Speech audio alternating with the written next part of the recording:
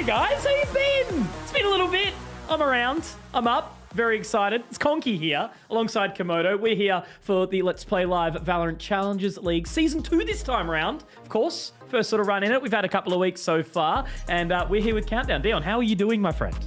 I'm good. I just want to bring this real close. I missed you. It's been a while. Hey. Yes. How you doing? It's been like a month since we've actually casted anything together. Hey, Yeah, so it has. It's all over the shop, but we're all going to be at the thing in Melbourne next week anyway, so it's going to be great. But yeah, look, it's been a pretty good start to the season. I guess, you know, there's been some spicy games. This one has been exciting to me so far in the sense that it just feels so much different already to Stage 1. Stage 1 had a little bit of chaos. There was some rosters falling apart, but this is where the meat and potatoes kind of come together, right? This is the one where there's going to be that international qualifying spot. There's obviously, you know, another 50k to give away. So yeah, this season's going to be an absolute cracker. But tonight, part of the countdown, as per usual, you know, we're going to run it through and namely sort of talk a little bit about Game 2, to my understanding, and sort of run through what we're going to expect throughout the course of it. So I think we'll brief you guys with some highlights, just in case you did miss out the show yesterday, because there was some pretty spicy games on. We had Mac and Pilsky alongside Two Tap Tones on the observing, running it through Komodo, and I know it was a bit of a late one for the boys. Yeah, what was it, like all 6 maps played, getting into the wee hours after midnight and stuff. So for the NZ guys over there, a big late day on a Thursday. Maybe we'll grace them with an early one on Friday, but I wouldn't be, you know, kind of opposed to a long one today, right? It's been a while for the Valorant, and the games and the teams that we've actually got coming up tonight, I probably see a very real possibility that they actually do go to all 6 maps.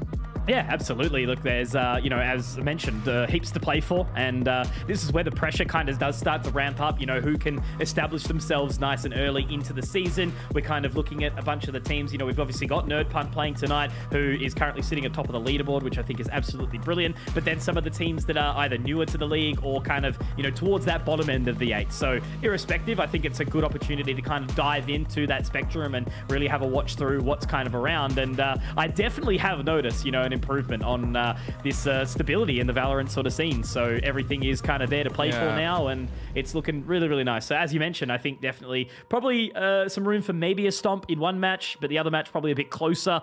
But, you know, that's always the thing of we make these references down to what should happen, and it just never, ever works that way. So run me through the leaderboard. Are you thinking it's kind of making sense for what we see so far? It's hard and it's interesting because there's an essence of stability where we're seeing the same teams, we're seeing repetition of that, but we're seeing different players, we're seeing new players.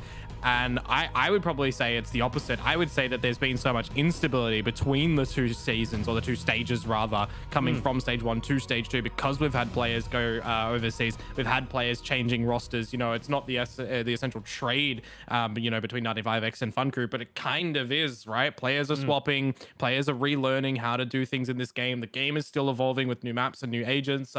You know, we're going to get another rotation soon with Bind coming back in. So I think there's just a lot for players to keep learning and just try to stay above and in front of their opposition. That's like one of the biggest things.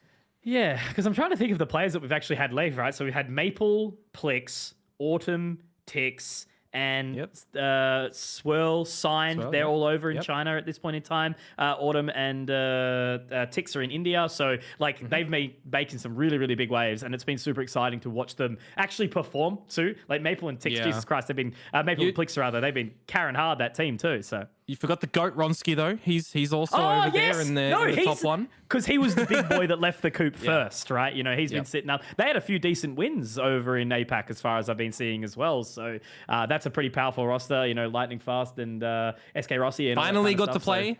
Yeah, exactly. So, it's really, really cool to see all of us kind of cruising along around the bracket. And then, you know, the players playing in this league will be the ones who will hopefully, you know, follow that trend and then leave some room for more people to come up throughout the courses of the competitions in the grassroots as well. So, match of the day, let's walk you through what we have in front of us for the evening, of course. It is going to be a bit of an interesting one, Komodo. I think, like, as we sort of roll along, right, we've got the 2 games in the sense of Mammoth and Nerdpunt, and also GZL and Fraser, help me out again. New Cooper Troopers, that's right. Because we're skipping forward to the next game, right? So Mammoth versus Nerdpunt. The reason I was kind of breaking down that one a little more is in the sense of I think it does have the capacity to be a bit of a stomp, because Nerdpunt we throw the forfeit win kind of out the window a little bit because that game would have been the hottest of the season so far, I almost reckon. But NerdPunt has been that team in stage 1. They were looking pretty damn crisp, and now they've obviously made some adjustments. They're looking really strong, whereas Mammoth was a team that kind of needed a little bit more time, and they've kind of been smacked around. So it's an 0-2 versus a 2-0. What are your thoughts?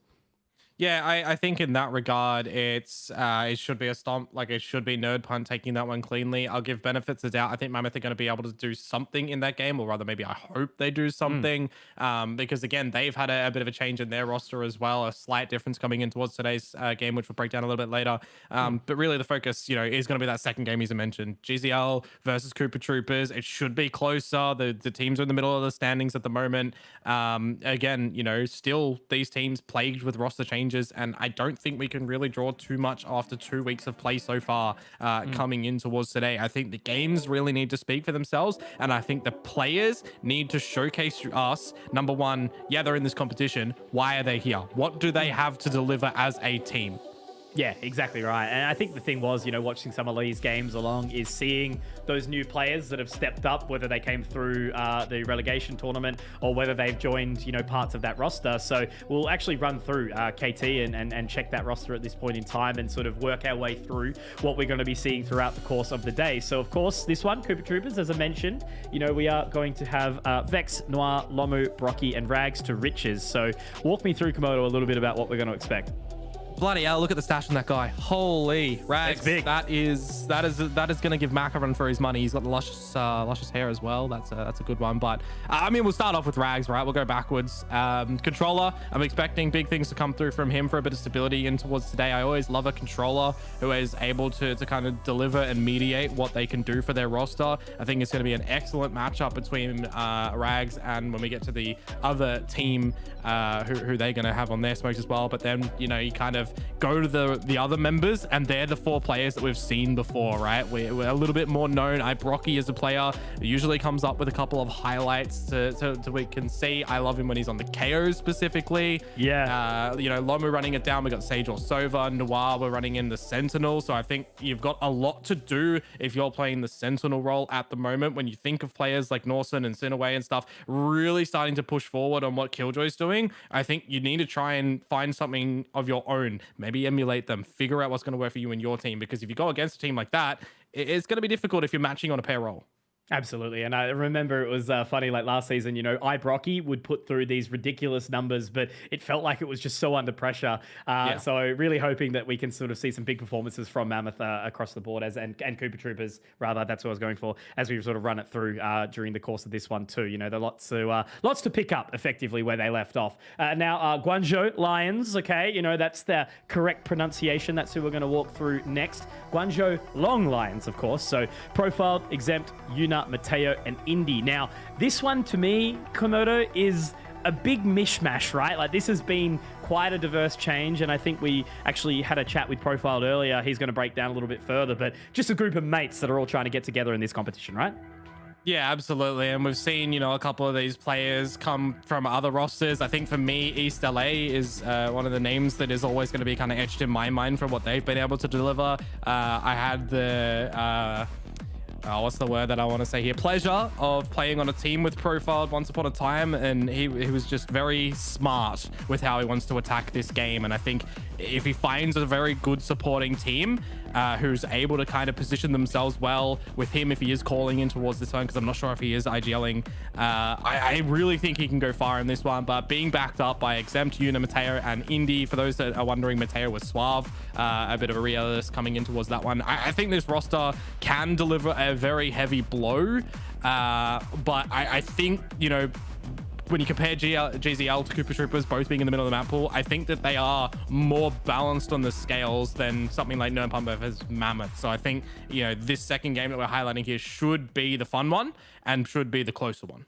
Yeah, absolutely. And I think individually, that's the thing about that roster for me is I've seen all of them perform, not so much as a unit as of yet. Very excited to see how that's going to actually unveil in the server. But yeah, looking at some of those names, like I've seen Una go crazy, Indy obviously running around on the Duelist on the occasion. And yeah, just a really, really sort of strong roster. Suave was the biggest name for me that used to really, really stand out. I remember some incredible performances from him on the Astra back either last season or even last year. But yeah, overall, lots of talented individuals. Really just sort of hoping for that stability, because that's been the only thing that's really plagued our region is just like we remember the Order era, I guess you would say, where it was just the same 5 or at least the same 4 that just tore for like 2 years straight. There was minor changes. We kind of had some role swaps here and there, but like it showed that longevity is key. And 95X are kind of doing that, but then at the exact same merit, that roster's had a big flip on its head too. So you just never know. But irrespective, I think with Bobo falling apart last season,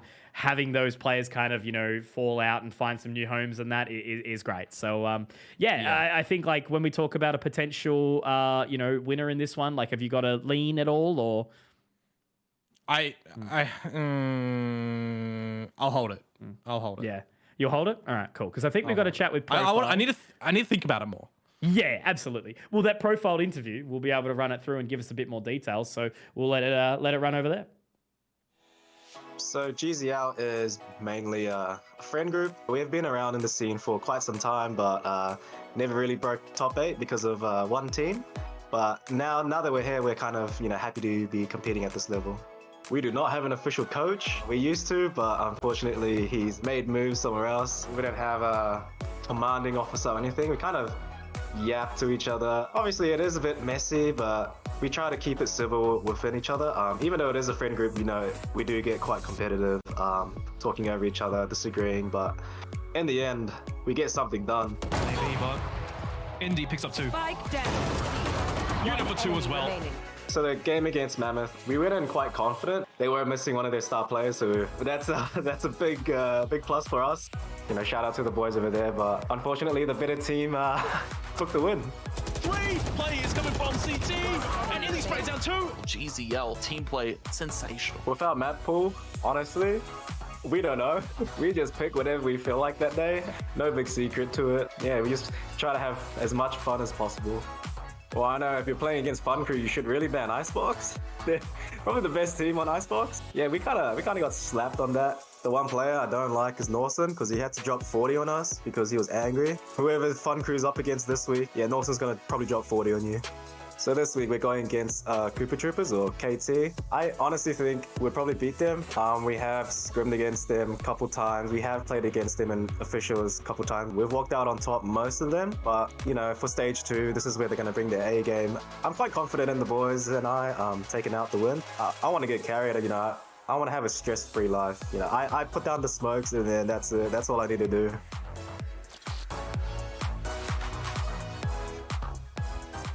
The number 1 rule, a simple way of life. I just want to get carried and everything will work out. I agree. That's what happens for me. That's how that's how I got to Immortal. All right, you guys listen about that one. But I think that's a really good sort of run by. Exciting to see that a group of friends getting together again and being able to compete in this level of the competition, as I mentioned. And as we were sort of talking about, right, all of them individually strong. So now, after we've had a little bit of a listen into that, has your kind of thoughts or tribulations changed up at all? Because you've got a differing opinion to me, Komodo. I respect that.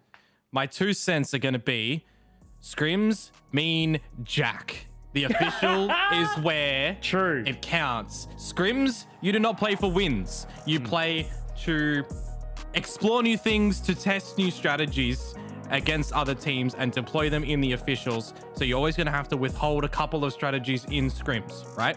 Different strats against different teams to not play your hand. And I think right now, Cooper Troopers are holding their hand a little bit closer. And also the Mario movie came out, so they get a buff for that.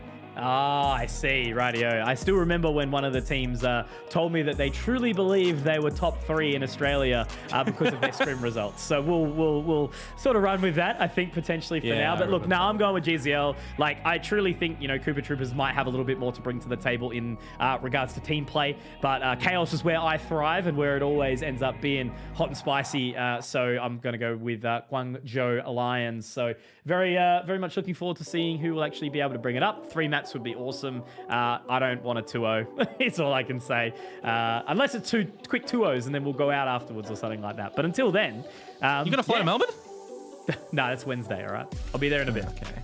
Yeah, very good. All right, so there's our 2 cents on who we think is going to take this out. Now I'm going to steal the spotlight, Mitch, because I am the one that is the brain. So I want you to guess here the trivia. I'm throwing it into your Okay, that's now. fine. So they've got me off really well. Okay, so now there's a disclaimer. I said, I think we have to potentially cast Gecko tonight. I don't remember any of his moves, but then I remember we casted the first ever Gecko game. Yeah. So maybe, but that was like 2 months ago now, so I might not be overly fresh. But look, I'm jumping back in. I haven't played a pug in a little bit, so I'm keen. I'm fresh. So Fraser, hit me. What's on the menu, mate?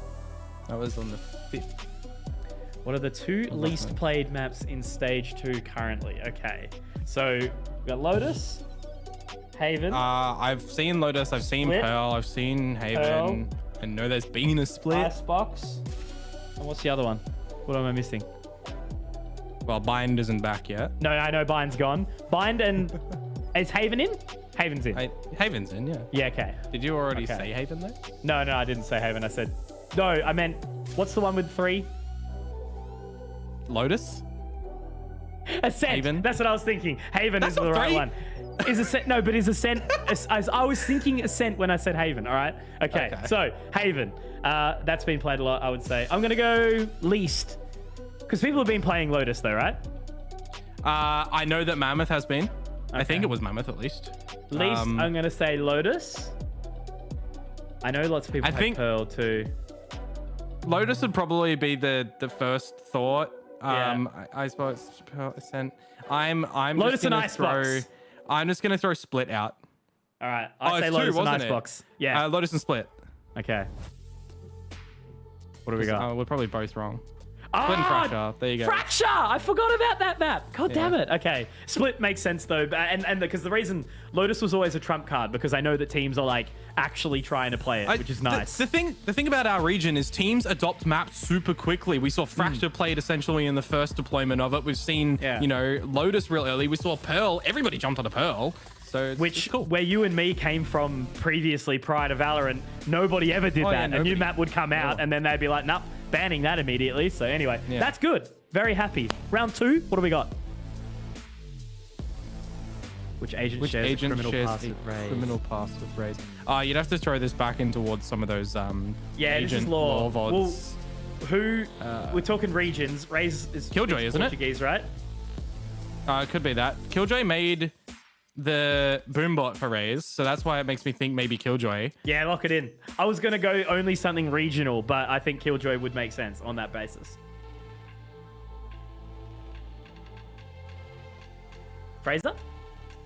Breach! What? Breach. Oh, there you go. Where's Breach based? Bad boy Breach. Yeah, where's Breach based, though? I don't know.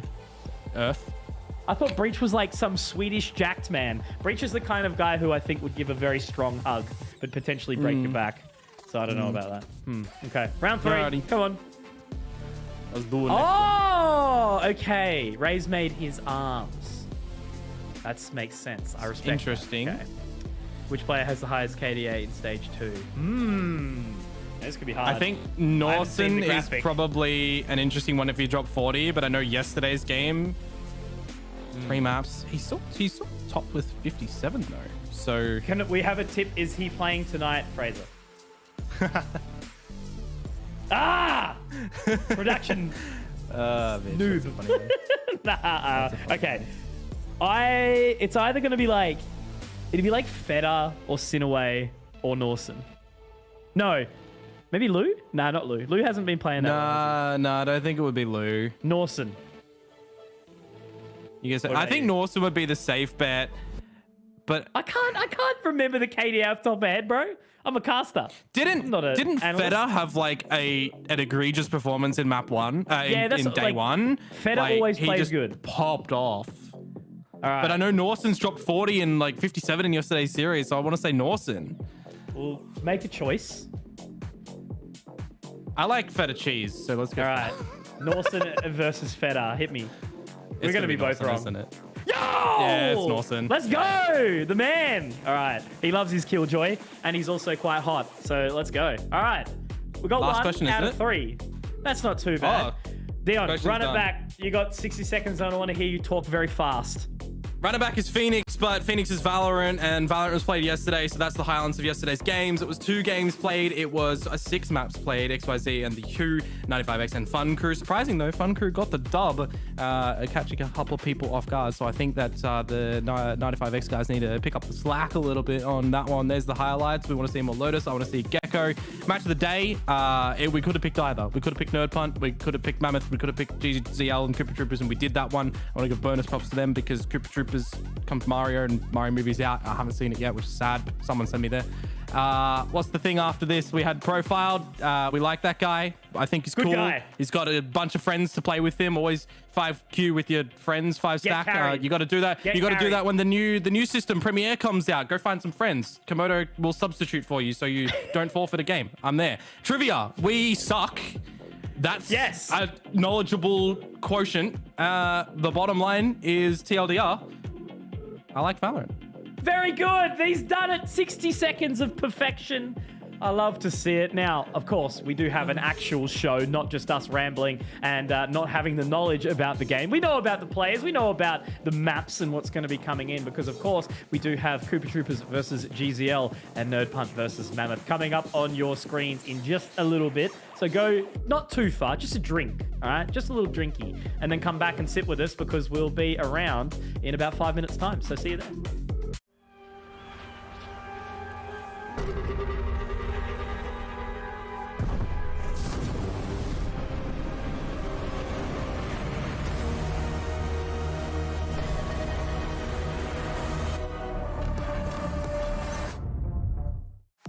Introducing the new and improved LetsPlay.Live. New look, new feel, new tournaments. Play and compete in dozens of esports tournaments from Open Division to Pro. Check out our new platform at LetsPlay.Live.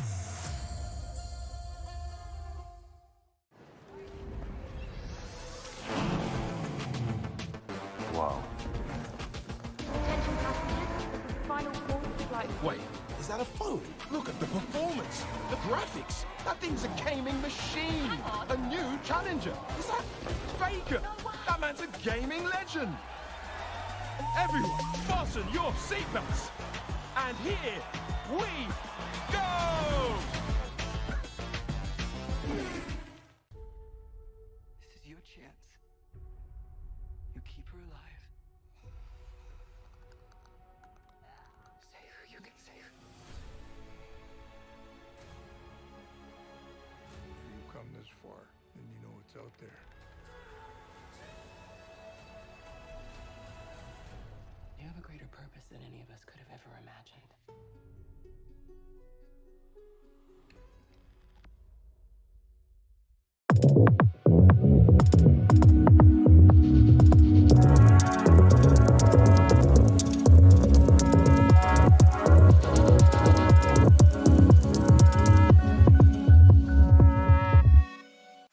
Introducing the new and improved LetsPlay.Live. New look, new feel, new tournaments. Play and compete in dozens of esports tournaments from Open Division to Pro. Check out our new platform at LetsPlay.Live.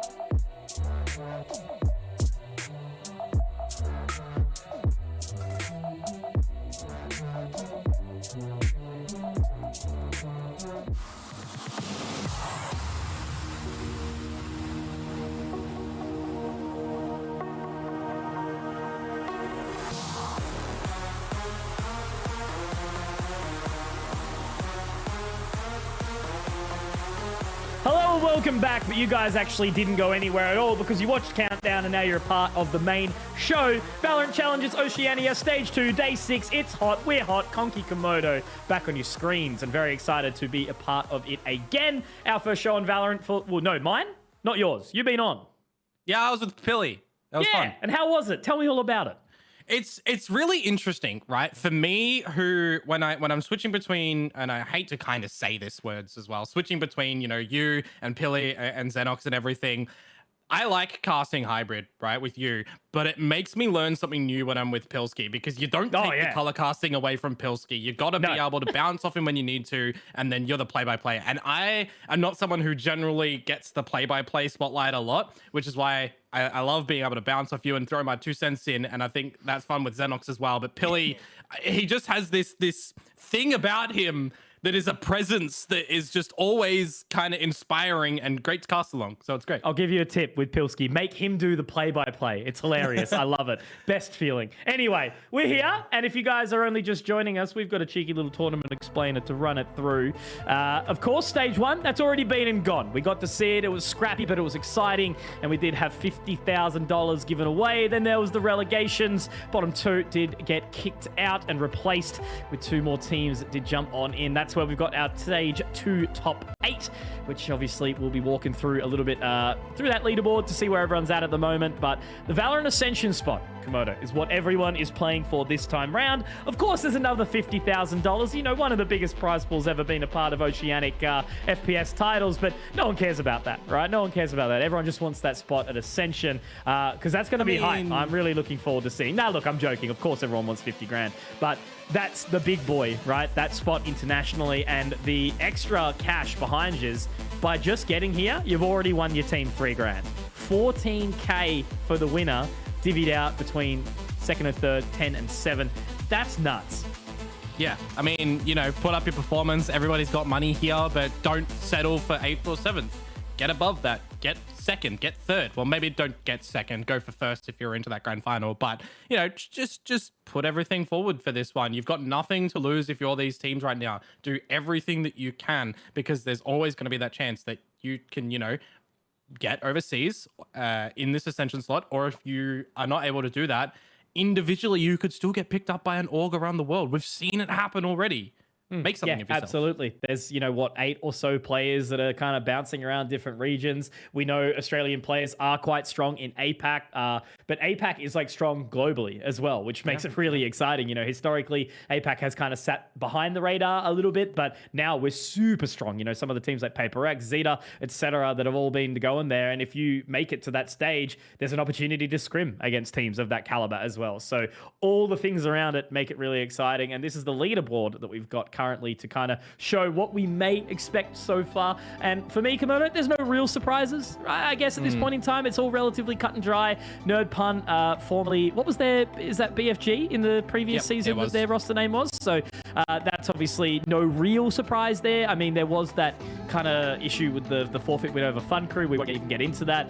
So that's where they sit the top quite clear. I definitely think that that game would have been super exciting. 95X, different in roster a little bit, a few kind of minor changes. And then, Fun Crew actually took a win over them last night, I believe it was, in a 2-1. So there's definitely been some spice in that top 3. Then it kind of drops down from there. We can kind of expect anything, really. I just hope we see a little bit more of a pickup from Mammoth. First team to, not pick up a game so far, and plenty more opportunity to do so. Yeah, and I think one of the biggest things right now as well is the roster instability. It's the changes. It's everyone trying to refine their form individually. We've seen some brilliance. I just want to see a little bit more from the teams because I think one of the biggest examples of that is going to be Fun Crew and 95X. The fact that they're not getting clean victories and the games are looking a little bit here and there. There's a bit to improve on in that regard. And for today, I mean, Nerd Pun, I wouldn't call the run that they've had easy, of course, but it kind of has been if you think about it too. So yeah, well, I want to see when they actually get games against 95X and Fun Crew. Yeah, for sure. Because I think really the most high expectation for us should be like 95X. Losing Swirl is a big hit, but then again, they've got RDW now, right? So that's a Correct. that's a massive addition. So they shouldn't be hurting. They should be really strong. They've got a dedicated IGL in Minimize, which is great. And then, of course, we've also got the extra strength in Fun Crew. It's just you never know if they're super consistent. And then Nerd Punt, obviously taking it super seriously. So irrespective, we can have anything happen. Time will tell. But the one thing we did get right in the trivia during Countdown Komodo was that top 5 player, Norson, sitting above the top. But who is... Okay. Have we been lied to? Oh, KDA. No, KDA. KDA. All right, that's fine. We were both right, Komodo. How's that? I'll take it. All right, running it down. Feta, Norson, Vex, Mike, Easy K.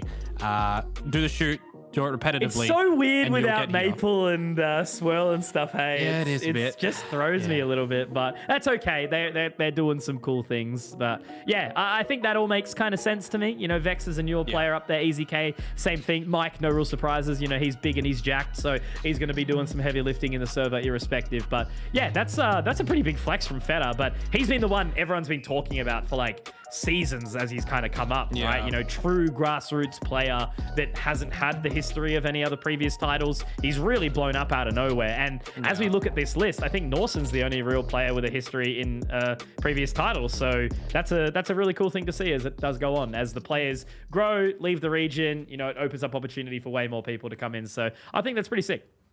Yeah, no, absolutely do agree with you, of course. And we just speed run this one. Let's bring up the schedule here to see what we're going to do. Mitchell, we talked about the games, the countdown show for everybody here. Mammoth and Nerd Punt. Again, I don't want to touch upon this too much, but that probably is going to be the one that should be quicker than our second series. But I want to harp that I won't be upset if we get a close 3 mapper from them. It'll be good. Yeah, absolutely. No, that's definitely... we look at it and go, okay, 2-0 up against 0-2. It should be a stomp in every single way. And if Nerd Punt kind of lose it, maybe that's not super good on them, but maybe they don't take it as seriously. Who bloody knows? Next game should be a little bit more close as well, Cooper Troopers versus GZL. But it always flips every time we say it. So who cares? Just give us 2 good games, please. That's all I really want and care about right now. So let's run through those rosters again, of course, for you as well. Walking through the opener, it is going to be Mammoth as the first team that we're looking into. Lubit, Maz, Quan, Exerst, and Leyline. So Komodo, there's no... Is it Ikana that's usually on this one, or where are we sort of sitting? Where's the changes? A bit of a change up, right? And Dark, we've seen Dark come in towards this one a little bit here and there. One thing I want to point out is 3 jerseys. Justin Leyline, you guys fired. I know that you're substituting into this, but you're still fired. You didn't get a jersey. What is it, Coach Dotty? Where are they? Yeah, there you go. But like 5 cams on, that's all I care about. Yeah, it's good. And everyone is going to be gaming. So very excited to see what they've got to bring in the server, of course. But then there's Nerd Punt, who also, that means we're going to have 10 cams. That's hot. I love that. All right. But running through the roster again, doesn't really need a reintroduction, but we're going to do it anyway. Sinaway, McKinley, Feta, Biggie Cheese, and Milky. Milky, obviously, I believe the newest addition to the roster. Sinaway's been putting up some incredible performances. Feta, really, really solid player. Obviously, the brother of Biggie Cheese. And then the IGL in McKinley. They've just been working really, really hard, and whatever method they've got in the back end seems to be working. And I hope to see some really solid things from them in this competition. Yeah. Serious chance to take the whole thing away. Yeah, absolutely. You got the Cheese brothers there. The only thing to distinguish them for me is their hair. One's kind of straight out, one's curly, which is one of the ways that we get it. I think the biggest thing for me is McKinley coming into this. It's always going to be a difficult situation, as he's cross-eyed, taking on the IGL department. Hopefully we've got forward vision for him coming into the game. Taking on the mantle of an IGL is always going to be a bigger thing, right? Because you're focusing about a lot more than just your own crosshair and your team. And I think McKinley is a perfect example of someone who's tried to take on that and has done it quite well and successful. So I gotta give him big props. Yeah, definitely. I think it's a massive, massive statement to be made. So many of these players that, the thing Australia is missing wide in FPS titles is leaders, is leadership. We had it, but then they all retired. They all, became boomers and they're in their 30s now, like myself. But we need more of that, and to build that up out of the youth is really, really challenging, especially about, you know, obtaining that respect from your peers. So for people like McKinley, as you mentioned, to do that, I think that's brilliant. So yeah, but look, overall, you ran through the head-to-head, Dion. I'm going to let you run through that because you can sort of walk me through what you're going to expect. Dark and Feta, tell me more. Yeah, I thought Dark was playing. He's not playing by the looks of the head-to-head. So, all right, so pick pick whoever's playing. I'll wear that. It was duelists. It was going to be to take charge. It was going to be to find opening, to find space. So whoever's taking up the duelist mantle now for Mammoth, I want to stress, for them to have a performance here, we need to see them early open up. I don't want to see no 0-6 start. You know, if it's either find that bonus or find that pistol for me from them. Okay. Very cool. So we've got an interview. I believe it was from Stoddy, the coach of Mammoth. So we're going to walk through and see their thoughts before going into this game. My name is Stephen Stoddy Todorovic. I'm the head coach of Mammoth Esports, competing in VCT Challengers Oceania. Mammoth, oh, nice little collection coming from Quan Kuchi. Looking back at our stage 1 results, wasn't really the best results we were hoping for. There was a lot of bumps, like a lot of miscommunication was a big issue we had, especially against those well-oiled teams. They punished us a lot for those tiny mistakes, and I think that's something we really learned the hard way, where it's like we really need to make sure that if we're getting anything right going into this next split for split 2 is the basics. We definitely need to make sure that we start nailing the basics. It's kind of do or die for them in round number 15. He comes through from Lubin. He's going to fight him.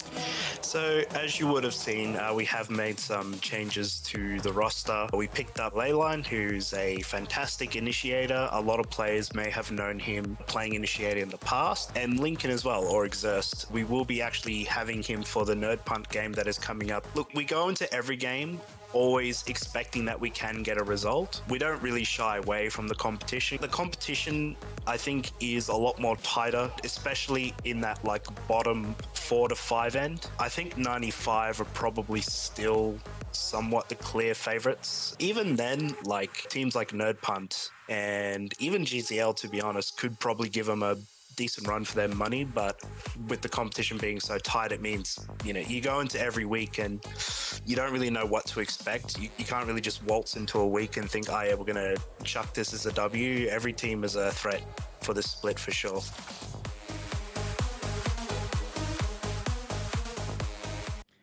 So there you go, a little bit of roster kind of differentiations, I guess. Stoddy has sort of broken down there, and also mentioning at least that the guys go into every single game knowing that they can pull a result. And I definitely think so, because from memory, Mammoth last season had a couple of really crazy upsets, but then unfortunately couldn't kind of lay a bit more consistency when it was required. So they didn't have the best of seasons, but definitely capacity to do it. So keen to see in the server if, of course, you know, Exerst is going to be able to have some impact, because, yeah, and Leyline, you know, on that server as well, on the initiator. So lots of talk of the town, I guess we could see before we go into this. But the vetoes is where it's going to be really kind of that juice. You know, we were wrong on what has been picked the least so far. I think it was what? Fracture and Split. So we've actually got Fracture. There we go. Icebox, Pearl, and Fracture is going to be into there. So there's another run on the board there for Fracture. But that's only if we get there. So Icebox, a bit of a pocket there picked from Mammoth, and Pearl as well. Nerd Punt, no surprises. So any other thoughts on that?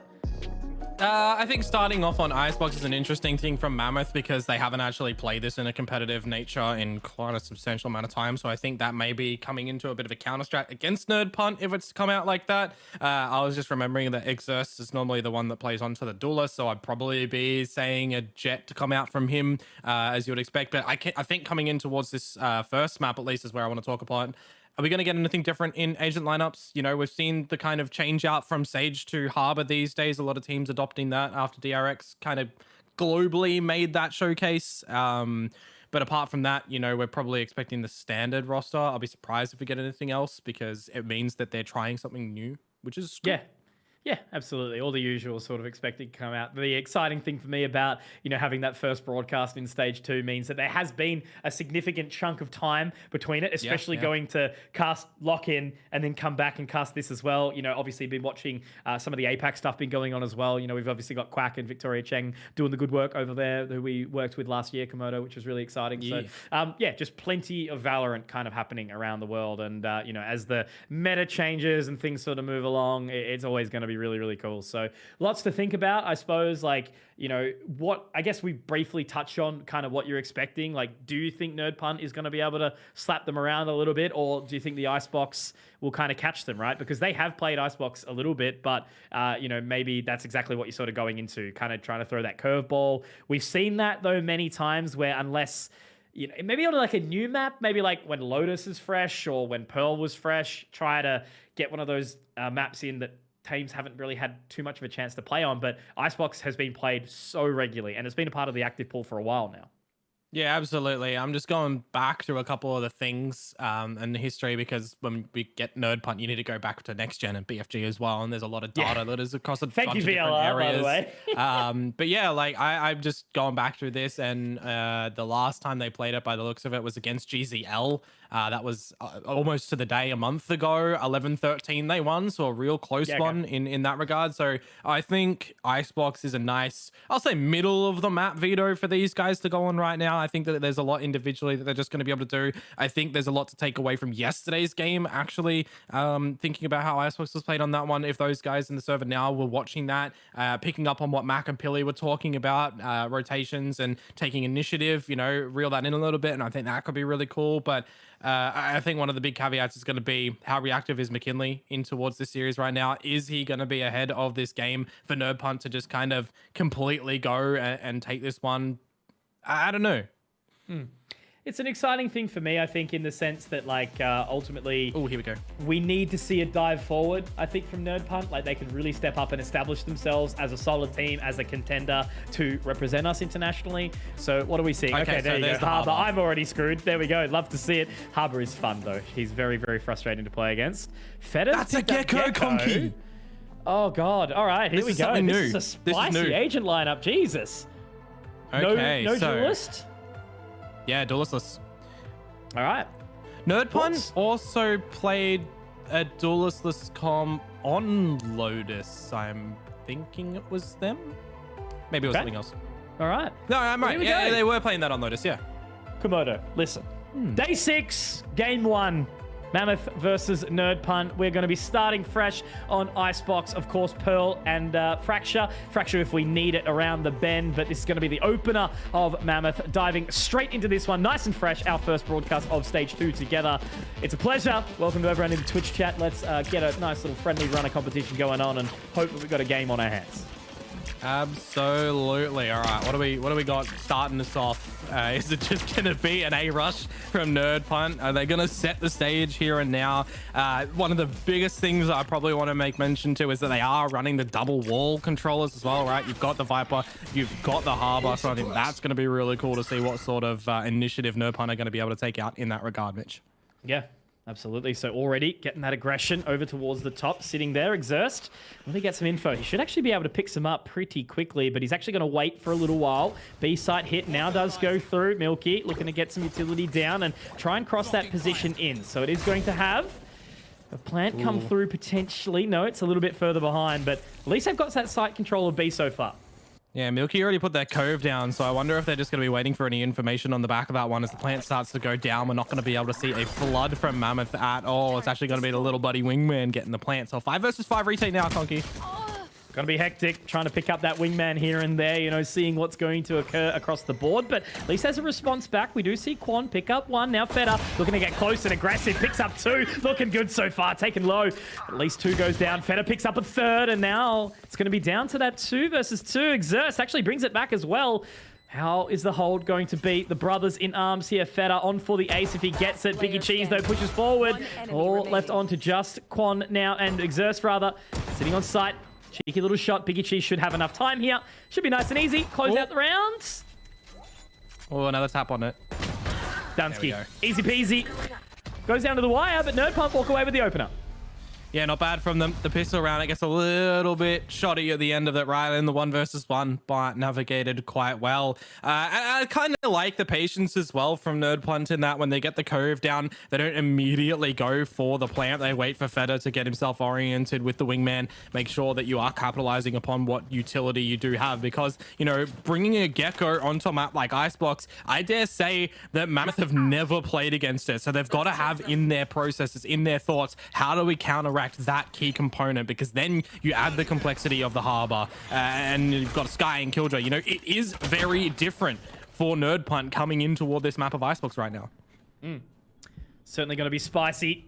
So many things to think about. And that's where NerdPunt have kind of, you know, raised themselves above. They've been making hard work and trying to do different things, you know, and that's what is going to keep so many of these teams begging, and what hard practice actually does result in for a team like NerdPunt. Absolutely. Of course, Lubit is already down for the count. There's been an exchange of positions. It's in a way to take out the Killjoy of Muzz. So this is just that secondary bonus Andy round. You know, we're not really expecting too much from Mammoth, I guess, in the grand scheme of things. Xerxes does have a Marshal, so we'll see if anything can come out from that. But they know his location here, Mitch, and he's not going to be able to find anything. Now, Sinaway technically on for an ace of his own. Cheeky 3K. Still alive, but fed up. Going to pick up another one. Quan also going to get taken down. So Milky locks that one in. Nice and easy breezy for NerdPunt. Good counter eco. Not allowing any of those free weapons to do too much damage. And what's the economy going to be looking like? Nice and fresh for Mammoth. This will be their full buy, of course. NerdPunt running it in with their bonus, seeing how that's going to work out for them. But yeah, look, it's been relatively cruisy for them so far. It did go down to the wire in that first round, but you know, it seemed like they were comfortable enough to lock it in. And now the big telltale will be into this bonus. This is what I was talking about, right? If Mammoth didn't get the pistol, they need to be picking up this bonus round, and they probably need to be doing so cleanly. Xerxes and Muzz, they're just down onto the light shield, so a bit of an overcommitment in the previous rounds sees them without a bit of utility, but this is a good push from Xerxes to start things off. It's unfortunate he's down to 5 HP, though, because that's damage completely delivered, not recoverable, and now a thrash into the bonus round. This is interesting for NerdPunt. Well, they're already up on the site, so they're able to lock down this position. That Cove will go in. Plant secured. A little bit of further info. Aldrone comes out trying to pop that one, but they're still locking it into this site, so it's going to be a full retake, Komodo, making it very, very challenging here. Mammoth have got a lot of work to do, but Muzz will open up with one. Now Lubit getting up nice and close. Trying to do what they can. Good damage so far. NerdPunt looking to lock this one down. The thrash they sent in yet again, but it's Xerxes. It's all Xerxes finding the damage to Sinaway. Conk, he has to come away with this one, and he just can't do it. So there is that bonus round that I may mention to Mammoth. It's not as clean as they would like it, but with 3 rifles alive, they can get a proper reinvestment into the next round. Hugely done. Mammoth 3 alive, as you mentioned. Happy days. So NerdPunt kind of gave it a good crack. I like that as well. You know, it's quite common in Valorant that we'll see those 5v5 retakes, and Mammoth kind of was in a good enough position to not get overwhelmed by the fallback of NerdPunt and punished quickly. So the bonus does fall away. They'll have their full purchase to come in now. Keen to see what they're going to do with that utility. So far, just between this Harbor, between this Gecko, there's been some really exciting things. And, you know, watching a Gecko actually come into competitive play, it hasn't been as exciting as so many people were kind of expecting. You know, you look at some of those abilities, go maybe overpowered, but not the case at all. So it's really, really cool to see what we are experiencing so far. Yeah, I think one of the things for me right now in the interim is ultimate recycling. Are we going to get this good layering to come on out? Because you've got to remember that leyline on the Sova is going to be able to counter away anything that Sinaway throws out. You don't really have that destructive ability from NerdPunt, so they'd need to be pushing to destroy a lockdown like Muzz. We're probably thinking about those ultimates in the next 2 rounds. But I do like this patience at the moment from NerdPunt. Playing a little bit well measured. Who is going to be the first player to kind of give away any information? Poison Orb in mid or fade. It's Biggie Cheese against Lubit. This will be a big duel to win because there's only one smoke variety for Mammoth, Mitch. There's only Lubit. Oh, and he's just been timed too. Unlucky. Biggie Cheese gets that opener. Xerxes.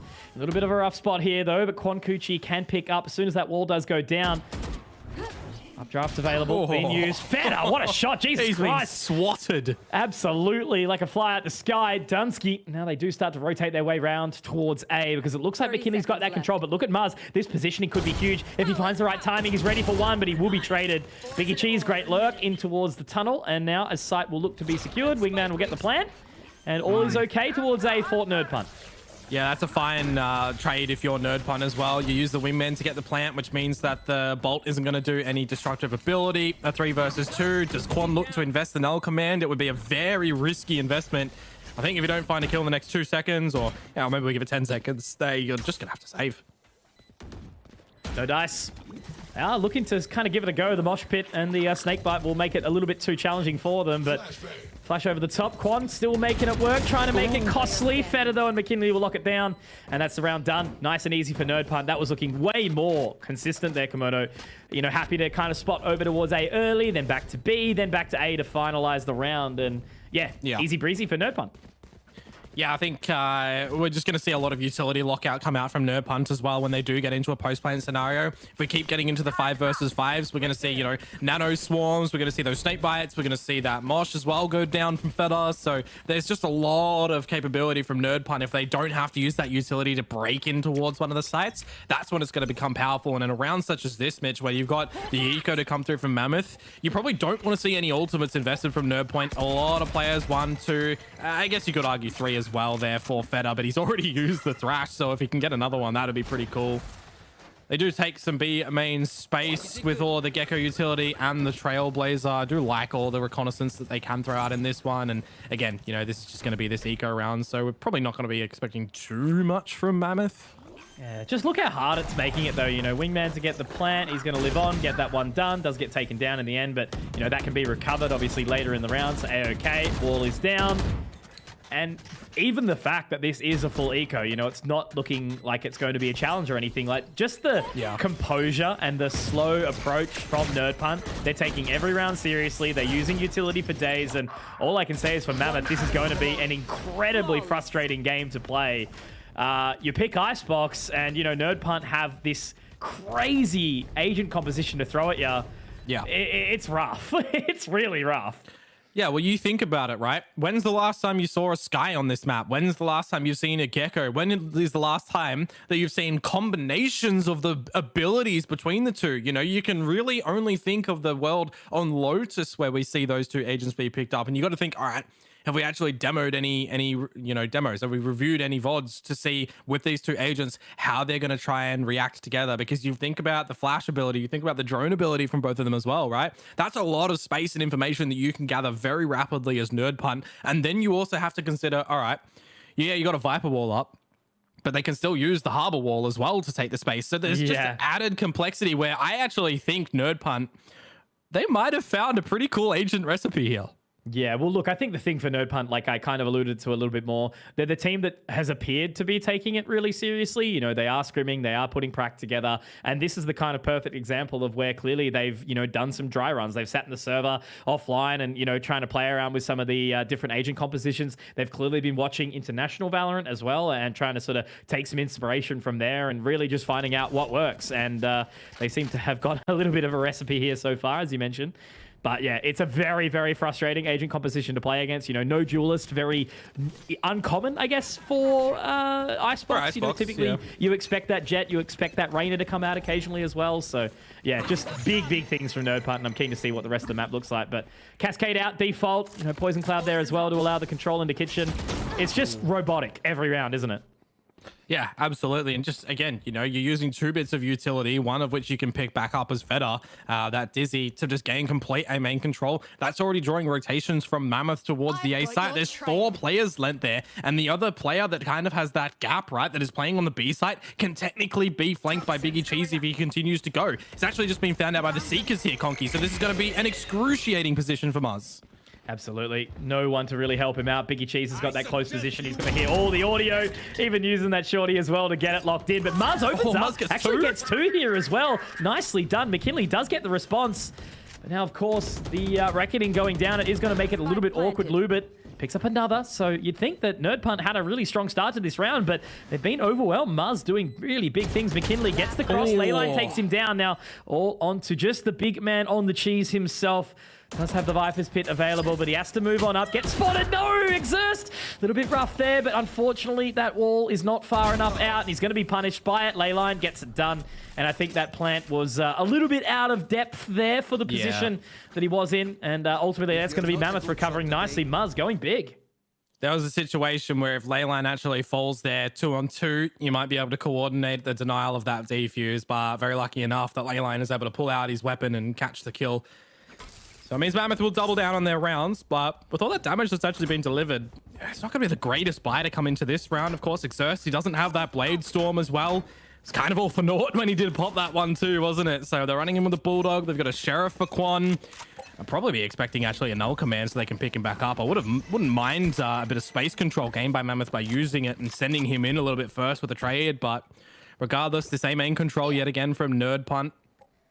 Gonna decide to go with it this time by the looks of it. Turn Biggie Cheese into a little bit of that flank watcher. Spotted out the turret, spot out a bit of util. You figure out where Leyline's playing. This may very well be another 5 versus 5 if we've got a Cove plant from Milky. Yeah. They've been able to get that site pretty easily. It's only been these post plants where Mammoth have kind of lifted up where necessary. 2 lockdowns going in. Oh, a little bit of an attempt there. But that's actually okay. Lockdown is going to be destroyed there now. Biggie Cheese on that flank, getting the control as best as possible. Leyline has to wait, but if they overextend here, McKinley might be able to give up his hand here. Biggie Cheese also spotted out, but it's not enough. There's not enough time. Quan gets punished. Leyline last alone. Biggie Cheese finding that one as well. So it's a 4 alive rather. It was 4v1 in the end. Nerd Punt, very, very nicely done. Yeah, like they have found the site, they have found the plant every single round. It's only been those couple of moments where a big individual performance from a Mammoth member has kind of brought their way back into the site on the retake. But overall, Nerd Punt looking on. And you can see that contingency plan from them as well when they get the site, right? Biggie Cheese's flank gets activated. I thought there was going to be a case of a flank the flanker with Quan. If he walked back through towards mid to pallet and get a trade out on towards Muzz. Could have been a different scenario, but very heads up play from Nerd Punt to make sure that they have their own spawn looked after as well when they do turn into that post plant. So again, you know, it's kind of looking a little bit deadly for Nerd Punt at the moment in this first map. They're going to have to navigate a Sheriff round at this one, but I guess so far so good with Leyline being down for the count. Now Exerce falls as well, Mitch. So with this round, it should be Nerd Punt at least tying things up at the half. Oh, nice try from Muzz. Now, also, whilst we've got a round of kind of nothing, so did the Dizzy destroy the lockdown in that previous round? Is that what I saw? Or the Dizzy? No. No, okay. All right. I was going to say. The Dizzy's the Flash. Yeah, that's right. That's the one that fly. So the Thrash got sent in to catch Muzz, and then Biggie Cheese's flank killed that. Killed Muzz. So many things that. So either I didn't quite catch it. Either Nerd Punt sent it into screens to destroy it, or they had some sneaky util combination, something like a snake bite. I swear it was the Thrash that went in and destroyed the lockdown, but nah, the Thrash hit Muzz. Okay, all right. Yeah. So hard to pick up. Like, this is what I mean, you know, even after, you know, having spent some time watching like a Gecko operate, like just the different layers of how he can perform in the server is wild. I feel like we need a kill feed, a mini map replay for a whole screen. Yeah, to catch everything. Yeah, like exactly. To scrub through. Where did the Wingman go? Where did the Dizzy go? Where did the Thrash go? That's what we need to know every single round, it feels like. Anyway, luckily the Thrash only comes out once every few, but overall, Nerd Punt, they've locked in with 6 so far, Komodo, and on that attacker's side of Icebox does make it look like a pretty confident start. You know, that pocket pick from Mammoth showing that there wasn't really much pocket about it. Nerd Punt were ready. Yeah, not yet. And I guess, look, Nerd Punt kind of, you know, to their credit, right, knowing that they're probably going to have to play against Fun Crew against a map like Icebox is a big flex to kind of prepare for it. But now they try to take control quick towards B. Are they going to find anything? Mars punish McKinley. At least it is a 1-for-1, 4v4 on towards this B side. Oh, the Seekers are invested. Leyline brings out the Hunter's Fury. It's a good kill from McKinley on this one. Advantage is going to be tied, though, as Nerd Punt do get that plant down. I want to see Quan use this null command. He's been holding it for time and time again. We saw this was going to be a quick one from Nerd Punt, but the change of no smoke in mid, but instead that Cascade Wall. We are just going to be looking for who is going to find the kill first. Is it going to be the flank of McKinley? Is he going to spot everything? I think the shoulder. Remember, that pit is actually on the site here, so Biggie Cheese is going to have to protect that one. Quan, real heads up to find McKinley there, but now we switch into this denial of a defuse scenario. Biggie Cheese is down. It's all onto Feder, and the plan isn't there for him. He can't get out the mosh, which means that the defuse is going to come from Mammoth. And Mitch, you were questioning them about their pocket pick. Well, now their pockets are filled with round 3.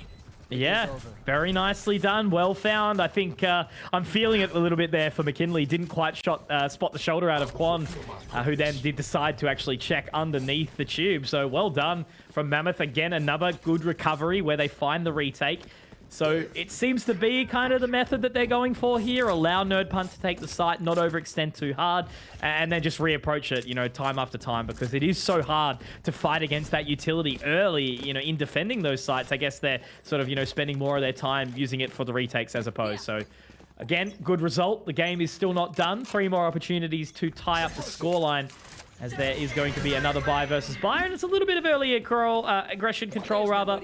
But it's just been the same thing again. The Dizzy goes out, the Cascade goes through. This time, the defense is going to be that Lubert's got the Viper spit down nice and early. Yeah, but the problem is you can't be relying upon an ultimate time and time again to win rounds. You need to be getting these rifle rounds when you don't use the ultimates. You need to be recycling them because, you know, if Quan had used it when he got it, he'd be 1 or 2 ticks away from getting another null command. And that can be a round-defining ultimate, especially in a post-plan scenario that we've seen Mammoth be forced against time and time again here. So we'll see what they're going to be able to do this time. McKinley, I guess second-guessing himself with the Trailblazer. They're going to look to play contact instead up the tube. Turret is actually going to get first info for Muzz and for, of course, Mammoth there. So we are just really waiting to see what info. I do notice, Mitch, that Quan used the 0 point at the A site and it didn't actually get sent away. Oh. So first blood is going to go the way of Nerd Point, and McKinley just doubles down. Good response. A little bit of extra over-aggression from Leyline. Quan also punished for the exact same. So once more, you know, it looks like Nerd Punt will be able to find that site relatively cool, calm, and collected. Again, the utility goes down, getting the high tide in. Don't even need the cove this time around. They've got all that control. Yeah.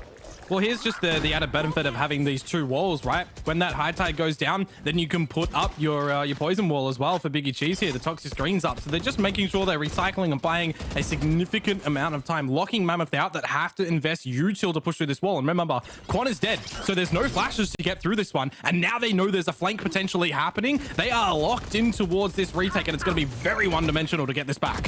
Have to get moving right now. Biggie Cheese drops Lubit, but Exerst does get a response. They don't need to overextend here. Might just be able to call it. And the thing about Sinaway getting spotted, he didn't overextend. Actually repositioned all the way through in towards spawn. And now it's just left alone onto Muzz. He's been spotted as well. Should be able to live unless he does get found here. They are running for him pretty quickly. But whether or not they'll find him, that'll be the question. Milky does spot, but he does get punished. Sinaway gets it done. So it's a very clean round in the end for Nerd Punt. 3 alive. All members of Mammoth go down. The money is cooked. And they are going to have a bit of a rough establishment into this one. Are they looking to save? Are they looking to half buy? It looks like there's a few different communications in the server. Quan does have the ultimate as well, that null command. Has he actually popped the null command at all this Archimedo? He's held on to it, and that's one of the things that I'm, I guess I'd say a little bit disappointed about. Maybe they've got a grand plan for him. Maybe that's going to be here. You know, you could send in Exerst with the blades. You could combo it with the null command as well as the 0 point, as they do look to send it in. The Dizzy's actually going to hit Exerst, and he's going to be punished for that one. But will there be any extra damage from Mammoth here, Conk? Because it's already been a pretty decent attack aside from Nerd Punt so far. Anything from now is just, you know, adding insult to injury. Yeah, bonus points, really. You know, if they manage to get 8 and 9, that's massive in the half. 93 curse, sure, but I don't think that's going to be too much of an issue for Nerd Punt here. Now Quan falling back, has to utilize that null command. You know, prime opportunity to do it. Try and make it work. Cove goes down. Spike is going to get planted once more. Milky picks up another, so does Sinaway. So making it look real easy. Quan, great shot here as he does move on in. Narrowly missing the shot on Sinaway. But Feda's going to make quick work of him, so it's all left on to Muzz. I think Sinaway doesn't even want to move through. This is, again, the thing. You know, the wingman has been sent through to spook them off a little bit, but yeah, it's good. Muzz is just going to have to run away and save it out. Nerd Punt, again, you know, they still are showing some minor holes in their offense, but their mistakes are limited. You know, for me, it's just been watching these players and also the team kind of combined over the last couple of stages of competition, you know, this year, namely, just their improvement, you know, time and time again, they're showing that they've got the composure, they're doing the right thing, they're playing the correct form of Valorant that you need to compete. So it's just their individual development that they're kind of working on over time, right? So exciting stuff, really. Locking in an 8th round here. And unfortunately, yeah, Muzz can't even save that weapon. So they did invest into that one, Komodo. So this is going to be a really, really awful round for a from a buy perspective. Nah, good hunt from Nerd Punt. At the end of the day, they've still got cash to splash, so they just take away every possibility that you got from Mammoth to get themselves back into order round. You want to remember as well, for someone like Feta playing the Gecko, the wingman is not always required to plant, right? You can send him like a boom bot just for that reconnaissance. It can get info. You can spot an opponent. It can daze them up.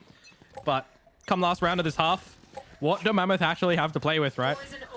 You got a Guardian in there. You got some Spectres. You now have a Thrash that's coming your way. Quan still does have the Null command. If he was at B, you're probably expecting him to pop it right now, but he's pushing down through mid as Biggie Cheese gets thrashed by his teammate.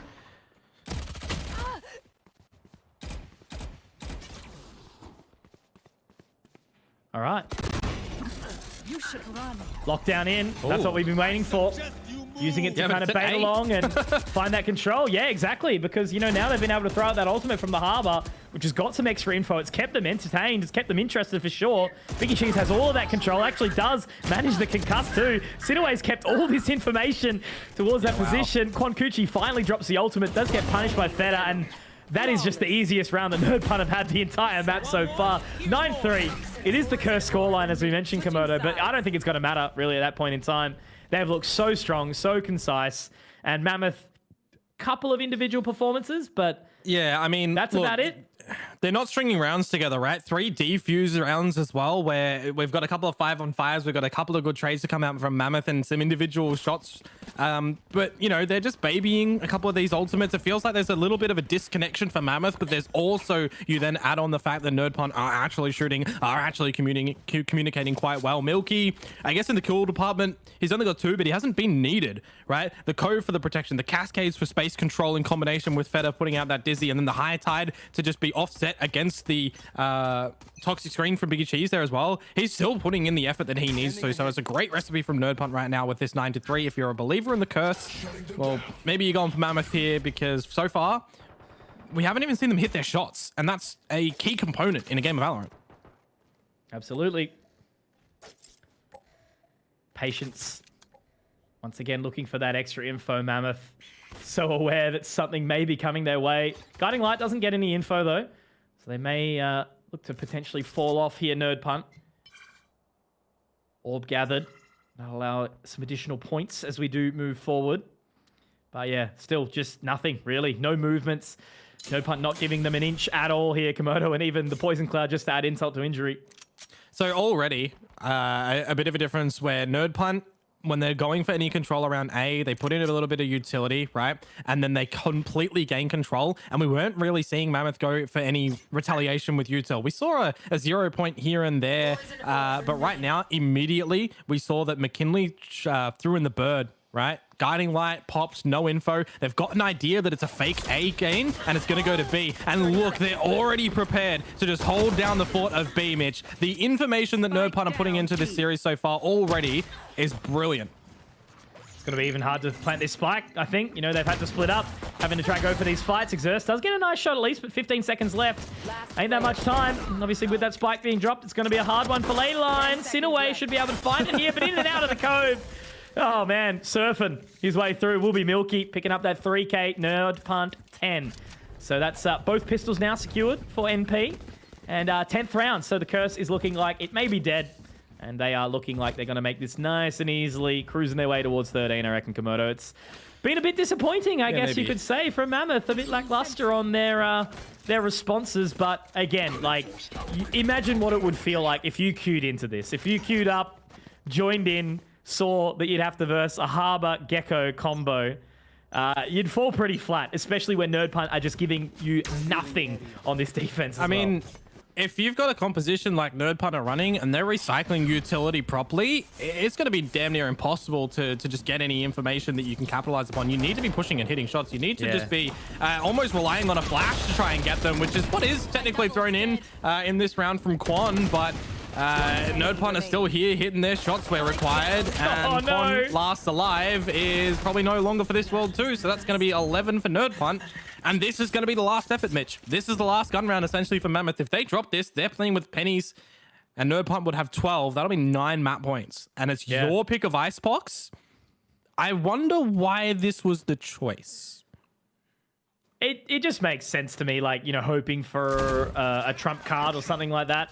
You know, Mammoth have certainly got a pretty solid composition to look strong on a map like this, but yeah, like, I think having 2 subs, Icebox, you know, you can pug it out a little bit more, a little bit cleaner, but like, you know, you're better off with going for a Haven or an Ascent at that point, right? Like, Icebox is not exactly the map where you're going to be able to decimate with something that's stock standard, especially if you're not super fresh on it, so... What was banned first? Mammoth got rid of Lotus and NerdPunt got rid of Ascent. So there you go. It was, I guess, the Haven or the Icebox choice from Mammoth if you're thinking Mammoth middle of the pool. Yeah, correct. And just to note as well, Mammoth have actually decided to play for OT. They've gone in for a half buy in this round because they couldn't get all of their utility. So get some weaponry that you can get an upset round. Not if Biggie Cheese is hitting shots like that. Otherwise, you're going to have to play for map point. For overtime, rather. That's the feeling that I'm getting right now. Yeah. Oh, look, respect to them to at least go for that as well. You know, play into the pistols, want to fight on that round 12. At least it gives them some extra confidence. That Dizzy does catch out Lubit as well. So Kinley. I'm impressed. Same. This was the game that we, like, NerdPunt stomping is a good thing. It's not great from a casting perspective, you know, there's not a high amount of entertainment value by any means, but it's kind of that evidence. It reminds me of like old Astralis back in the day. It's like so robotic. The opposing team can't really do too much to kind of overwhelm them, but it's still not boring. You know, it's still showing that a team is really taking this seriously and, you know, a true chance at representing Australia, New Zealand at Ascendance. Yeah, I wonder how many people would have actually picked NerdPunt on their bingo card for that slot. That would be very interesting to see if there was, you know, people put the rankings up. But there we go. See how this potential last round of this map can go. Quick and early bit of utility and a missed 0 point to come in from Quan. Quite unfortunate with the Dizzy actually going out from Fed Up. It does mean with all this suppressive utility that NerdPunt are throwing out, there's not going to be too much vision. Milky able to take out Exerce, and now you've got the player advantage. You don't necessarily need to throw balls to the wall if you are NerdPoint, but it doesn't matter. NerdPunt, they're still finding the kills, Mitch. They are indeed. Look, Muzz. Okay, that's not a bad response. At least there's something. But Sinaway is going to punish. Leyline gets it done as well. Oh, man. You're really, really feeling it if you're a Mammoth fan right now. They have been decimated here on Icebox. I think they had a couple of early rounds, you know, where they were able to respond. They were able to get that retake.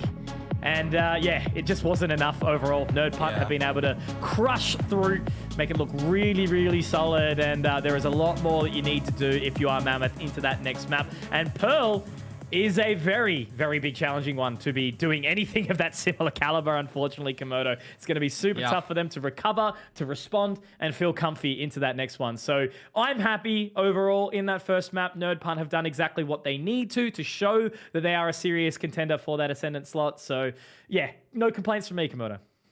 No, I think a big effort by committee as far as NerdPunt are concerned. You got 3 players that are essentially 280 ACS coming in towards this one. We'll get the statistics up in a little bit, but I think that's one of the biggest things. It was an effort by a committee to come through from NerdPunt. There was nobody really lacking. You could technically make an argument for Milky, as I did say, but even then, he was putting up the kills. He got that 3K in the pistol round. All of his utility is buying time. It's putting pressure on the force of Mammoth to try and do something reactive to get back into it, and they're just wasn't really that sense that Mammoth had an answer to get back into this. And with these statistics up, I want to make mention to it because I've seen a couple of people kind of harping on this in the chat. Yes, Lubit didn't have the greatest performance, guys. A kill and 15 deaths is rough. It is rough. We've all been there. We've all been there.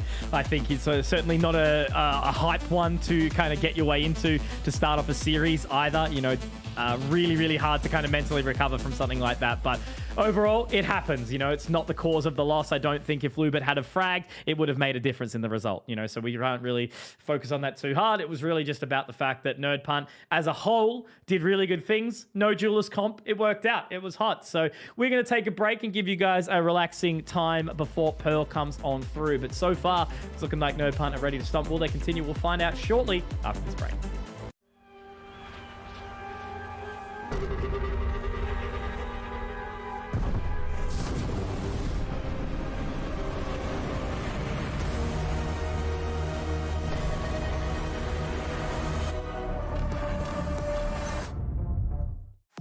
Introducing the new and improved LetsPlay.Live. New look, new feel, new tournaments.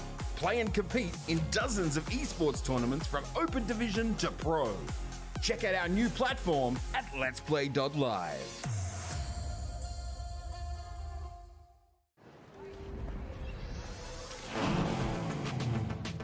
Wow. Attention passengers, this is the final call for flight. Wait, is that a phone? Look at the performance, the graphics. That thing's a gaming machine. A new challenger. Is that Faker? That man's a gaming legend.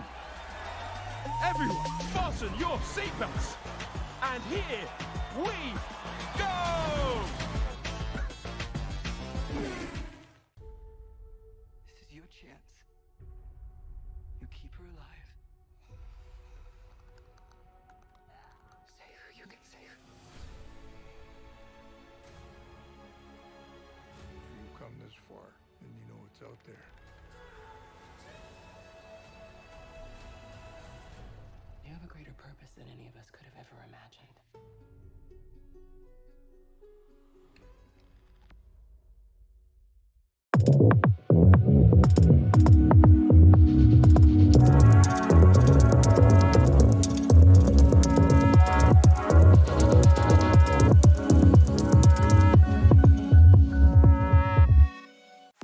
Introducing the new and improved LetsPlay.Live. New look, new feel, new tournaments. Play and compete in dozens of esports tournaments from Open Division to Pro. Check out our new platform at LetsPlay.Live.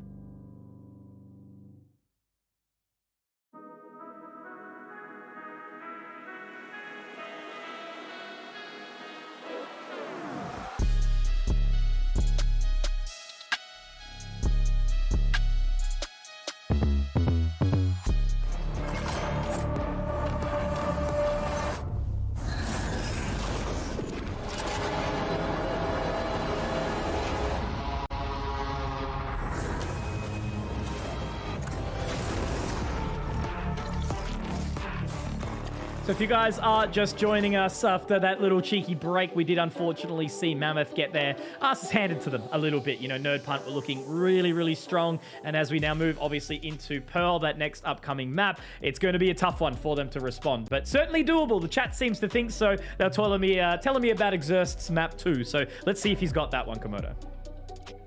I need to see it, and I think I want to see it from Mammoth. I think we just need to see a lot more from them come into this next map, because 3 isolated rounds all on the defuse variety does not instill good confidence. So maybe the chat is hyped up on the Hopium and the Copium and all the other opiums that come out in this regard, because this is a series that Nerd Punt have just came out guns a-blazing. Yeah, absolutely. They were looking really, really strong, and I don't think anyone kind of really fell behind per se, right? Like, sure, there was some higher fragging going on from some of the members, but no one kind of didn't do their part, I think, for Nerd Punt. And that's exactly kind of what looks strong for them. You know, it would be an incredibly frustrating thing to play against, that kind of composition that we saw come through. It was very robotic. I think if we like look back at the stats, did they get a spike plant like every single round? I'm pretty sure they did, because they were so slow with their start. Their aggression was really tidy. And whether it was, you know, sending that cascade early towards A and then the dizzy out to get some further info, or if it was towards B and utilizing the high tide and the cove to get that plant locked down, and then obviously the toxic green was there. Like, there was just everything, you know. They were utilizing the wingman for the plant as well. Like, it was just too easy with all of that additional utility, and it made it so challenging for Mammoth to find their way back in, let alone that Nerd Punt were hitting their shots too. So it was the biggest cheese that did sit atop of the scoreboard in this one on that Viper, looking very, very good. But I don't think Feta was actually too far behind on that Gecko either, Komodo. Nah, I mean, everybody did what they kind of needed to on the side of Nerd Punt. Sorry, I think that's the big takeaway to come through on that one. So I think coming in towards Pearl, as long as they're doing the same thing, it should be pretty good for them. I will state that Pearl is more of a known quantity from Mammoth. It's a map that they've played time and time again. Not the greatest performances on that by any means, but they have been able to take a dub away from the Who once upon a time on this one. So I think that's something going for them. And they took it against the Koopa Troopers once, but then they got diddled the next time. So I guess it is what it is. I think isolating this series though right now, Nerd Punt, I mean, a 13-3 is already a statement. They've got individuals popping off. So the individuals are there. The team chemistry is there. It's just going to be a new map. And I wonder, is the map difference and maybe the agent difference going to be the thing that reinvigorates Mammoth? Look, probably not.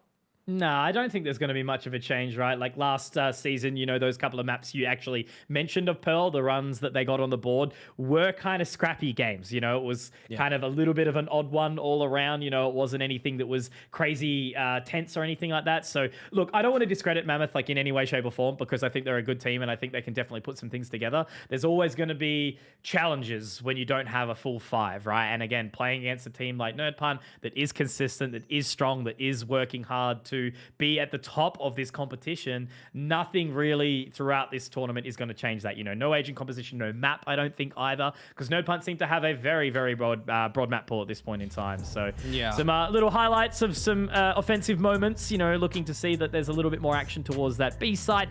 I don't know what we're really going to see on Pearl here. Like, I'm hoping that it is strong, but we just want a closer game than last. But if Nerd Punt walk out guns blazing, Komodo, and have a quick one, I don't think there's going to be any complaints either. Nah, I think that's overall kills as well on attack and defense. Potentially, those kind of graphs always trip me up. I guess you know why.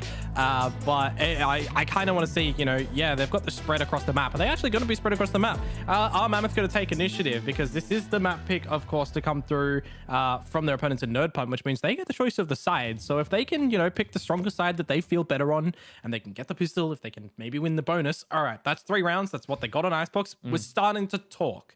But if we see a similar start, if we see a similar start, I think I hate to say this, but it's how I feel. If we don't see a round from Mammoth in the first 5 rounds, I think there's no way that they come back into this. Yeah, look, I'm going to say the similar thing, and I think it's just going to be a clean 2-0 from here. Like, we'll get the agents in a second and see what ultimately does come through into the server here as we dive on into Pearl, because I think Pearl, for me, has been like a map, obviously, lately that has kind of had that extra time. You know, players were trying to throw it in as a little bit of a curveball in stage 2. So what do we got here, Komodo? Let's have a little bit of a look-see who's going to be pulling it out. All right, the Astras, makes sense. Feta on the Jet, okay, happy with that, happy with that. Yeah, okay, so it's looking like it's panning out relatively stock standard to what we see. Flex across of the fade there, and the double sentinel from Nerd Punt. Okay, that's very, very common. No surprises here, really, hey? No, not really. You know, it's not like we're getting a Gecko out or we're getting something completely ridiculous. Like, we're not getting a Yoru. Agents that can be quite possible to come in towards this one, but this more is true, tried, tested in agent lineups. I do like the fact, again, that it is going to be the double controller that Nerd Punt are actually running in with. They got the Viper alongside the Astra. I always think, for me, competitively in this game, there's always going to be a massive tactical essence of Valorant because of the nature style of the game, right? It is an agent or character-based tactical tactical FPS. You have to respect the fact that there's different combinations, and you have to, in the game, react accordingly to how they're being thrown at you. And I think when it does come to more vision blocking, it is really cool for NerdPunt to run it in with this. And I think they are a team that loves defining new things. They did it in the last map of Icebox with that Gecko, with the Harbor, with the full combinations. But here, it was something that's a little bit more tested. Are they just going to still showcase that individually and as a team they're better, Mitch, against Mammoth? Or does that sense of normalcy actually give more benefit to Mammoth here? All right. Let's have a find out. We'll see what does come on through, as there is some really, really quick aggression over towards this A position, trying to lock in. Sinaway gets the opener, so side looking to be taken very quickly, but Lubin at least gets the punish, so Leyline is going to be able to get that spike planted as they slot back in towards this post plant, Komodo. We'll see what's going to happen here. I mentioned that NerdPunt, picked this map. Mammoth chose attack, like on the previous map. NerdPunt chose attack to start off, but this is a retake where you've lost Exerst. You don't have too much utility if you are Mammoth to try and hold this one off. You've got that grab well. That's going to be popped nice and early, but McKinley wins that first duel. He pulls out Util at the wrong time, but this spike is not planted for the complete denial of these Mammoth guys. They had to wait for Leyline to peek out of the Nebula, and it's a little bit too late, unfortunately, for Lou, but yes, he gets the 4K. Getting more kills than the last map in its entirety in this pistol round. Let's go. But they still lose the pistol. Pain. Living in Spain, but the S is silent. Something like that. That's how it usually feels in these kind of ways. But no, it's okay. As the HUD does catch up eventually, it's going to be that opening round nice and strong for NerdPunt, but it does go down to the wire because that's exactly what happened in the previous pistol, right, Komodo? It went down to that 1v1, and ultimately NerdPunt walked away with the opener. So good retake, good response. Mammoth trying their little hearts out. It'll take time. It is a force up, of course, from Mammoth, as they did get the kills come this round. It's looking to be a little bit of a quicker one yet again to the A side of things. This time, Sinaway does have that nano that he can pop at the back of it. Exerst is good for one, but he's traded out by the 6th member. Sinaway's turret. Always painful to die to that turret, but it's going to be A-okay for now. Orb gathered, falling away, trying to retake some control. It looks like there will be some positional advantage found, at least by Mars, getting in towards that art position, but so much is already found. You know, the rotation is here, they're sitting happily, but will that rotation send their way towards B? It doesn't look like it. Still seems like we are going to have Mammoth set their focus towards A.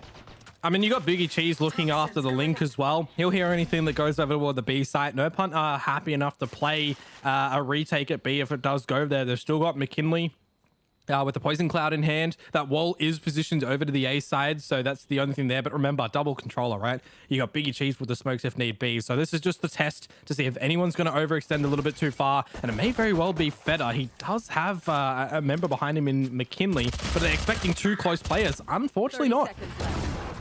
Set up. Cheeky though. The opener. Biggie Cheese as well. So good responses.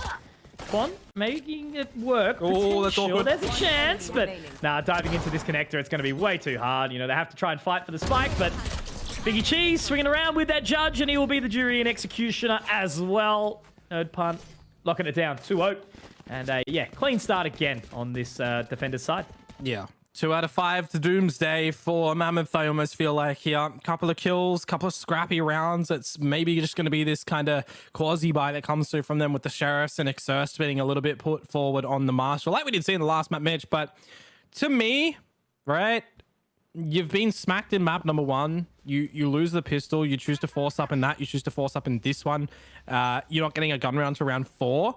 I don't know if you're giving yourselves enough rope for a comeback as well. We'd need to see just very sharp rounds come through from Mammoth when they do get their guns out properly, because by the time they do, NerdPunt, I mean, they're presumably still going to have guns of their own variety, and we've already seen what defenses they can put up. It's very, very strong. So yeah, we need to just see something seem to know. They've got the read as well. You know, all this control, reflashing to take into art. You know, Biggie Cheese also getting that additional damage, gets a second.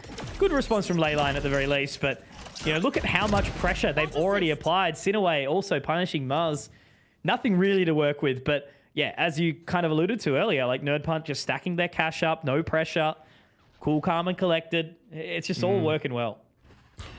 I've seen a gap already from Nerd Punt. They're not really positioning anyone over to B long, right, in the early stages. So I'm wondering, is that a read against Mammoth when it comes to this map, or are they just happy enough to play a full retake scenario on the back of information that the Link player does manage to gather? I'd be interested to see how the rotations come from Nerd Punt and what they look to position over towards B long when Mammoth go over there, if they go over there. We might get that in the next round, Mitch, because it's 3 done and dusted from Nerd Punt. Now, finally, we get the guns out from Mammoth. Are we going to see anything big from them? Lubit can grab Null Command. Leyline and Quancucci both 1 away from ultimates of their own. Nightfall will be good. Cosmic Divide even better. But still work to be done before they can actually get there. The Cosmic Divide is available for Biggie Cheese as well, so... Look, they've kind of got a composition that is, you know, strong enough to make things work, but the defense for Nerd Punt is pretty good. And as we've sort of seen, it's not even the agent composition that they've got. Like, look at this already. Taking full control of B long. Happy days. They can leave Feta here now. That's it. That's what I talked about, right? They've been absent there time and time again. They know that potentially a Mammoth member has done a little bit of spotting out. Exerst, he did that last round. Now he's not allowed to with the push up from Nerd Punt. They've got full B long control. They've still got utility to dissuade Mammoth from pushing in towards the A side. This is just some great execution strategies come from the Nerd Punt guys. And now that Mammoth are getting into the side, they are being stopped in their tracks at these stairs. Leave it with 1, and now this is where the Null Command looks to be strong. Response coming out as best as possible here. Damage being dealt. That's going to be Leyline getting dropped, but Lubit really making it work here, trying to lift from the performance in the previous game. Muzz catches Biggie Cheese. Huge response there now in this 3 versus 2. Milky looking to get some damage done. Does have the flash drive available, but it's actually going to be Fragment to go out. Exerst gets the response. Now back into this position. Really awkward. Milky, last alive, going to do his best. They still have to get this spike planted. Komodo flash drive goes out. Now they try to cross. Muzz, they're both low, doing his best, but they are very low. And can they run away here? Can they just head over towards B? Yeah, they can. And if they can get an open plant and they can get some nanos on it, they might be able to win this one despite being very, very low. Milky has the heads up read to come over to this site, but will he be able to catch them out? They're vulnerable and it's an open plant. That wall will protect them, but you know what? It doesn't matter if Exerst smacks you in the face very rapidly. Finally, Mammoth on the board. Nicely done.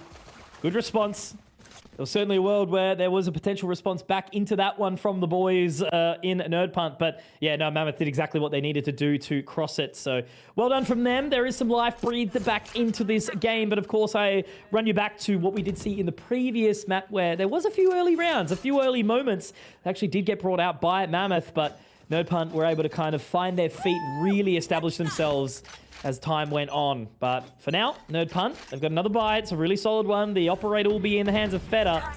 And you know, he looks kind of hot in that jet at times. Feta jet cosplay? Is that what we're hearing from Conky here? Hey, potentially. Hey, maybe. An operator, though, is a bit of a difference when you compare to what we saw over on Icebox. Didn't really see that gun. Wasn't really needed. Wasn't really affordable from the side of Mammoth, and Nerd Punt didn't feel like they needed to. I mean, fair effort. Bit of a stronghold in mid at the moment for Mammoth, though. They've got control of that one. We've got a turret play over at A-Long from Nerd Punt as well. Milky's spotting on the back of that one. So I keep saying Nerd Point. Nerd Point. Nerd Point. That's new org name. Nerd Punt watch party. Pick it up, all right? Nerd Point. Okay. 50 seconds. No damage dealt unless you consider the, 6-5 damage that Muzz has taken. But Milky is in a spot of bother right now. He is indeed. Really tough position to kind of back his way out of, but at least he's holding fast. Trying to do his best in this position. Sinaway gets the opener now around the corner, trying to bend their way in, but forced away. That lockdown is going to be sending them packing for now. 30 seconds. They got a long way to go, Komodo. And if they do go towards this B site, Biggie Cheese can lock them out with the Cosmic Divide. I don't think he's got any stars currently placed on the floor. No, he did at the front entrance of A. So by the time they get towards this B site, he may very well have a gravity well available to get them off this plant. He's going to spot them now. He's going to call for the cavalry to come. And there's that Cosmic Divide that I make mention to. He's got a lot to do here, though, to try and deny that spike. It's down for the count. There's 4 seconds. They can't get the plant. And it is decimation to come through from the Nerd Punt squad right now. Looking for the last kill is Feta, and he gathers it. A great round yet again from the defense. There you go, locking it down, just putting that pressure on time and time again. You know, the utility usage from NerdPunt just really puts Mammoth into a disarray. They don't know where to go. There's no room on the bloody map. And that's exactly what you kind of need to see. You know, a game like Valorant, it really does encourage that territorial spacing, you know, finding that real estate as early as you possibly can, or just sort of really forcing the attackers into a really awkward position, you know, not allowing them to take any of that early control on the map. The close spawns are built that way for a reason, and NerdPunt are just playing it to perfection. All right, so let's see what a little bit of B long control looks like for Mammoth when they don't have anyone pushing themselves. Well, rather NerdPunt pushing for some info. 5 members running on up, backing up by those blades. 0 Point going to reveal Biggie Cheese, but caught in the dash is Exerts, and there's more damage that Biggie Cheese wants. This is insane. 3 quick kills to come from him. The shorty's brought out for the 4th, and he's not going to get the ace because Feta gets one, but still, Biggie Cheese from the last map, Biggie Cheese on this map. I think it's a bit scary if you're Mammoth. Yeah, absolutely. Biggie Cheese already sitting up 12-4. The combo, they're doing it well. 19 kills between them. They are looking very, very fresh here. And just to be doing it on the Astra as well, like, that's the comfort that you can start to feel, right? You know, really kind of needing to see, because every single player on this NerdPunt team is kind of a little bit of a newer friend to the industry, I guess you can say, over time. None of them have come with a really solid background from a previous FPS title or anything like that. We're now, what, 3 years into Valorant, so it's all going to take some time and work out as it does carry forward, but Control already found. Fed up. McKinley doing good things. Lubit does have a slight response as McKinley gets punished. There we go, Lubit. Really doing lots more since the previous map. Stepping up. And they got 2 ults to play with here as well. So the onus really is on NerdPunt to get back into this one. And that's expected by Mammoth as well. So a player advantage. They're even going to try and go at it again. Sinaway. He's going to see the gun barrel, but no one calls that one out. Muzz is able to find him, so now it's a 1 versus 3 for Biggie Cheese, and look, I probably wouldn't put it past him. He's got the Cosmic Divide again. He used it 2 rounds ago, but if you're Mammoth and you want 100% this round, do you lockdown? Do you Cosmic Divide of your own? Probably not. Mate, just make sure you're holding your buddy's hand and trade. He's got the anime knife skin, and he's moving up towards this position already. Drops 1. This is where the winnable moment comes out, looking to do some more. Doesn't get it off. Does he find it? He does. Biggie Cheese. Does he have the bullets left? He does indeed. Moves into that nebula. It's this 1v3 Komodo. Can he do it? Can he find the right timing? He looks to do it, but a slight whiff means that Muzz can lock the round out. And Jesus, he was amped up, but they find it. They get it done. Look at Lubin. He's sitting forward. He's pumped. Oh, okay. Okay, that was a 1 versus 3, and I'm going to say it to him. It's an open audioed plant that he can spray through the nebula. And the second one, the fact that Lubit starts to plant outside the smoke. Reel that one in, buddy. Come on. Yeah, that's where, you know, we hear a little bit of that chaos, you know, coming through, and the joys about having 2 subs kind of fill in for you. But, you know, it'd be 2 rounds. NerdPunt. Doesn't matter how they've got him. They've got him. Correct. Now they need to find a few more. That attacker's side of Pearl is a little bit more of the challenging one. Better. Full real estate of Long again, but Leyline finds the opener onto McKinley this time around. IGL goes down, and it's going to be that settle into the 4v5. Yeah. NerdPunt with a bit of work to do. Yeah, we've seen NerdPunt aggress in towards mid in a situation, and they've lost it, so they don't want to tempt fate and try and do that again. Almost feels like they're happy enough to hold their own angles each and play off any information that Mammoth might give to them. Wouldn't mind seeing a full execution from Mammoth to this A site with their ultimates as well. You can send in Leyline with the Nightfall, combo that with the lockdown. You don't necessarily need to use your Cosmic Divide. You can play that with the post, but we'll see how they are going to do it. There's the lockdown. 0 point to clear close for Milky.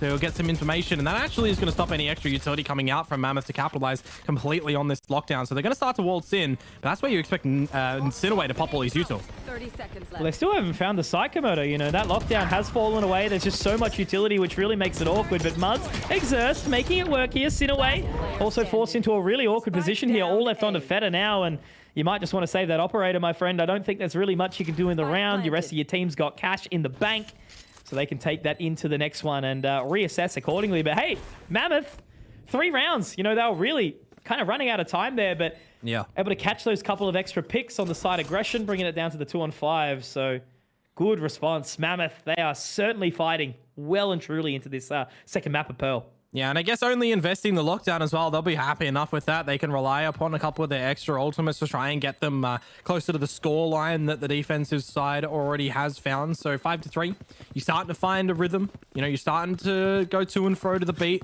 So we'll see how that's going to continue to go on. But for Nerd Punt, I kind of wouldn't mind a timeout from them as well, right? Mammoth is starting to get a wriggle. They're starting to feel it out. So if you want to stop that, you want to have a bit of a discussion, I think if you're Nerd Punt, now is the time. You mentioned that they're going to be able to go in with another buy to back up Feta with this operator.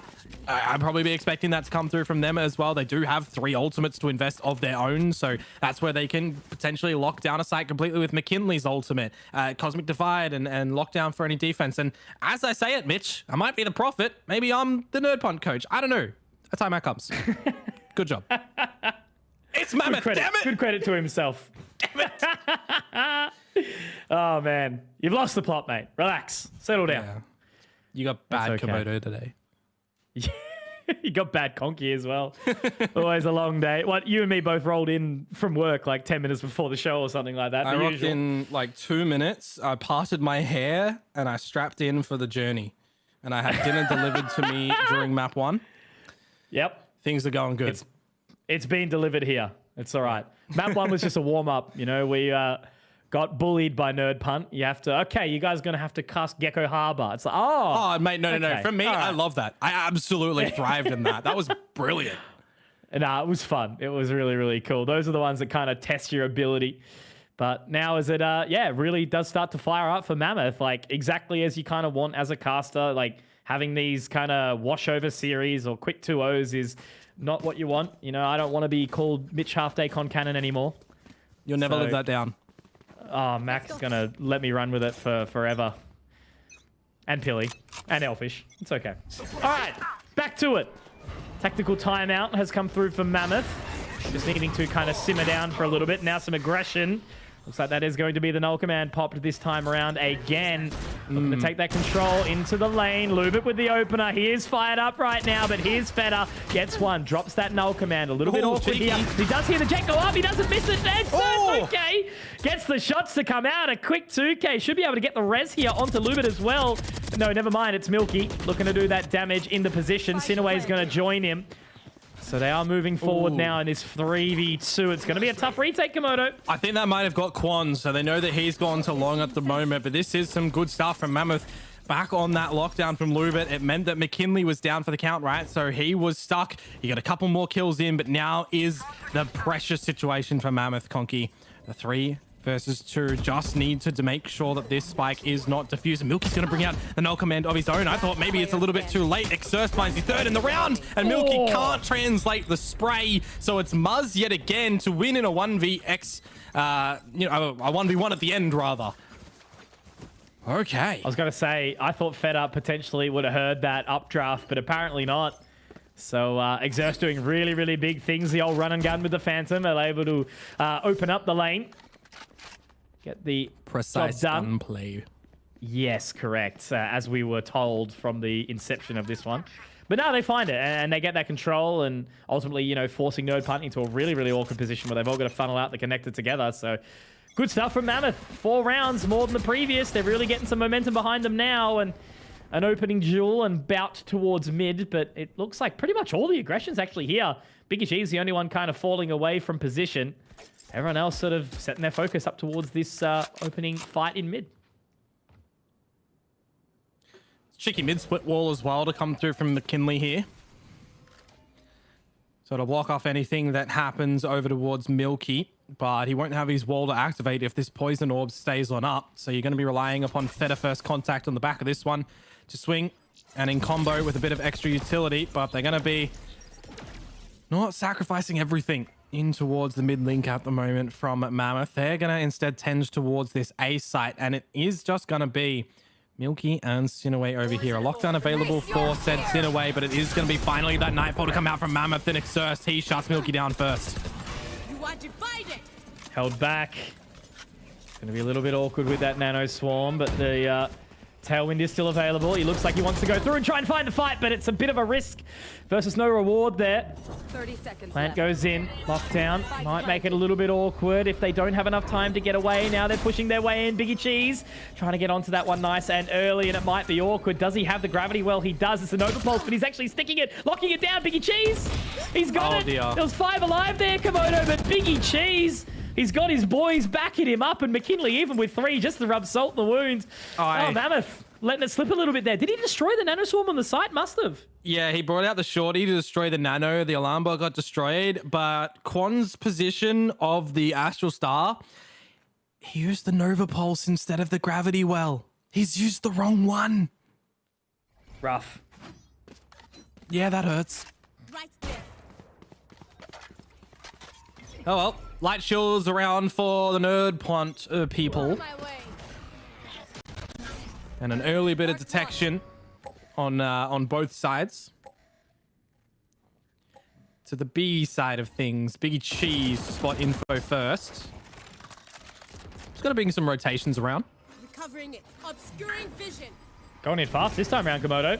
Looking to really get into position. First at the helm. Does get a 1 opener onto McKinley with that Blade Storm.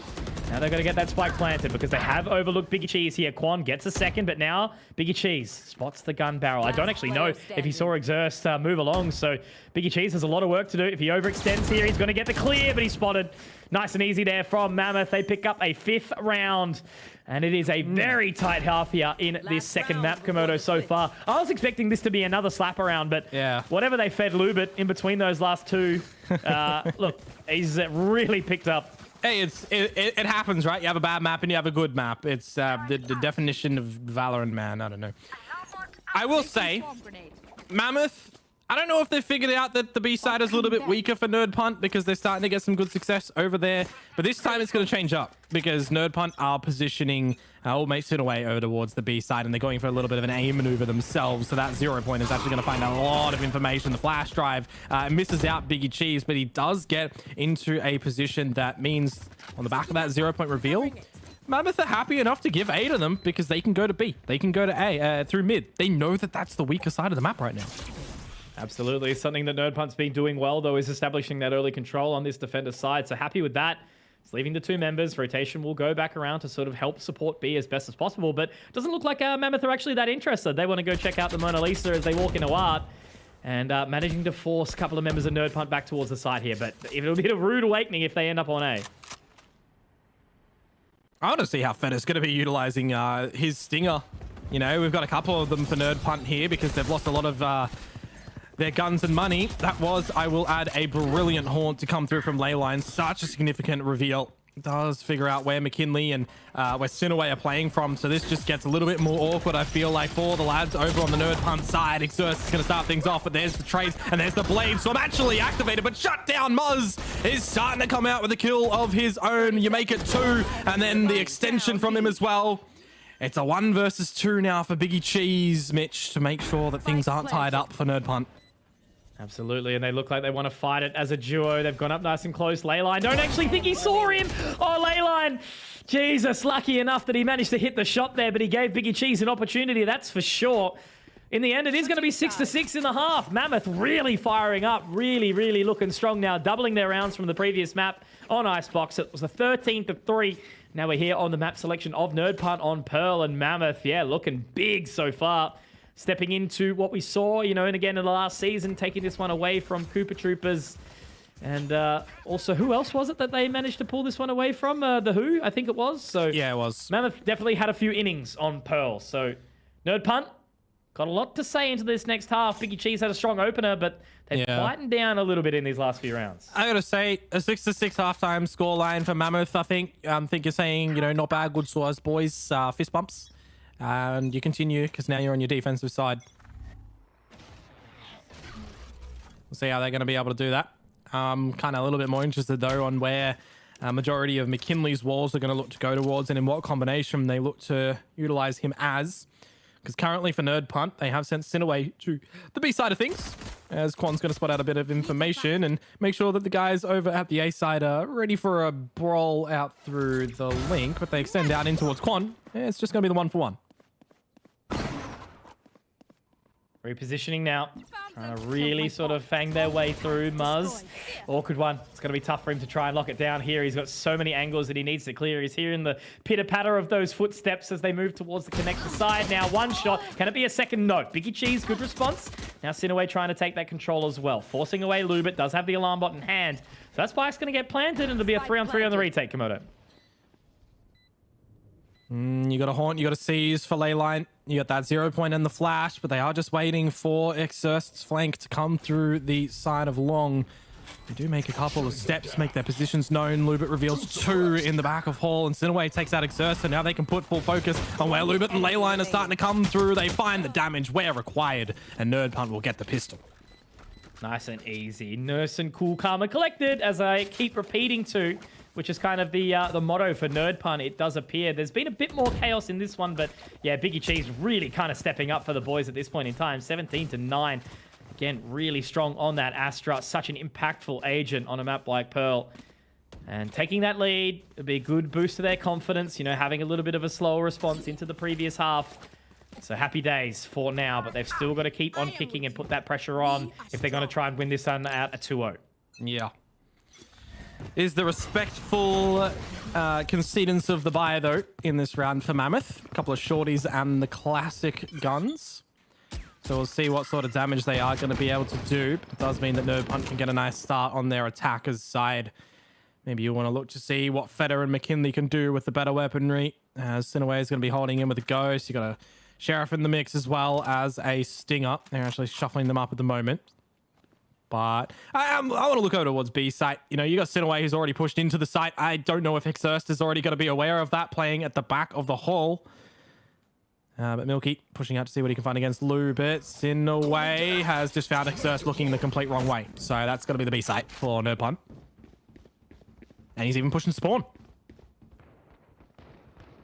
Taking that back. Milky finding that one there.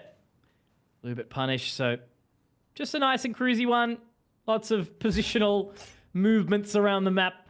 Nothing kind of overly surprising. Just be whether or not any further frags are found to try and clip away that Nerd Punt economy. But Mammoth just doing their due diligence, nice and slow. Sinaway does manage to spot out Quan, and he's out of there. Manages to avoid the Nano Swarm. Milky looking to reposition as well. He should actually be able to find something. No, Leyline gets the catch from mid. Exactly right. So they're going to be all hunky-dory into that next one. Really too challenging for Mammoth to overwhelm anything. 2v4, rather, in that position. Oh, look, they either need the dial go up with the spike, so they'll give Sinaway a couple of extra dollary dues. But all in all, you know, Nerd Punt, they navigate that round quite well. I think the biggest exposing in that round is the fact that Sinaway was actually able to walk into B silently and find Exerst in the back of halls. So I think they need to be a little bit more careful with how they're spotting out B long come rifle rounds. But we're not going to get that completely in its entirety just yet, as this is going to be that bonus round for Nerd Punt. Need to make it work. As I said, I think it's been a big momentum-based thing. Mammoth really starting to snip at their heels in that previous half, but if they're unable to defend, that'll be the big problem. You know, it was a strong 9-3 half against their defense on Icebox. Now they do push up long, try to take that early control. Sinaway seems to be aware of it, but at least it'll be something that they can take control of nice and early. That flash through is a bit bold. It was a good position of the alarm bot to catch them out, but yeah, forcing 3 away with just 1 member. Now they rotate back around towards A. Plenty of info, an opening for McKinley, and this is looking like it should be a really solid round for Nerd Punt. You'll have an idea as well that this is the weaker side of things because you saw the flash drive and you saw the dash to come through from Mammoth over at that B side of things. Now you know where Muzz is playing from. He's going to be able to just recluse himself towards Secret. So as the plant goes down, Milky is going to take some space of his own, pushing in towards Flowers. He does only have this Ghost, though. I would have loved to see a better weapon for him, but it doesn't matter if you can catch them with the gun. Not in possession. A trade, though. Mitch as Muzz finds Biggie Cheese, and now we're starting to see a bit of an advantage for the Mammoth guys. The Cosmic Divide is in. A tap on that defuse from Quan. But I don't know if they're buying into it at the moment. The Snake Spike goes on out. McKinley caught with that utility. It's a half defuse. He can't quite get it fully on. But Sinaway, no nanos, a 1-on-1 trade. And there is, of course, going to be enough time to get that retake defuse for Mammoth. The bonus round, yeah, will go their way. Yeah, nicely done to at least stick that half inside the Snake Bite. So a little bit disjointed there. The one thing I have noticed a couple of positions is like Nerdpunt always seem to have a lurk very late. Sometimes in unnecessary situations as well. It kind of, you know, really breaks down that position where you go for the kind of power play to rotate around, try and be the linchpin. But if your team all falls down in the process and you're left as last alive, it kind of loses its merit. So that was only the bonus. So we'll give them the benefit of the doubt in that position there. Really, really well needed round for Mammoth. Economy not super great. Down to a Bulldog, down to a Spectre. As we've got all Vandals to come out again for Nerdpunt. So this time they face off against the A position. Spike still dropped. They are keeping an eye on towards B main as well, because it looks like Mammoth have taken all of that control nice and early. But Muzz, who was the man of the hour into that previous round, he spotted out. But again, still that Spike in spawn. Big opener from McKinley. Leyline down, but a great trade from Quan will keep things nice and equalized. Spike is still in the spawn, which means that somebody has to sacrifice a bit of time and position to go back and get that. And in the meanwhile, Sinaway hasn't been able to really progress up B long, so it's a lot of dirty information at the moment. Is anybody still pushed up? Now he's been able to confirm that Exerst is playing a little bit of this head glitch. Tailwind activated and escaped. Do you just fall back to the side if you're Mammoth to play retake? I think maybe. You've still got player advantage here. You've leant over towards the B site and you have just left Muzz to, you know, play with his own devices over towards the middle of the map. So you've got what you need here if you are Mammoth to put up good defense, Mitch. Yeah, absolutely. Looking to take that control in position. Milky able to get that spike planted nice and easily here. So 4v4, it'll be a well and truly doable retake here for Mammoth, but it just depends on how long they can keep them away for. That Nebula up towards Heaven will buy them some additional time. Milky just having a little bit of a look here. This is where he's got to be careful though, because as that Nebula has faded, it gets awkward. Pressure does start to amount, but Feta does have his back somewhat. Milky opens up, and there's Feta. Two strike. So that's a much more concise round there from Nerdpunt, all watching each other's backs, every angle locked down, and a 9th round secured for Nerdpunt. Everybody getting a piece of the pie at the end of that one, Mitch. Everybody making sure they get their kills where required. A round to go back over towards Nerdpunt, which does mean we're going to be drawing out a timeout now. I'm 0 for 1 so far. Was this Nerdpunt or was this Mammoth? I'd probably say Mammoth.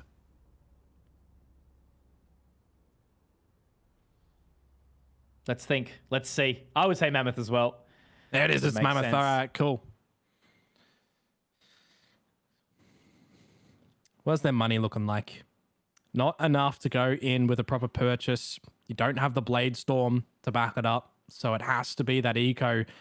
You're probably going to see Nerdpunt find double digits, build on their own economy for a couple of buys again if they do drop around here or there. So I think you're in the driver's seat firmly still if you are Nerdpunt. You've got a null command of your own. You're one away from the lockdown of Sinaway. He's probably going to be able to find it. He's been pretty consistent so far. So I think you do have a lot to discuss if you are Mammoth right now to, I guess, you know, not find this round, but the ones after. And that's always an interesting topic, right? You're calling a tactical timeout into an eco round, right? It's hard. You know, you kind of want to use these rounds to have a bit of those discussions and then maybe call the timeout before a rifle round, but each their own. We'll see how it turns out. I think it's a good point to just, you know, take a quick breather. You know, even if it is going into an eco, it's make sure you don't tilt, make sure you keep it nice and composed, because you can kind of, you know, throw an eco by the by. You know, you can still definitely do some damage even with these pistols. Just at least reestablish yourself, find out what Nerdpunt is doing a little bit more. So Quan's going to be forced away. This time the toxic screen will come down. 0 point comes in. Info not gathered though. At least knowing that the site should be clear for now as they do try to take lane. I think Quan will be punished pretty quickly. Great shot from Feta. And this should just be another breezy round for Nerdpunt. Yeah, it should be. We'll see what damage Mammoth are going to be able to find, because if Leyline gets a kill, he gets his ultimate. I think you're happy enough with the outcome of that one. So we'll see what Sinaway can do. As I said, he'd be good for his ultimate. As Exerst gets the trade there, Mitch. It's, yeah, coming up, you know, pretty nicely for Nerdpunt still. They should be finding double digits here, and then we'll cast our thoughts to what the next gun round is going to look like for Mammoth. Unless Exerst can get some more damage here, picking up this Vandal. No, not enough. Leyline. One kill, one kill. Caught off.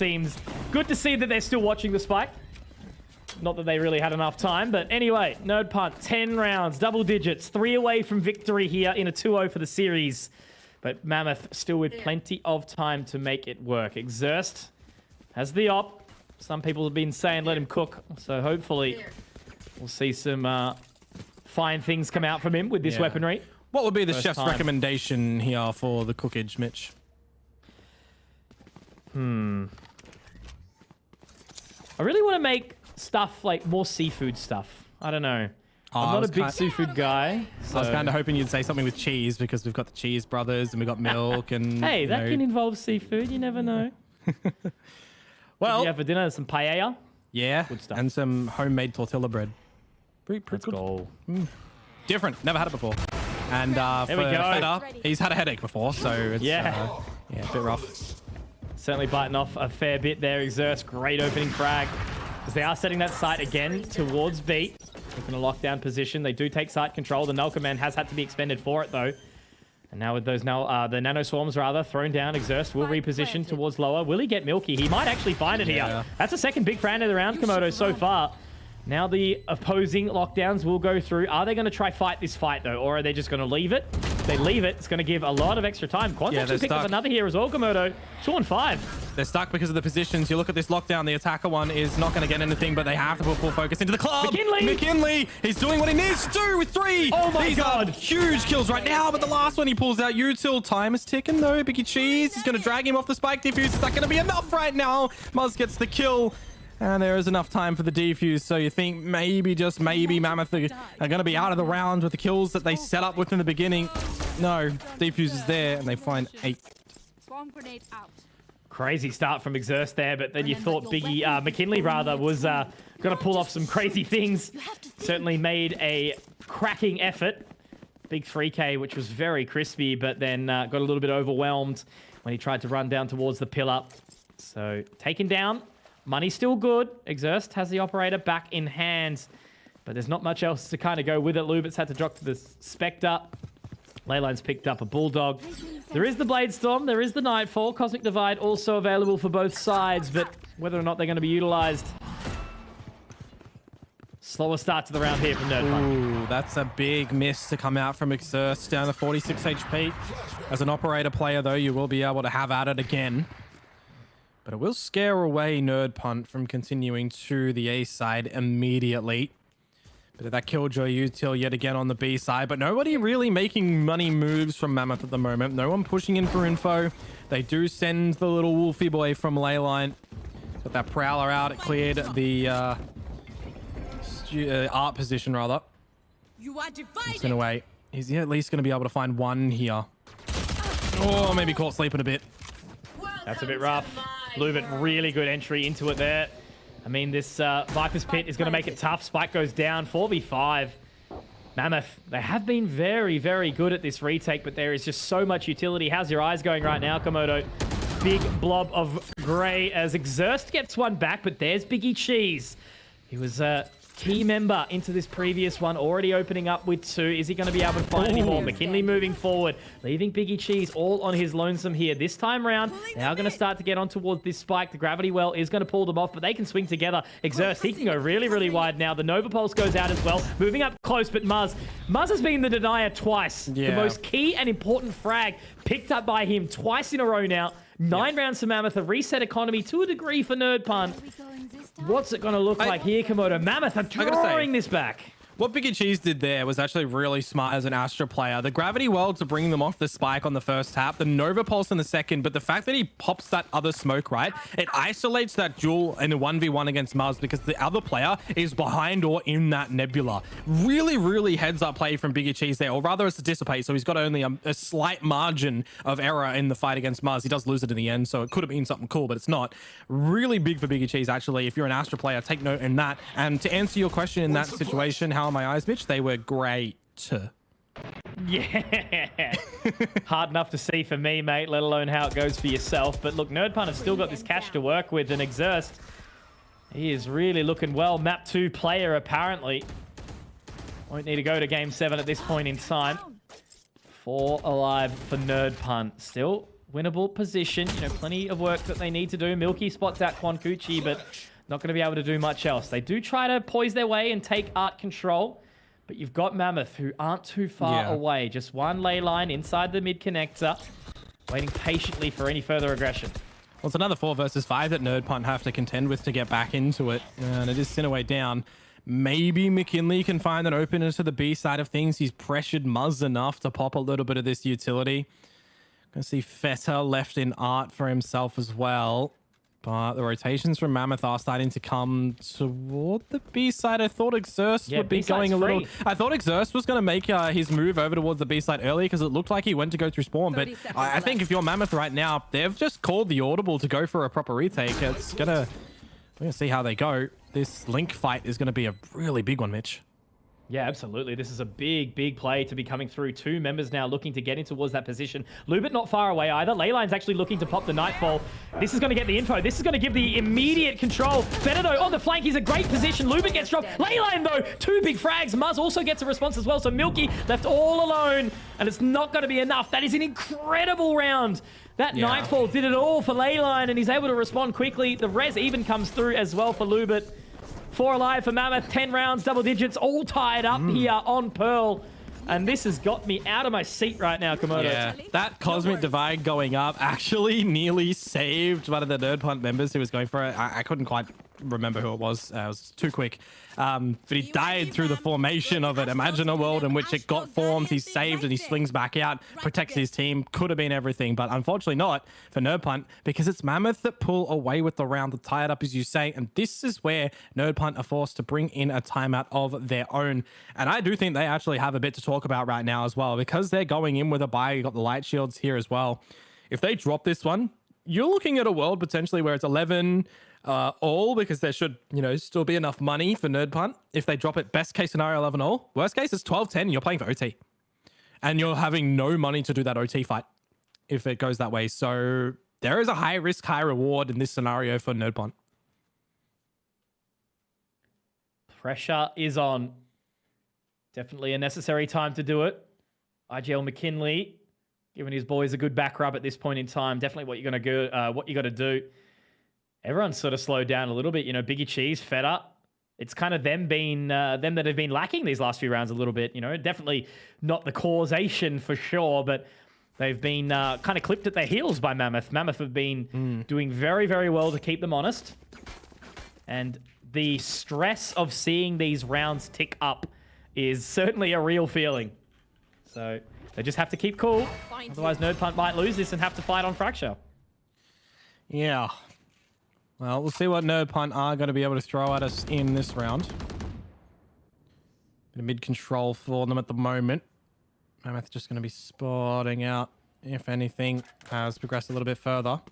Prowler used real early as well, and it didn't go deep enough for those the doors in mid. So you still have to be keeping Lubit in link if you are Mammoth. And I'm just getting very similar vibes from Mammoth in this round, right? Where they're happy enough to kind of let Nerd Punt walk into the B site, play off the back of that utility and play post plan. Or if they go towards A, you've got that operator from Exerst. So there's a very real chance that Nerd Punt, don't see the operator, go to this B site again, and then have to try and shift into a post plant where you don't have a lockdown of your own. So you have to respect Muzz in that regard. You do have Lubit losing his life, but Leyline getting the trade. And now as we get into this B site, I do like the fact that the null command is here for Milky, because it means that for now, the lockdown is not usable. They've been doing one thing really well, Mammoth, and that's a bloody retake. Mitch, the spike is so late. Long way from home. I know, it's on its way. It'll join the fray right now. In the hands of Biggie Cheese. They're going to plan it wide for long, but those Nebulas don't have much time left. It's going to be that lockdown in the hands of Muzz. Everyone's been hyping him up in the chat, and I understand why. He's been looking good. They do fall their way towards long. It is going to be Feta, the last one to join them. They managed to at least get away from that lockdown for now, but it just makes it so awkward. It sets Mammoth up for an immaculate retake. Now with that Prowler going through, Feta gets up very close, but there's Muzz taking him down again. Another big frag. There's still so much utility needs to be used. It's actually going to be the C's that gets him. Biggie Cheese tries to push forward now, but they're already onto that defuse. I think, maybe. No, McKinley gets it, spots it. Information gathered. Now into the 1v1, and McKinley, oh, he's done it. Doesn't need the timeout for anything to talk to the boys, just to amp himself up. Big 1v3 clutch for McKinley, and Nerd Punt take 11. Oh, hot damn, he's giving Quan a good haircut today. My word, that was quick on that one. great positioning, great shots. But again, you know, when we're in that 4 versus 4-5 scenario, I looked at the utility of Nerd Punt, and I saw they have that grab well available for Biggie Cheese. I saw Exerce tap that spike early to bait that out. Good job, Mammoth. I see that there's 2 snake spikes for McKinley as well. I'm thinking, all right, yeah, they can set up for post plant. They can set up for, you know, Hail Mary poison shots across the map. But no, not using them, going for the shots with the gun. And All Reliable gets the job done at the end for McKinley. So very, very well placed round for Nerd Punt to find 11. But they have to contend with another gun round for Mammoth. So the job's not done just yet. Pressure is on now. Right there. First time that Mammoth haven't been able to do the retake, but Nerd Punt, you know, had to pull off the unthinkable in the 1v3. So certainly not an easy round by any stretch, and the economy battle is really starting to come through as well. Resettable in both elements. Quan drops Milky. It's going to be the spike as well. Now Feta in a really awkward position. Goes forward. Does have the tailwind available, but has to pop that one too. Spike recovered. 45 seconds though, Biggie Cheese. Now trying to walk on in as well. They've actually found a little bit of extra positioning, but these 2 members back aside are going to be so hard to overwhelm. There's the Cosmic Divide, Komodo. McKinley with the response. Can they do it? Yeah, we'll see. Gravity Well's going to buy a little bit of time to bring rotations for Mammoth. It's going to be an open plant as well. How much defense do you have as Nerd Punt to be able to protect this one? Gravwell, Snake Spites, Nano Swarms. You've got a lot of utility if you are Nerd Punt to be able to utilize right now. And you've lost Leyline if you are Mammoth too. Things go from bad to worse to try and stave off 11 from Nerd Punt. Couple of trades to come on through, and you have to get a kill very quickly if you are Mammoth right now. Biggie Cheese is down, so there's still a possibility. Making it tough. 2v2 on the corner. Feta, McKinley looking to make it work, and they do. It's going to be 12 rounds. Map series point for Nerd Punt. Very, very well played in the end. They keep it well controlled into that post plant, and they don't let Mammoth overwhelm them at all. There was a couple of picks in towards Connector and Art that made it a little bit scary, but it did not quite work out for Mammoth. And now that cash is really starting to creep up on them. You know, we see the Bulldogs, the Judges, the Stinger. It ain't great. Mammoth have one final opportunity to try and catch this one before it does sort of, you know, move towards that dreaded O word. 2 more to go if you're Mammoth. For those that don't know the dreaded O word. No. Don't do it. It's... Come on, Valorant. You know, Dion, we're talking Valorant. Not many people know the O word, if you know what I'm saying. Yeah, it's not Mirage. But maybe it is a Mirage for Mammoth that this map could have been, you know, winnable. 12 to 10, plant goes down, 5 versus 5 retake. Bit of a difference for Biggie Cheese, now playing very delayed at the top of mid, and he's found 2 gorgeous kills to take the words out of Pilski's mouth. We'll see if they can bring this one back or not. Milky finds Muzz. The judge is out for Quan, but he has to be the jury and the executioner in this one to try and bring this back.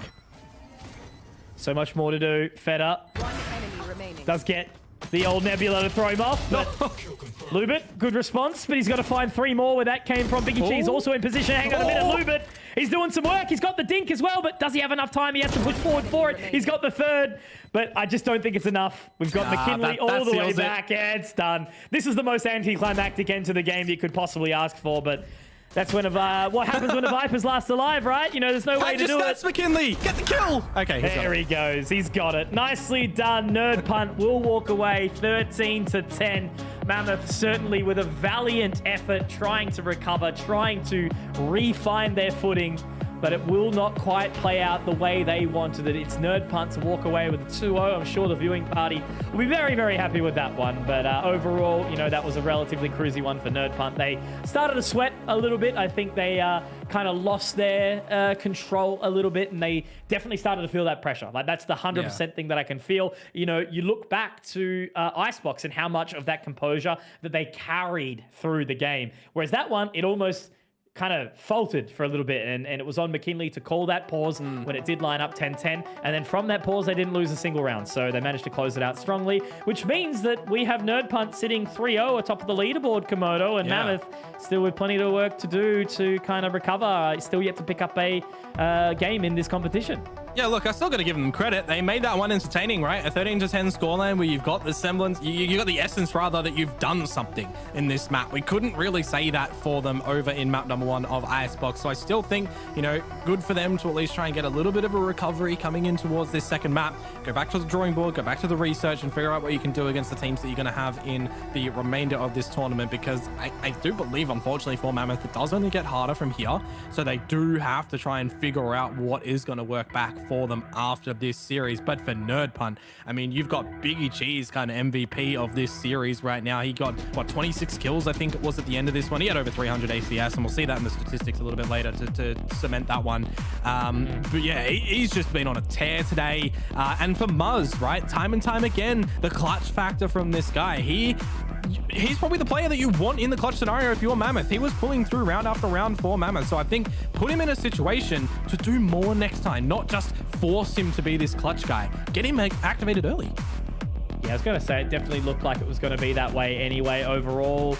Lining up kind of close. Biggie Cheese does just take the hard MVP over Muzz, and I think for Muzz, he had so much impact. Like, he was the main and primary reason that Mammoth actually had a response and a resurgence as they did try to come back in towards this one. Lubit was the kind of one that opened up at the start. Leyline, a couple of big moments. Exerst also with that big 3K to open up one of the rounds as well. I think it was to pull them to 10 rounds there, but overall, it was just Nerd Punt where, you know, even we see this change in the economy. They gave it a crack. They've really tried to make it work, but overall, Nerd Punt just able to bring themselves back into play. McKinley, again, calling the timeout, saying, boys, look, relax. We've got this, and that's exactly what they did. So a well-earned victory for Nerd Punt. Certainly did get a little bit too close for comfort, I think, for a little bit there, but that does show their resilience that they have kind of earned themselves on the top of the leaderboard so far. But I need to see them with some harder games, right? That's what we've got to have coming towards Nerd Punt to show that they actually have what it takes to deserve that representative spot in, the Ascendant Leagues. Yeah, absolutely. I'll just go back and say for Nerd Punt, so they've played XYZ and they've won that in a 2-0 fashion. They played Fun Crew, which they got the forfeit win. So that's kind of one that I guess I would have actually liked to see how they stack up against Fun Crew. Should have been a great game. In the fact that Fun Crew just did beat 95X as well, remember? So I think that would have been a sensational game. And then now they have just beaten Mammoth. So, you know, you look towards what they're going to have to do next. Their next game is actually against 95X next week. So keep an eye out for that one. I think that's going to be a good test for Nerd Punt because, Mitch, if they beat Nerd Punt, if Nerd Punt beat 95X, that to me signifies that unless we see something in playoffs come back for 95X, we could have a Nerd Punt Fun Crew grand final. Jeez, yeah. If we're taking these teams. You know? Yeah. 95X is such an interesting one because you just never quite know. And then obviously Guangzhou Lions, you know, you never know what they're going to be able to do as well. So we call up the man. We call up the man himself. We got McKinley on the line. Now, my first question to you, brother, first of all, congrats again. You guys are sitting up nicely top of that leaderboard. But the question is, you called a pause at 10-10. What'd you say before you were able to bring it back to win that victory 13-10?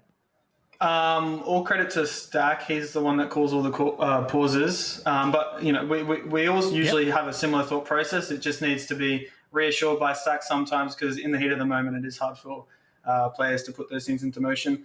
And really, the main thing was, you know, when they're executing B, when we executing B, they were heavy flanking. And so we need to make sure we had a harder lurk. You saw in that last round, Biggie got a lot of value playing so far away from the site, and that's because we wanted to abuse the fact that they were abusing us by flanking us. So just small stuff like that, not making mistakes, making sure we're not getting caught out by the op as well. There's just some little things that we didn't know. The knife didn't clear if you crouch under the stair and you can get back up, stuff like that. Just the small things. Yeah, nice. And also, just quickly touching upon that opening map, it kind of came as a little bit of a curveball, I guess, that pick onto Icebox. But you guys were ready. Is that what you were going to say, Komodo? Damn. Yeah, anyway, who cares? Let me tack on a question. I got two, but I'll start off with my second one. What is the thought process behind the agent composition that you've gone into Icebox with? Because it's new. Is it your brainchild? Is it something that the team has come together to kind of do some research on? How'd that come about? This is all Stack theory crafting and then us putting things into motion. So Stack, our coach, obviously. We've got a little team that does some research and things. And I mean, we know there's a lot of space taking that you can do. For example, the Gecko is really good at taking B main. You can get all that util back. The only thing you need to invest is that cascade by the harbor. And yeah, just want to point out, sorry if I think my thing's on like a webcam mic. Anyway, something I want to point out is actually everyone on our team played really well. Milky might have had low frags, but he had a lot of impact with his walls, and just wanted to point that out. And yeah, I mean, the comp is more of like a surprise and attack kind of thing, you know? They pick it, we made a tweet like a couple of days ago, out goes the worst map, in goes the best map, and, you know, Mech was probably like, they gave us intel. And then we just hit him with the surprise, we're not playing a normal comp, you are not going to know how to deal with us, you're not going to know how to even start dealing with us. And so surprise attack worked, I guess.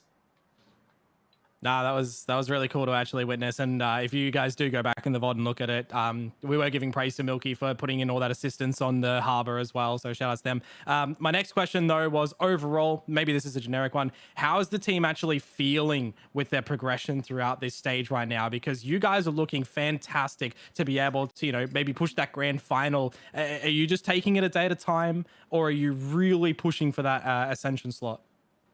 Oh yeah, no. There's obviously only one end goal that we're going for, and we're not gonna settle for anything less. But you know, at the end of the day, we play Valorant to have fun. The second you start playing Valorant to win, then it gets a bit harder to have fun, and then you start to lose motivation. So at the end of the day, we're all playing to have fun, and then Ascension's the end goal. Yeah, pretty much it. Cool, awesome. All right, well, we'll leave you to it, McKinley. Thank you very much for stepping in, and we look forward to seeing you in your matchup against 95X next time. Cheers. Looking forward to it. Thanks, guys. Lovely.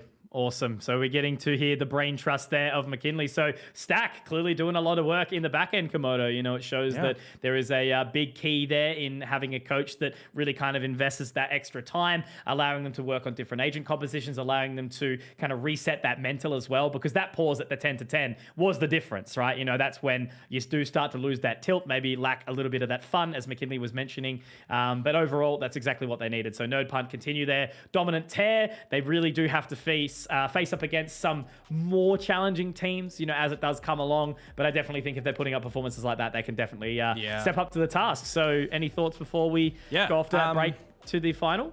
I think if anyone's going to be picking Icebox against Nerd Punt now, you're going to have to contend with two possible rosters, right? This one or their other agent composition. And I think that adds complexity to a team. If you're comfortable on two agent lineups, your opposition, if they do research, they have to know more things. So if you're going to be tackling Nerd Punt on that map, be prepared. Absolutely. All right. Well, in that interim, go get a drink, go have some rest, and come back fresh. Hi, Danny, as well. We'll see you guys soon. Back in a bit.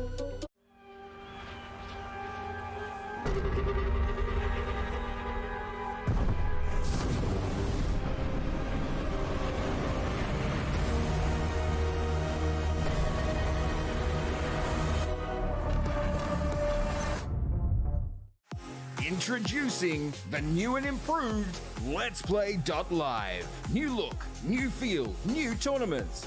Play and compete in dozens of esports tournaments from Open Division to Pro. Check out our new platform at LetsPlay.Live.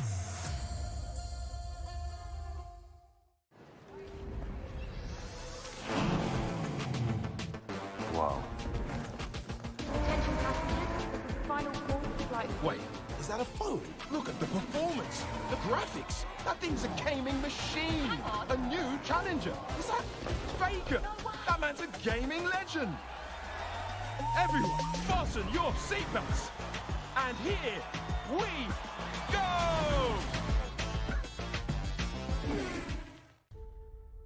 This is your chance. You keep her alive. Save her. You can save her. If you come this far, then you know what's out there. You have a greater purpose than any of us could have ever imagined.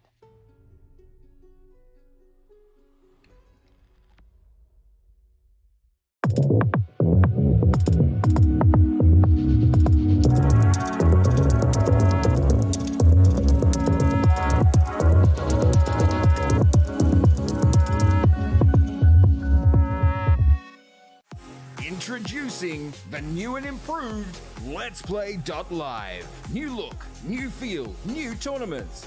Play and compete in dozens of esports tournaments from Open Division to Pro. Check out our new platform at LetsPlay.Live.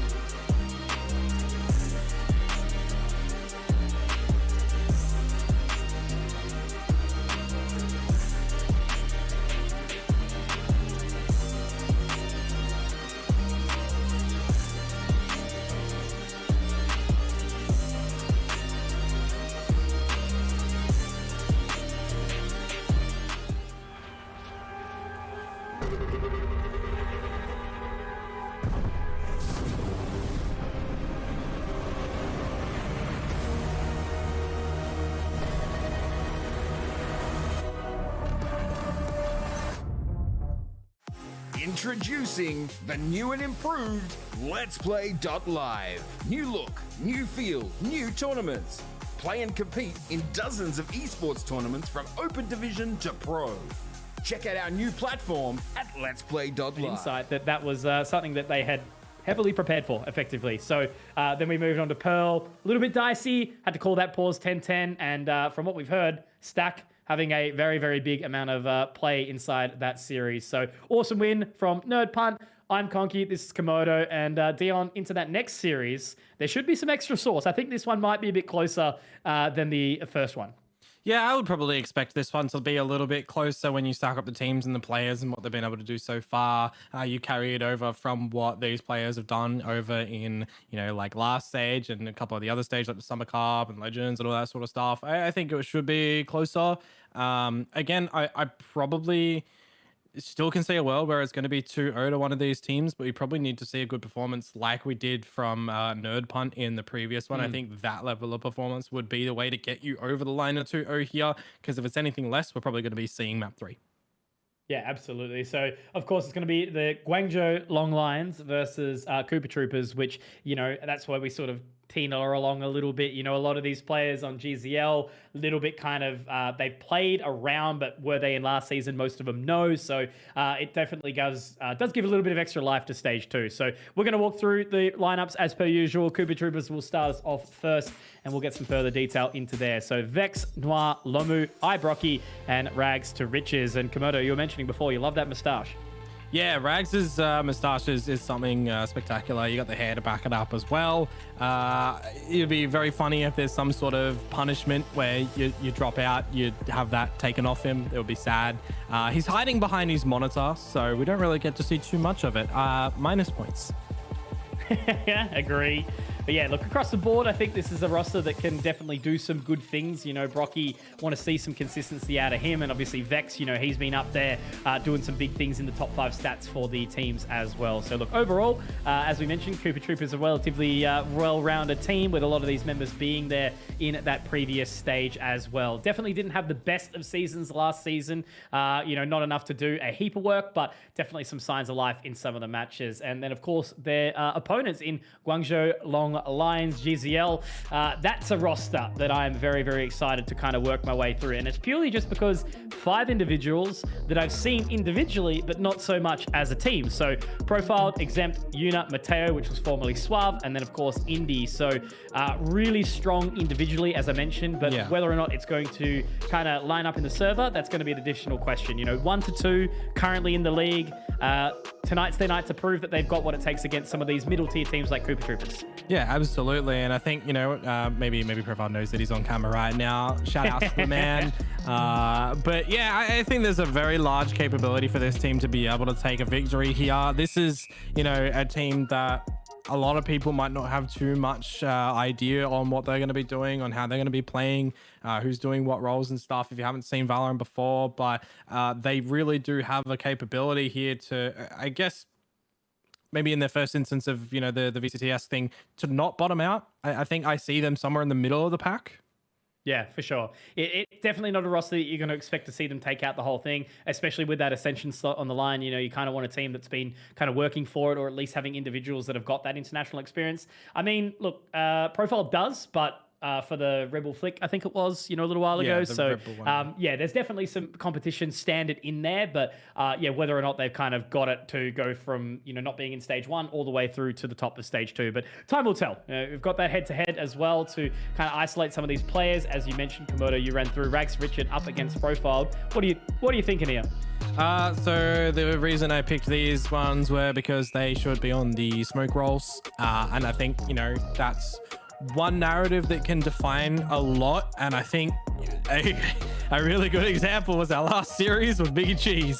And I think that's what I want to highlight as well. What a competent smoke controller player can do to assist the team, but also to provide yourself with a way to get yourself some frags, to isolate angles, to find 1v1 duels, and to win them.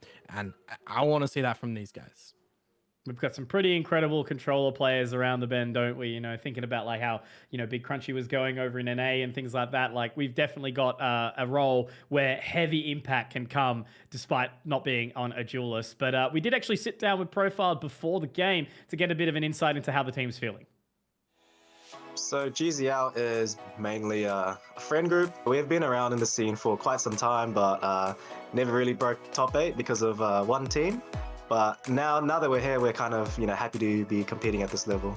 We do not have an official coach. We used to, but unfortunately he's made moves somewhere else. We don't have a commanding officer or anything. We kind of yap to each other. Obviously it is a bit messy, but we try to keep it civil within each other. Even though it is a friend group, we do get quite competitive, talking over each other, disagreeing, but in the end, we get something done. Maybe, but Indy picks up 2. Spike down. Unit for 2 as well. So the game against Mammoth, we went in quite confident. They were missing one of their star players, so that's a big plus for us. Shout out to the boys over there, but unfortunately the better team took the win. 3 players coming from CT, and Indy sprays down 2. GZL team play sensational. Without map pool, honestly, we don't know. We just pick whatever we feel like that day. No big secret to it. Yeah, we just try to have as much fun as possible. Well, I know if you're playing against Fun Crew, you should really ban Icebox. They're probably the best team on Icebox. Yeah, we kind of got slapped on that. The one player I don't like is Norson because he had to drop 40 on us because he was angry. Whoever Fun Crew's up against this week, yeah, Norson's gonna probably drop 40 on you. So this week we're going against Cooper Troopers or KT. I honestly think we'll probably beat them.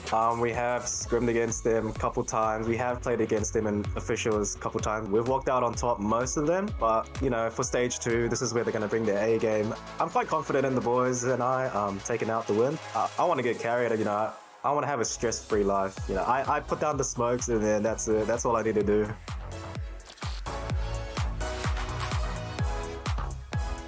It's really so simple, isn't it? Get carried, stress-free life. It's easy. You gotta be doing big things if you're profiled, and I think love those words from him as we do lead into this matchup, obviously against Cooper Troopers. But the vetoes, Komodo, is what we're going to need to understand what we're going to be seeing inside the server, of course, which will be a full-on run through. We've seen some different maps coming through, and it's going to be Lotus, Fracture, and Ascent. So a completely different veto to what we were seeing in the previous. We didn't get Fracture. That was third map, obviously, last time, but we're able to close it out inside Icebox and Pearl. So what are you thinking here? Like seeing a little bit more of this Lotus come out lately, Komodo. I want to preface something that he said in the interview, and it's that he's winning in scrims. And I said this in the countdown. Scrims are all well and good, but if you're not getting the dub in the officials where it matters, then get out of here. But no, don't get out of here. We like you. Do the Valorant. Yeah, Lotus and Fracture guaranteed 2 different maps in towards this series, which is always going to be nice. We know that we've already seen GZL play on Lotus recently against Fun Crew. They got smacked. And smacked, yep. And we've also seen the other side in Cooper Troopers play this as well about a month ago in one of those fringe tournaments. Let's also just say that they didn't win that one. Rather, Cooper Troopers did win that one. So if you're thinking Cooper Troopers won it, GCL didn't, and it's their map pick, and they're winning in scrims, but they're losing in officials, what does the math say? You've lost it, mate. I love it. It's absolutely perfect. I do agree with you, though. Cooper Troopers do have the history here. I think if we're talking what we're going to expect inside the server, I'm going to back GZL just because I like the players, but I'm keen to see what Cooper Troopers are going to bring out inside the server as well. If it's anything on what Profile went about, there's going to be some organized chaos inside the server, or maybe unorganized. But, these maps, Lotus, Fracture, they're obviously some of the newer maps in the pool. Definitely some different styles as well compared to what we've seen in traditional FPS. So there's going to be lots of differences in these opening 2, and if we need Ascent, it is there. We've had 2-0 in the opening series. Is it going to go to a third map here? We'll find out shortly, but of course, the agent composition is going to have a heavy impact on this as well, which I'm sure that will work out very, very shortly. We did see a Gecko Harbor on Icebox, so anything can happen at this point in time, right? Well, I'm looking at it for GZL. They've run a Chamber and a Gecko with a Killjoy, Omen, Sky before. They did substitute out the Sky for a Sova and then also the Gecko out to run the Sky and the Server together. So there's a couple of different compositions that they could be running in towards this one. But for Koopa Troopers, they've run in with the same one for both 2 times that they have managed to play over on towards Lotus. So I'd be interested to see if they run the same thing. You know, if you've got that 2 times, but it's a month ago, you could technically run in with something new. So that was, as it does pop out here, Breach, Jet, Killjoy, Omen, Sova. So we'll see if that continues for them. So we've got Sky, Sova, nothing too out of the ordinary here as well. Indy on the Rays, nice to see. Yep, Rags to Riches, picking up Omen. Okay, so we're going for the Omen double up. Cheeky Killjoy repeat as well, and then a swap out as well. Brocky's picking up the Breach here. Okay, so yeah, look, I think both rosters, both agent compositions have a little bit of differentiation between them. Both very similar in the way they can play out those. So I think a big difference here, how, you know, the Fade utility might work out against the Sova. Time will tell. But we load into Lotus, Komodo here. Second series of the evening. Is it going to be any different? Are we going to see a much closer one with a potential 3 map up? We'll find out shortly. But if you guys are just joining us, of course, this is, again, day number 6. Valorant Challenges Tour of Oceania. The Guangzhou Long Lions up against Koopa Troopers here at map number 1 on Lotus. Yeah, so you're going to have the Breach in the combination with the Sova over on Koopa Troopers, and that's going to be changed up for GZL running the Fade with the Sky. So a couple of different combinations are going to be possible between those two. And then, yeah, Indy running in the Rays instead of the Jet, which Vex is running in. So a couple of different changes there, Mitch, which I'm going to be very excited to kind of just see how they're navigated for. In the time being, GZL, a big preference to try and gain control over the A side of things. Trailblazer up through forward rubble. And that is almost just going to force Koopa Troopers to go somewhere else. And it looks like they want to go through the B site, potentially over towards C. Straight in. Bit of movement. Profile is going to be spotted out early. So Rags able to find that one. Second as well. Looking to get a lot of control. Good response from Exempt at the very least. That should be the C site cracked open nicely. Looking to get that spike planted now. Rotation will come through all the way through C long, but there's so much more work that GZL have to do here. Yeah, absolutely. Indy's been spotted out. He's going to have 3 members of the Koopa Troopers side as well. That Satchel's only going to do so much. His teammates essentially need to find something on the site. Mateo going to be good for 1. You do still have the Breach and Ibrocky on the site, and as he manages to find one of his own, Noir is going to put a close down and net Koopa Troopers the pistol. Very clean. No real contention. 3 alive. Makes it big. Makes it easy. But yeah, good opener there from Rags. So happy days. They're going to invest nicely. It's really just going to see kind of... My main focus on Lotus so far has always been kind of watching how they play around that A main control. You know, do they take it early? PNC approached a little bit differently. In the corridors are a bit more narrow, but you can already see 4 members trying to absolutely bust out through A to see if they can find anything. But so far, it's only going to be Noir keeping his set over towards position. Turret will go down, and it won't be destroyed just yet. Guiding Light will get some info. Turret now gets destroyed, so they do at least take full control of A main here. Oh, and they're going to be able to extend out further through the lobby as well. But is it all a trap? It is at the moment. Indy and Yuno walking into the crosshairs of Ibrocky. So far, so good. No damage really being dealt whatsoever to the Koopa Troopers. As I say, that is a free gun from Mateo to find 1.5 kills. But Rags is going to be able to put a closer down on the round. And now we get into the spice. Now we drizzle it on Mitch because GZL have a buy. Absolutely. The real cooking rounds, of course, will be upon us just shortly. Mateo, 2 away from the Nightfall, so he's not too far off trying to make something work early. Same could be said for Rags, though, with the From the Shadows. A little bit of movement around the map. But so far, not really too much to go on as it stands. Just going to see how well they can kind of crack on open into this one. Can they respond nice and early? Because if Koopa Troopers win this bonus, you know, they've started off pretty strong. There's just not been a whole lot of resistance early on. Guiding Light gets some early info, but that'll be enough for now.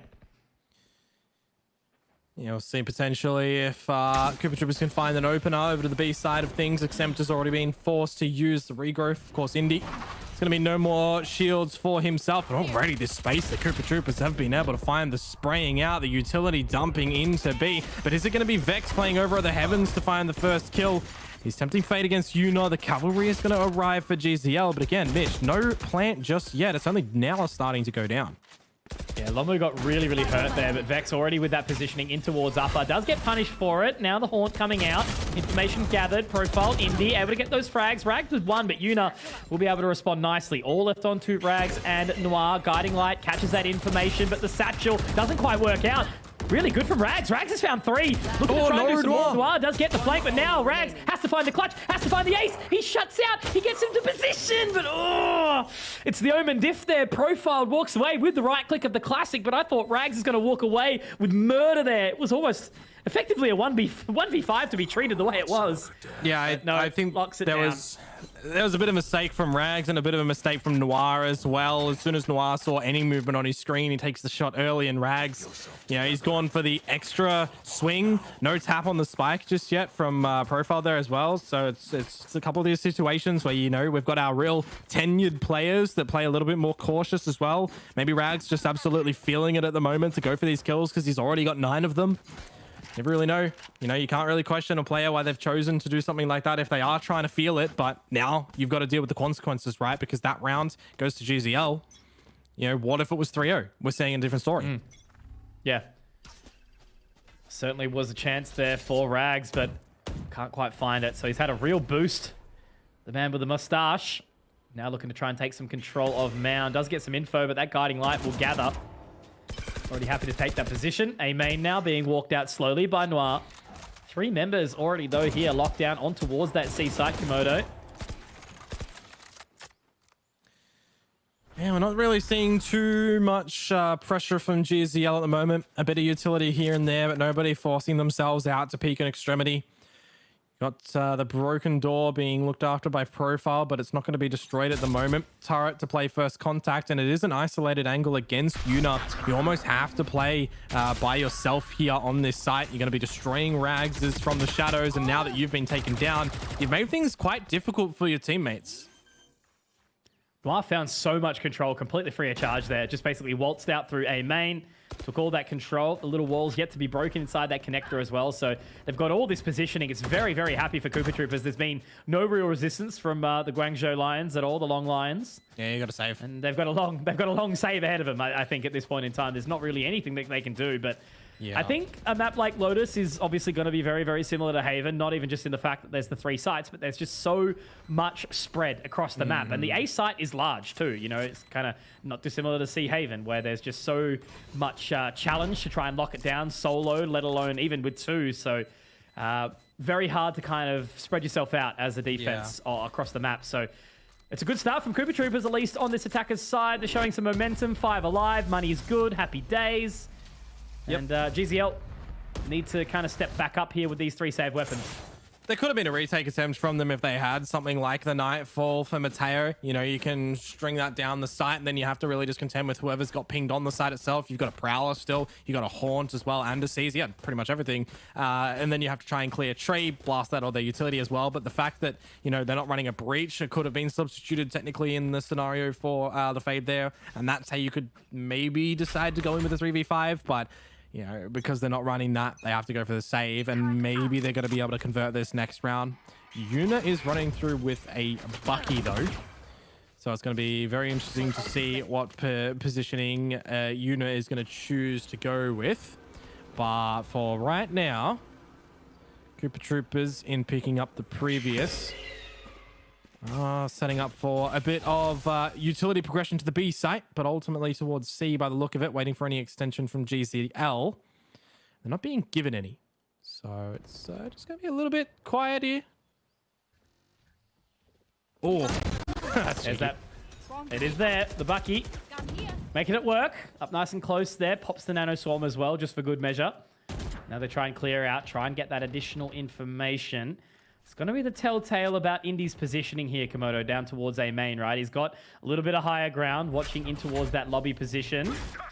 Does the fault line actually catch him? It does, but he can reposition just on the top of rubble. Wait, Nightfall comes through. That should gather, and it's enough. Wow, fantastic stuff. Mateo does get one with the reply, but now it's 30 seconds left. You know, the Nightfall has actually put a bit of a stopper on them here, Komodo. They're rotating around now, but 30 seconds Looks like they're going to set their sights towards B, but they got to really move. They've got to get on towards this site because you can already see the rotation is there. The Rolling Thunder does come out, but it doesn't quite catch. Now the Paranoia sends them back. Paranoia response though from Rags, but it actually does catch up his teammate, but it's not going to matter. Unit gets taken down. Profile tries to get the cross, but Rags does it. Can he get the spike plan? He can. It's happy days. Round is done. Extra money, Mitch. Doesn't matter. Extra money at the end of the day, but Cooper Troopers, I mean, look, a very touch and go situation in the B site, right? You use that Rolling Thunder, you got to push in from the GZL guys, and you're kind of lucky, I guess, that you're there for the trade because they nearly line up for him in the end. A bit of a weird round. You know, I thought when that Paranoia came on that they might try to just push in towards C very quickly, open that door, get a plan, but they went with their gut. 20 seconds to go before that fight really ensued. And now is that situation, right? Where because GZL went for the save with 3, they force in, or they buy up in towards that previous round and they don't find it. They're on the back foot. And it's a very strugglesome situation where they have to take initiative. And that's what they're doing right now. Util in towards this outer C lobby. And I'm wanting one more. Okay, so far, not bad. One enemy remaining. Nicely done. Last live profile. Doesn't exactly have the weapon to kind of do it at the distance either, so Lomu is just going to hold that line. Timing, not great, but at least he gets out, so it's going to be A-okay. Rags has got the line. Rags has been playing fantastic, hey. What's his score right now?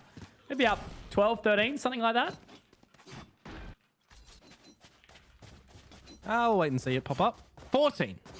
Jesus, 14-2. So, quick maths on stream, you add up the kills, mate. you add up the kills of his teammates, and he's still in front of them. Yeah. Not bad.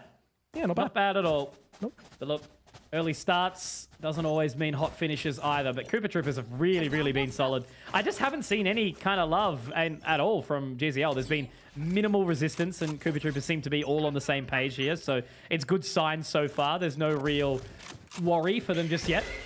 Yeah. But again, I think the telltale will be about how, you know, the attackers half looks for GZL and the defenders accordingly for KTS, because Profile, here we go. Picks up 2. Paranoia does come out, but now he wants to potentially look at the Shrouded Step to move along. Not going to need it. Indy actually gets that catch as well. Lockdown also destroyed by the paint shells. Really nicely found here by Guangzhou. Get the job done, and they make me eat my words very quickly. Good response. Yeah, that's essentially the round in the first 15 seconds, isn't it? Just because there's a couple of nasty shots to come out, and Cooper Troopers being caught off guard. You know, maybe you could make an argument that they've been a little bit repetitive with how quick they've wanted to try and gain a bit of this positioning at the front of B, right? They've been sending in those shock darts from Lomu to destroy any utility at the front of the site. So GZL adapting very rapidly in the situation. Is it too little too late? Look, maybe it's still kind of early in this first half, though. There's 6 rounds to play. This is the 7th. And you're coming away with this one, not having to invest in any of your 4 ultimates. That is a good pep for GZL. It is a good pick-me-up. A little bit of pep in the step, as you mentioned. 30 seconds left. Always good to make it work. But again, still plenty more time needing to come on through. Just damage dealt here as best as they possibly can. Try and get that spike planted for the extra cash. Looks like they actually will. Guiding Light's good. But Brocky gets the response. All right, Komodo, we won't count their eggs before they chicken or something like that, right? Profile. Okay, never mind. Eggs have been counted. Chickens have been hatched. 4 kills for Profile. Secured the round. GZL, get it done. Yeah, not bad. Only losing Unit. You're going to be happy with that for GZL because it means you can start to build up a little bit of your economy to get yourselves a purchase. If you're, you know, dropping the next round, you'd have to... I mean, you have to get a couple of kills here and there and hold on your utility. So if they do lose this one, they should still go in for a force in the one after. But we'll see. You know, benefit of the doubt that they do win this one, though, and make it 3-5. They'll be able to reset Cooper Troopers and get a little bit closer. Now, this is going to be one of those interesting rounds where we do have a lot of these ultimates that will probably be utilized. We'll kind of see what Cooper Troopers do in the first couple of seconds here. You get that dash out from Vex. Get a little bit of that Sova util to push up. Is Profile going to destroy the broken door, though? He's kind of left it intact time and time again, and has kind of hung Yuna up to dry. So waiting and seeing, because if he throws the Paranoia, that's all, you know, well and good, but he still has to expend bullets to destroy the door, and by that point in time, the Paranoia's effectiveness is not really there. He has to use it to entrap them for Yuna to capitalize. Yeah, certainly tagged up a little bit. Now he'll actually be caught off. Got to use them from the shadows to get out, so that's a big call. Makes it awkward now. Repositions in towards that spawn side. Still nothing yet to come on through. Rags has been spotted out there. All the trying to timing. take a little bit of extra control. The guided light will catch him, but they're still held back. These dark covers are making it awkward. Trying to get a little bit further info. Vex might get hurt. He has to try push forward for this. He's got to go quickly as well. Exempt, not on the line. That's the lockdown gone. Profile's already been able to find one back in. At least Una gets the response here, but now there's going to be the ultimate coming out, the showstopper. Shut down indeed. Now Noir all on his lonesome. 1v3. Gets one. There goes the cheeky little nano swarm, but it's going to be destroyed. I think this one's going to be a little bit too overwhelming for Noir here. Gets another nano down, but if they get onto it, it's going to be just too easy. Una locks it in. Third round for GZL. And there is the response that they've needed these last couple of... Yeah. Even let Koopa Troopers into the site still and then denying Komodo. Good response. There's probably going to be some people out there that say Vandal wins that from Noir because he couldn't quite wrestle the spray of that Phantom. But, I mean, you know, at the end of the day, use Vandal or Phantom, whatever one you're comfortable with, and change if you need to. But we got a timeout to come on here. I would expect this from Koopa Troopers after they've dropped the last 2 rounds and they need to settle things down. They need to have a discussion amongst themselves to just figure out how to get back into this, because GZL, I mean, they've found their rhythm, right? They've found what pressure points they need to be kind of exercising. They've found the tendencies of Rags now, who's happy enough to try and push in and take these fights. You shut down Rags at the moment, and it almost feels like you've shut down Koopa Troopers. So maybe they're just a one-man army. They need to bring it together as a team. Definitely a moment in time to think about. Economy still decent for Coopers. So still a solid contest as it stands, but it's been a slower one, I think. You know, the opening start, Koopa Troopers were super dominant, not really feeling any strain or any pressure in whatsoever. Whereas GZL now in a position where they have at least recovered somewhat. Economy in an okay position. Indy's got the operator, which I love and hate on the Rays. Yeah, what were we seeing the other day? I think it was Killjoy Operator when I was casting with Killjoy. Yeah, listen, you know, you can kind of stretch it out as far as you want because, like, you know, Rainer Operator can work, Ray's Operator can work. Anyone can shoot Sage gun at the end of the Operator day. can kind of work, exactly. But some of the agents that have no exit util, it's like, man. Well, Indy has copped a dink or a bink. Whatever you want to say, there's always going to be an argument for what is the correct word to use there. He's got the bullet to the noggin and he's escaped. There you go. And he's been healed. So, Indeed. Not going to matter too much. Chips off the shield a little bit, but obviously this time they've broken out the little cubby hole this time round, Komodo. So Guiding Light does gather some info. Yuna's up very, very close this time round. And this is an awkward spot, right? It can be an absolute blessing and a curse up in towards the tree. And as he sits a little bit closer, it's going to be awkward. Yeah, he's they are rolling in towards the site now. Yeah, very, very stuck. But again, it just depends. Is anyone going to try and open that door? The turret has been spotted out now. Brocky, Vex getting an entry in. Vex is in a great position. Una gets one, but then quickly punished. Now that fault line actually going to catch Mateo as well. So Koopa Troopers well at the advantage, but not for too long. Nah, 2 on 2. Taking a Brocky's lot low. of damage, 2 on 2, exactly. Mateo one away from the nightfall as well, so if he gets a kill, he could essentially use it to just find out exactly where the next player is. I wonder how close he is to the haunt, and I also want to see Profile use his util. He's got both smokes and the paranoia. You put that on the normal line towards this site, and you can provide entry for Mateo. But Vex is holding the line. Are they going to come in together? They're taking their sweet time. GZL, there's that haunt that I made mention to. It's come on out. They line up for Vex, though. And he puts them down. That's 6th found for Koopa Troopers. Big 4K from Vex. Very nice. His position was awesome, managing to get in towards heaven, wrapping around. Kind of overwhelming. Did he walk through the stairwell? I'm not too sure where he actually kind of got around that position. Great to see a replay if that was available. Sorry, who was that? Another time, but Vex, didn't he walk through? I know that Rags went heaven through the A side to get the kill on the opener.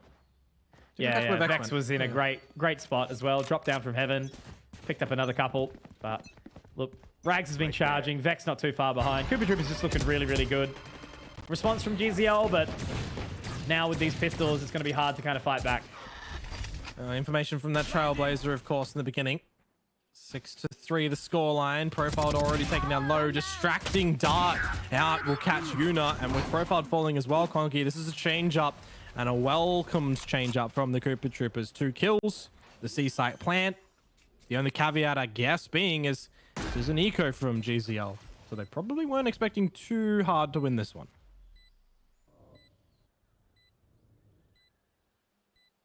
Slowly cruising back through Link. Obviously, Nightfall available. Definitely don't want to use that one just yet. One guiding light to get some info. But I think Vex wants some more frags. Only gets one. Mateo, good response. At least dropping out one of those weapons. Rags, though, on the flank. It's going to be a little bit too easy there. Just adding to his everlasting position. A couple more, up to 17 now. And Cooper Troopers, they get their 7. So a nice and clean counter eco there, only losing the 1 member. Not bad at all, Komodo. They are definitely charging forward strong. Yeah. A little bit of a chink in their armor a short time ago with those couple of rounds picked up, but, you know, they're able to recover nicely. Nightfall available for Mateo now. Yuna 1 away from the lockdown, so a couple of avenues that GZL can, you know, try and get at least 4 rounds in the half if it doesn't go their way. But they do have a gun round here, so they try to convert this one, get the 5th, and then we're starting to talk about you know, some serious play from GZL. Good reveal on Exempt though. They know that he's playing a bit close in front of the broken door. They are going to try to look to overwhelm him. Meanwhile, Profiled pushed up to the mound, this time not losing his life. Now, that was him taking that duel by himself, Mitch. That was a big risk, but he's rewarded with the opener. Meanwhile, Mateo and Unifall, that's rough. Yeah.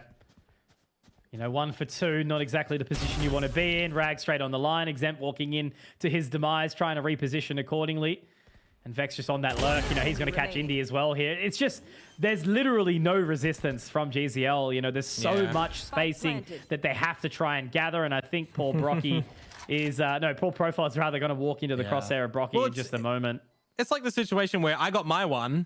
Where was my team getting their kills? Yeah. This is sucky. But again, you got to remember, Profiled in that situation, he's playing the weak side of the map. If he dies, that's a C site given up to the Cooper Troopers. So the fact that he wins his duel on the lurker player of Cooper Troopers, and then the rest of the squad with numbers lose their duels, it's like, yeah, it's kind of rough for Profile. But at the same point, you know, if you play a 3-1-1 instead, you're probably winning that duel as GZL. And you're seeing that 4th round. So it's these kind of things that they need to maybe reel in a little bit. It's maps like this that really kind of separates Valorant, obviously, from other FPS titles, you know, like having so much spacing to defend on a 3-site map, rather, makes it so challenging for the defenders and, you know, actually makes it attackers sided. Fracture, a little bit similar. You know, you have to kind of move out from the middle of the map and try and take that additional control on the extremities of either site. So it just really encourages the defenders to take that control. And if they don't, they can get overwhelmed really, really easily. As we're seeing right now, Vex has site control, and immediately it's already going to lock down to be that retake position. Mateo does try to fight it, though. Profiled already out, trying to take this control back to Moto Noir, though. 1, make it 2, making it easy. Now the lockdown does come on in. Nightfall obviously does get the additional catch, but it's Noir with 3. And man, oh man, there is just nothing that GZL can do. This is going to be a 9-3 half for Cooper Troopers. Yeah, GZL was just trying to flood in front of all the ultimate abilities, and it just doesn't work. I mean, you look at what Cooper Troopers still had. They still had the lockdown from Noir to be placed. He put it just at the ends there. Vex had the Blade Storm. You saw Lomu use the Hunter's Fury in the mix of that. So it's one of those situations where, yeah, you've got the kind of worse weaponry if you are GZL, but if you actually play that Nightfall properly, or maybe according to a structured retake, you know, that's one of the things where you drop your lockdown, you're expecting the Hunter's Fury back, you put in a flash and you go together. You flood together. You know, you don't try to maybe be a little bit tricky and have Profile go in early. Because as soon as Profile went in, it felt scrappy for the rest of the squad to go in and assist him, right? You saw, I think it might have been Yuna with the Judge, just kind of swung out and didn't play with him. So it's these situations where for GZL, you know, is it a lack of practice together? Is it just miscommunications? Is it not understanding the situation? Because at the moment, Cooper Troopers are doing what Nerd Punt did in our first series in the first map. It's essentially what's happening right now. Yeah, a couple of rounds early from, you know, GZL thinking that there is a little bit of life and then just getting decimated in these last few. Cooper Troopers just seem to be on such a different page in comparison. And, you know, the couple of big moments we've seen, you know, there was that multi-frag from Indy, and Yuna also did some big things too. So outside of that, there's just really been nothing that's kind of showed us that the old Guangzhou Long Lions have got a chance to get back into this one. Yeah. So let's look at what Koopa Troopers are doing on this pistol. 2 to C, playing on the back of the contact from the alarm bot of Noir. And you had a bit of a spot out from Lomu. So as soon as he's seen anybody, he's decided to fall on back a little bit. Does have the dart available too. So they're going to wait for the rotations to come over, presumably. Countless util that GZL are throwing down. As... Oh, you're kidding. You're kidding. Oh my lord, they've locked him in. He's locked in his teammate going for the plant conky, and he's died because of the trapment. What? That's rough. We're talking to obviously Profile about a little bit of chaos happening inside these comms. Vex does get another one. Yuna able to hold on. It's going to have to be big though. Noir still doing some things as well with the rest of the team. Profile though too far away, I think, a little bit here. We'll jump down. Brocky can take him. So that's a nice easy round as well picked up for Koopa Troopers once more.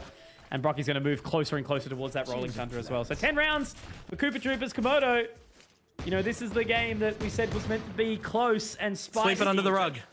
Yeah, I guess so. Oh, that's actually rough. What is that? Mateo going for the plant, trapping Yuna in the default box, and then himself sticking the plant through an aftershock and dying. And Yuna also gets hit for 80. Yeah, that hurts to look at. But as I said, sweep it under the rug. We've got a new fresh round and a pistol going to Koopa Troopers. Looking pretty hot to close out Lotus here.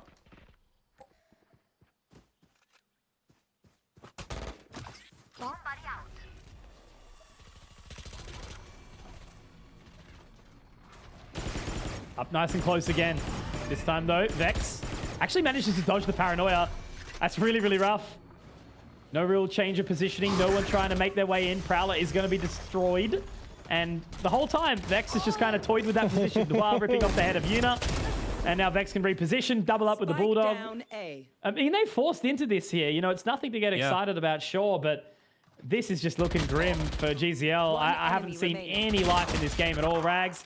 Punished by Exempt at the very least, but he's been taken down low, and Noir will pick that one back up. So 11 rounds, Guangzhou with no money. And Koopa Troopers with a bit of an ego built up from this one, I can feel. Yeah, I don't know. I think this is just Koopa Troopers, you know, displaying that they're just playing rotations the way they need to, winning duels together as a unit. You know, we had this map starting off with Rags kind of just demolishing, right? But now Vex and Noir have picked it up a bit. You've got Brocky coming in. You've got Lomu, who's kind of falling away a little bit. It's a similar sort of thing to Milky previously, but he's still doing what he needs to do. This information, making sure that his teammates are getting what they need to push, because I'm just noticing at what Koopa Troopers are doing at Mound. They got 2 players that have pushed all the way through C. They know that things are happening towards either B or A, and that can put a heads-up focus to these players of KTS on these sites. They're gonna keep going. They're gonna find Profile. Yep, Dunsky. Profile still low. Noir able to just hit a couple of easy shots. Exempt last standing. Actually gets another one with that stinger again, similar to what we saw in the previous round, but it's a 1v4 once more, right? There's nothing really that can be done here. And he's going to go down to the hands of X as well. So map point. Koopa Troopers looking hot. And I guess, you know, last series is nothing really that we can go upon because this was the map selection, of course, of GZL. We saw the exact same thing where Mammoth picked Icebox, got decimated, but then was able to actually show up on the next map. So if anything from history, even if Koopa Troopers win this in a landslide, GZL should be able to do something on Fracture. So we'll give it that and see what happens. Yeah, absolutely. But, you know, one of the biggest things here is 9 map points. So it might have to weigh on you a little bit on what you need to do to make this somewhat of a, you know, not a real comfortable loss, but a little bit more acceptable of a loss. Because, you know, 13-7 sounds a lot better and feels a lot better than a 13-3. I got the spike. Not bad finding the opener too.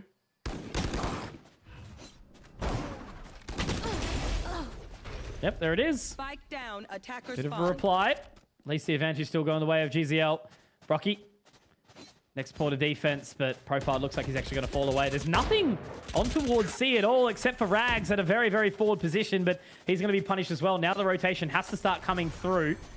Aftershock will go through, door will be open, but Brocky can't quite find anything just there. The Haunt does go out, gather some info, but Brocky actually gets one back as well. So now it's into this 2-on-2. Lomu not exactly in a bad position either. The Prowler's going to go through Waterfall into the link. But now they actually have to fall back. Check if there's anything on this flank, because Lomu, he can just walk on up. That Seeker's available for exams. He's stuck in the corner at the moment. Lomu does have a lot of this utility. That's done. He's going to push. It's a 1-on-1. The trade from Mateo. I thought maybe, just maybe, with Brocky finding that kill, he'd use the Rolling Thunder into the site. Or maybe even if they settled down a little bit, they could have used the shock darts. A situation where Brocky draws attention to Waterfall, allows Lomu to use that utility. But, I mean, regardless, Mitch, the round set in stone for GZL, a needed reply. Still probably too late, though. Definitely. Unless we're doing some sort of a long way to go. Conky Hopium comeback. Because you picked GZL.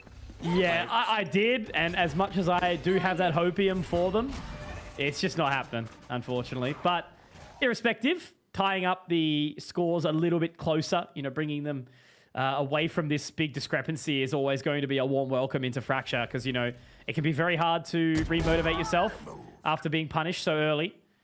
But the Shrouded Step up high allows Profile to get the early catch onto Noir, who has been the opening pick a couple of times, which is not exactly what you want from your Killjoy.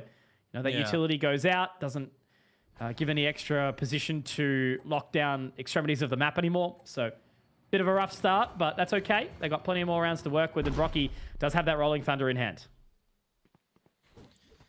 I like the patience from GZL as well. Waiting outside A lobby. If they get any whiff of a fallback from KTS, they will be able to just completely flood, and they still should be able to, because Lomu is the only one here, and he's going to see that Prowler. Luckily enough, he didn't get on his drone, because he might be able to sneak away a kill here. Albeit if he could find two, that would be sensational for him. Vex gets shut down. There's one from Lomu. There's the two. So I think he's happy enough to get activated into this series, because he's been a little bit silent. And with the Rolling Thunder in, Brocky, they're first. He knows where the both remaining players are. Can Rags come to help him? Has the fault line as well. If he just keeps his patience, he should be able to at least get out and rotate back up the stairs. Time for Rags. 12 seconds. Time is ticking now. We hear it. He's dropped down silent. Paranoia. He actually goes for the dark cover first. Is the Paranoia going to come out? It's going to be perfect if it does. There it is. And it's easy peasy lemon yeezy here for Cooper Troopers. Mario movie confirmed. And the opening map goes their way. 13-4. Not a bad result here on Lotus. Definitely a good little ego booster for the opening map here. Making them nice and confident into their map selection of Fracture up next, Komodo. Yeah, absolutely. 13-4. That's a pretty destructive scoreline to come out from Cooper Troopers in their opponent's map pick. You would think that they have more comfort coming in towards their own choice of Fracture. I think, in the interim, really the only thing Cooper Troopers would be having a discussion of was, individually we're shooting better. Lomu's still doing what he needs to, but individually to hype himself up as well. You always want to be hyping up your teammates, even if you do get the win. If someone can perform, if you can hype them up and you get them just that inch better, they can take a mile in towards the next one. So I think there is a lot to take away from that, but still very well played out from the Cooper Troopers to win that map. It's full focus on Fracture for them to win this series.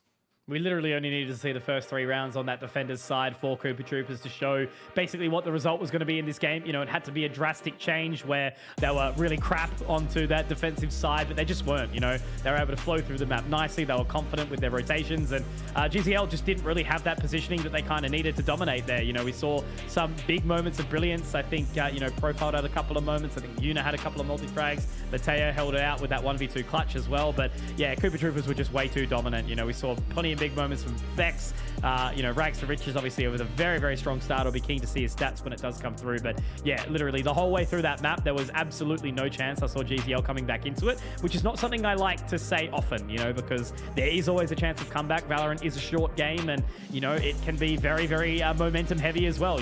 Quite tilt-based, that's for sure. But yeah, that was just way too strong. So yeah, Rags to Riches, 22-8, 308 ACS. That's a really, really solid run. But then the rest, you know, not too far behind. Like Lomu just didn't really need to do anything, right? It wasn't like he had a very bad game by any means. He just, yeah, didn't need to step up. His team was doing it for him. Yeah, absolutely. And there's always going to be situations where that happens, you know? So what can you do if you are feeling a little bit down in the dumps? Well, ask your team, you know, if they want you to doing anything, because sometimes it is just going to be the fact where you've been caught out a little bit, but you still did what you maybe were expected or what your team is happy with. So, you know, if you're Lomu, you're going in towards Fracture, it's a new map, come in with a better or a new mentality, great. But for GCL, different story. You lose that 113-4, you need a hard reset coming in towards this next map. Absolutely. Now, will half-day con cannon ring true, and will we get another 2-0, or will we see GZL recover into that next map and take us all the way through to Ascent? We'll find out on Fracture, so go get a drink and come straight back. Park your backside here, because we'll be back in 5.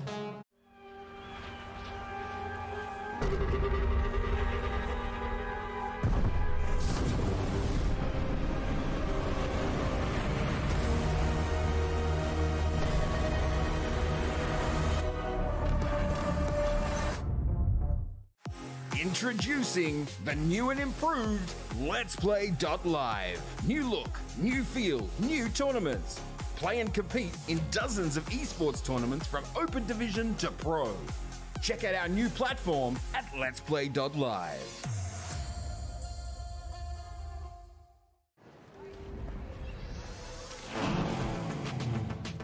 Wow. Attention passengers, the final call for flight. Wait, is that a phone? Look at the performance, the graphics. That thing's a gaming machine. A new challenger. Is that Faker? That man's a gaming legend. Everyone, fasten your seatbelts. And here we go! This is your chance. You keep her alive. Save her, you can save her. If you've come this far, then you know what's out there. You have a greater purpose than any of us could have ever imagined.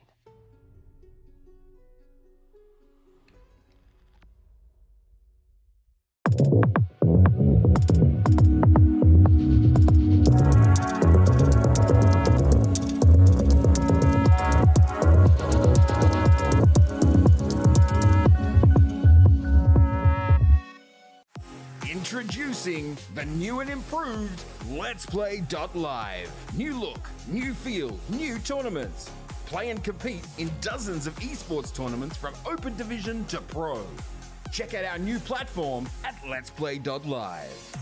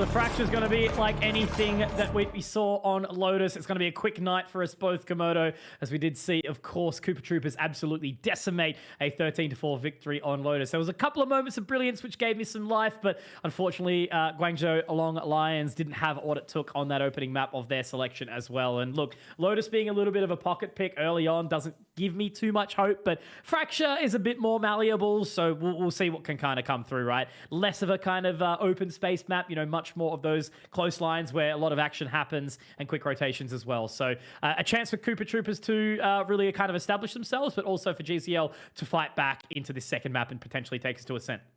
Yeah, absolutely. And I'm looking at the statistics so far from what GZL have been able to do. They actually beat Mammoth on this one 13-6. And for Koopa Troopers, who came away with the pick, they lost to Next Gen or Nerd Punt. They lost to the Who Plus 2. They lost to 95X. And they got very close to beating Fun Crew, actually. So there's an essence of playing this map, not getting victories, but losing it close to good teams.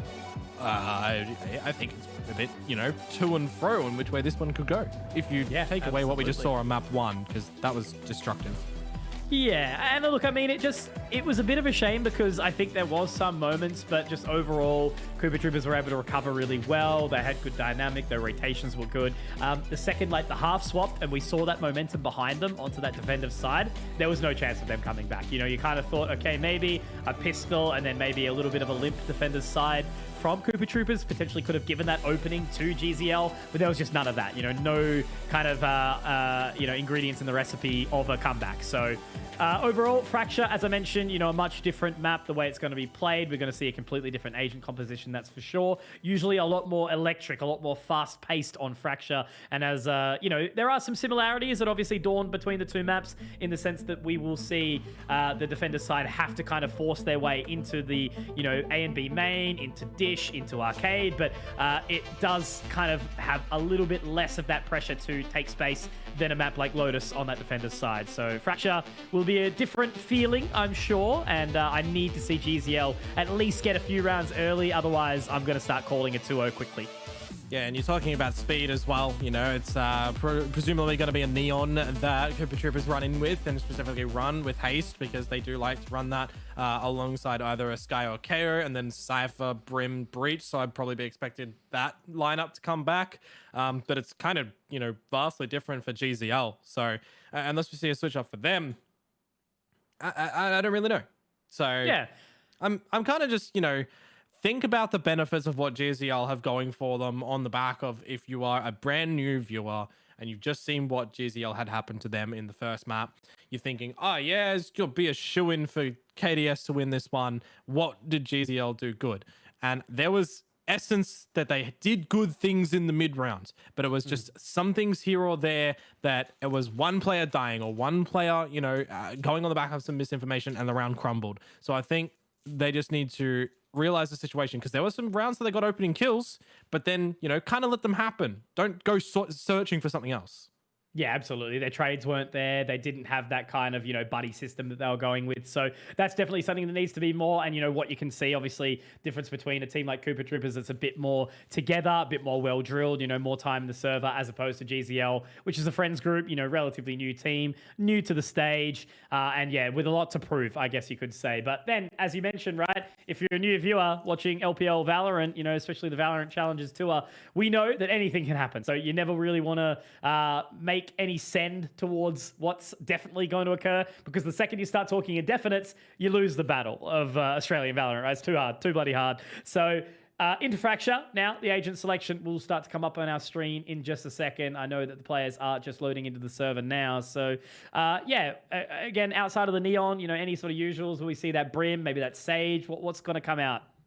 I don't think a Sage, but we'll be getting like a Fade for GZL, a Raze and a Killjoy, and I think a KO. Should be the Breach potentially on the other side. As well? I think KTS bring in the Breach, yeah, along the Neon, the Brim, the Killjoy, and the Cypher. That's what hey, it was. Cypher on I mentioned their lineup a little bit ago, and I've already forgotten what it was. Yeah, so we should be getting then the Breach and the Brim. Ooh, okay, all right. So we've just got Vex, obviously, on that Neon And yeah, Indy on the Rays. Okay, so relatively similar lineup sort of thing. There are a few alternations, but overall, I think they both work. You know, they're both going to be happy mediums for both teams. So it is that time. We will see whether or not a response will come out on Fracture. Are we going to have an early night and pack it up, or will we get that third map, which we all want? Ascent. It'll be different. You know, we haven't really seen that middle of the map pool so far tonight at all. It's all been... you know, a little bit more wild. I guess you could kind of call Icebox bit down the middle of the map slightly, but, you know, some teams are really, really dominant on it, and obviously we saw Nerd Punt come out really strong. Saw there was some banter between Nerd Punt and 95X on Twitter earlier as well. Next Thursday, they'll be playing off against each other, and that will be a very exciting competition to lay witness to. But until then, we have Fracture, and yeah, a final chance of the night to see if there's anything more. But look, I think if Koopa Troopers walk away with this one, that's an awesome rep on the board for them. Oh, yeah. Because who did GCL get the win against earlier in the league, Komodo? Mammoth, 2-0. Okay, so yeah. there was Fracture that they won 13-6, and it was Haven that they won 13-9. Okay, cool. Yeah, Mammoth really sort of showing their struggles. So maybe GCL getting a lucky win over that one, or yeah, Mammoth's just kind of falling a little bit by the by. But irrespective, pistol round comes on in, and it looks like that control already taken through Dish. Looks like there will be some watching of that position, though, by Profiled. He's having a little bit of a look. Now the flash comes out, gets the opening. Vex is punished. Profiled flashed out. Now Noir with a lot to do from the top of heaven. Oh, the Frenzy, though. He sees two of them, so Yuna's at least able to establish that trade. GZL, if they can get a plant free of charge, that'd be pretty decent. Spike planted. 4v3. So a good bit of control here. Rags, very low. Same with Lomu. It's going to be a slow creep back in Trailblazer. That's a little bit of extra information from Brocky, but Mateo is going to be able to take him down. So this is basically an impossible round. Rags is going to be able to get the Sky Smoke down to at least afford himself some spacing in towards the site, but he's going to get caught by Indy. And yeah, Lomu, sorry, mate, you're done. GZL, they win the pistol. So a good start here from the Guangzhou Long Lions. Everybody getting a kill in that round as well. So a good effort by committee. You will be happy to start with a pistol like that. Now for Koopa Troopers, don't do it. Do not force in. Have everything you need for the next round, because it's going to be all of the guns. And when it comes to this map, you want to prioritize a lot of your utility as well. So I don't want to see any overcommitments. Cool. Bit of a stack from them. It's not a bad idea in a round such as this. See if GZL fall into the trap. And what is it? There's just got the camera over to the B side that Noir will be able to look at. Probably if they get any post-plant taps, I would think.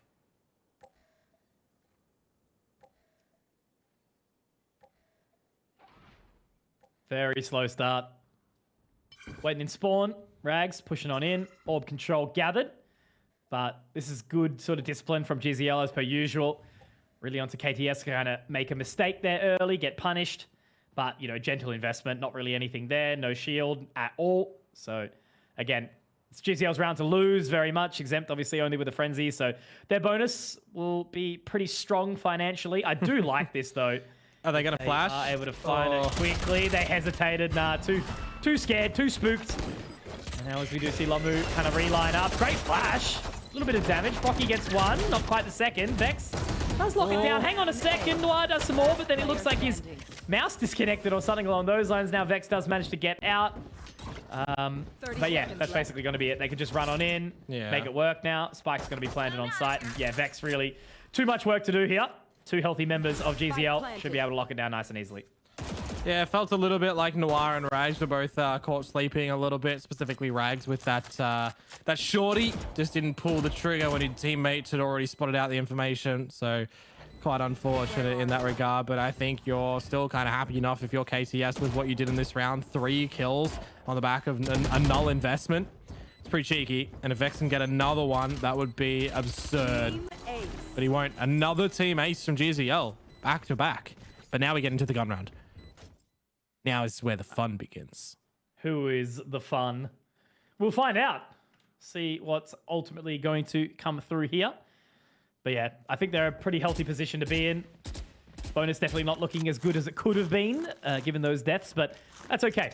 They'll make it try and work Fracture, a lot of those close quarter angles, you know, especially on that aggressive side, you can kind of get up close in the grill of Koopa Troopers. So the early seconds of the round, depending on where they throw themselves, will determine. It looks like it's going to be a very quick hit towards B. The utility is there, though, however, from Noir. So we'll give it some time. It's always interesting when it comes to Fracture how the defense looks to find their information, because they've split Brocky up through Dish and Vex in towards A main. Okay, Rags.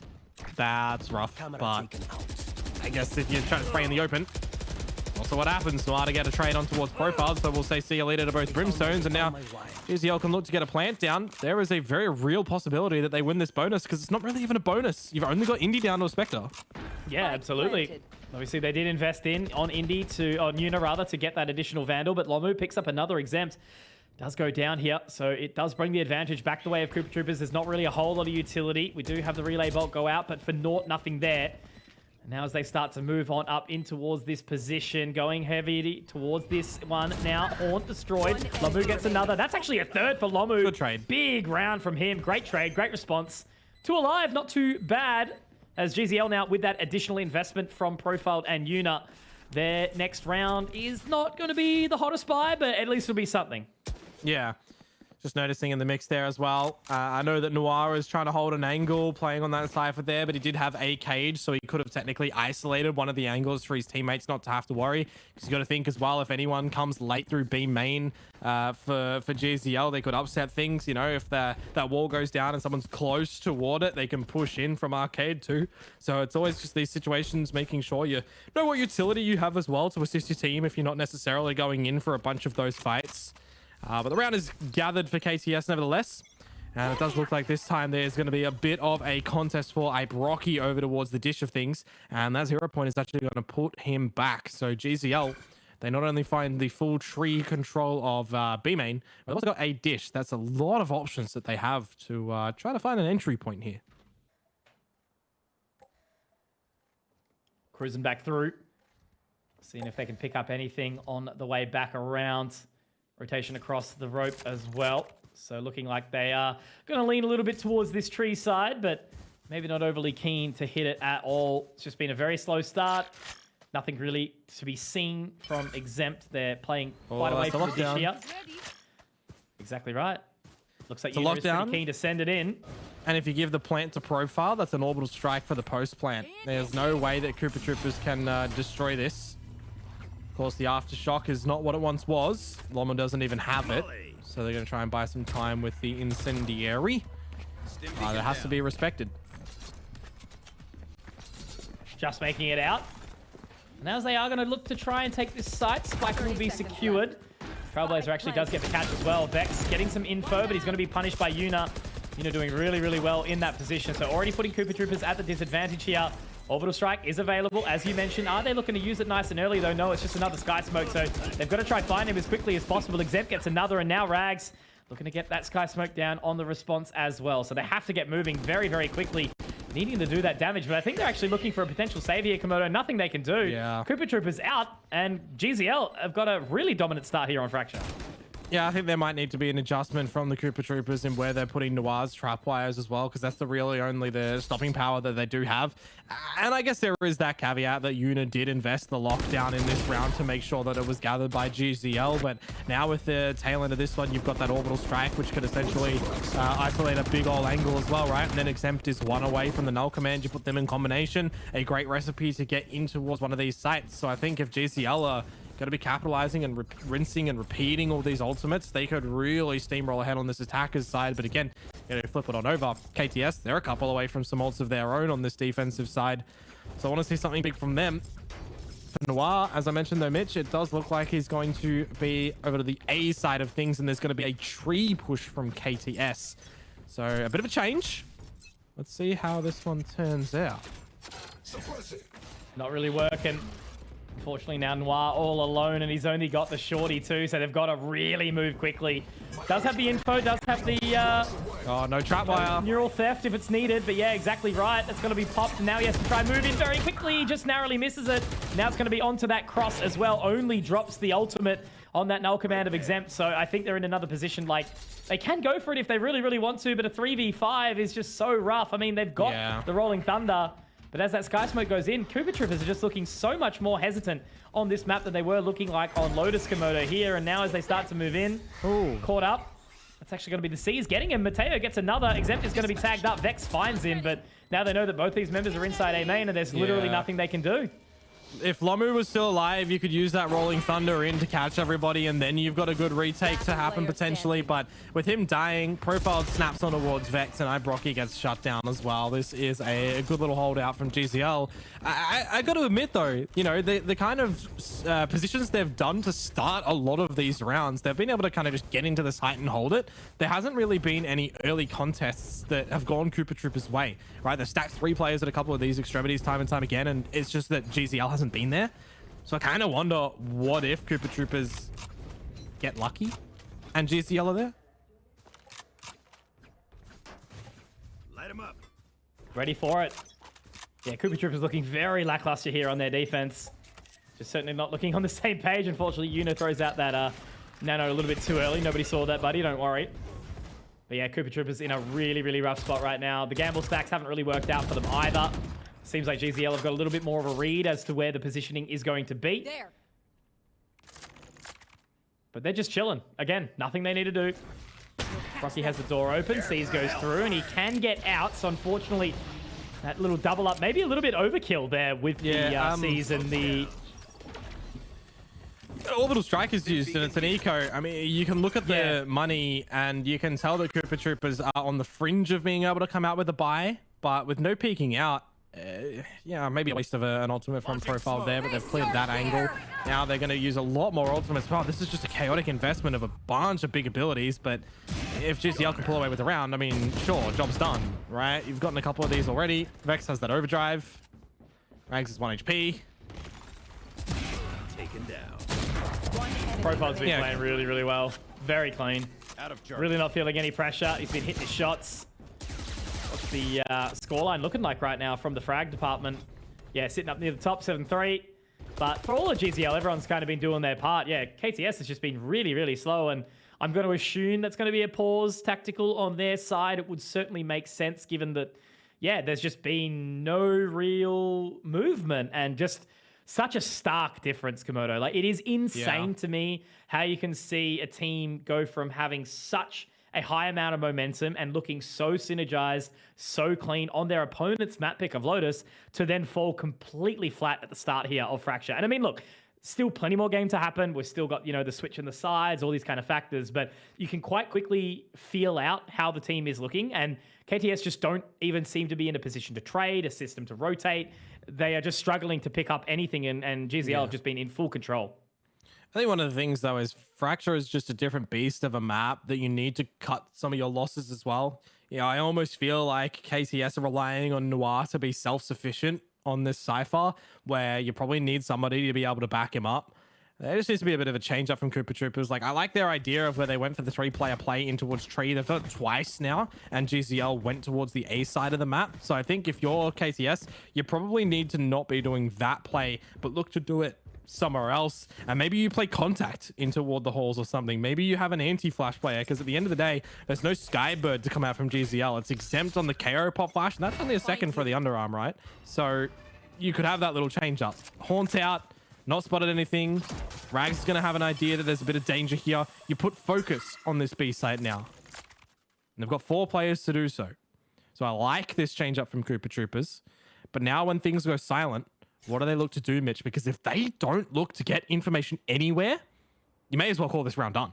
Well, yeah, and the thing is, right, how many rounds have we already had on record of where you've left Noir completely solo and he's just gotten rolled over, and then it's too quick. It's, you know, it's going to happen again. Yeah. There's nobody what we're seeing. There's nobody pushing for any information. There's no Skybird being thrown by iBrocky. There's no Seekers being invested to go with them. It feels to me that Koopa Troopers are saying, we will play retake on A. Noir, good luck to find one. Yep, absolutely. All the best, brother. Feel it out. See how you go. Spinning around in every single which way. They know he's here somewhere, but will they be able to find it? Wow, oh, he could go so big if he finds the right timing. There's one, there's two. Will it be a third? Not quite. You're able to respond with it now. Here's that Rolling Thunder. Moving on in, Lomu able to get another with Brocky in tow. There we go. 2 for Brocky. Now all on the profile. 20 seconds. Door opens. Audio cue given, but he has to move. Vex has to hold. That's better. He turns in time. Vex gets it done. But again, Komodo, if Noir didn't get those 2 kills, it would have been so much harder. Yeah, a different story completely, right? Because that is the 4 players that came from that B side surviving on the back of only needing Noir, you know, to get 2 kills there. And look at the investments, right? The Seekers were popped, and that Rolling Thunder was quite crucial to allow everyone to flood on in. So I think, you know, good investment from KTS to be able to find everything there. But it's the age-old question that we've been, you know, able to say for 2 years now when it comes to Valorant, right? It is a new title. You know, everyone keeps drawing similarities to other games, but right now, in this essence, you've used your ultimates to get that round, right? There's no question. Without those ultimates, Koopa Troopers probably don't win that round. They don't have them now. How do they win these rounds? Much more to do. Also, GZL called this tack timeout, for those wondering.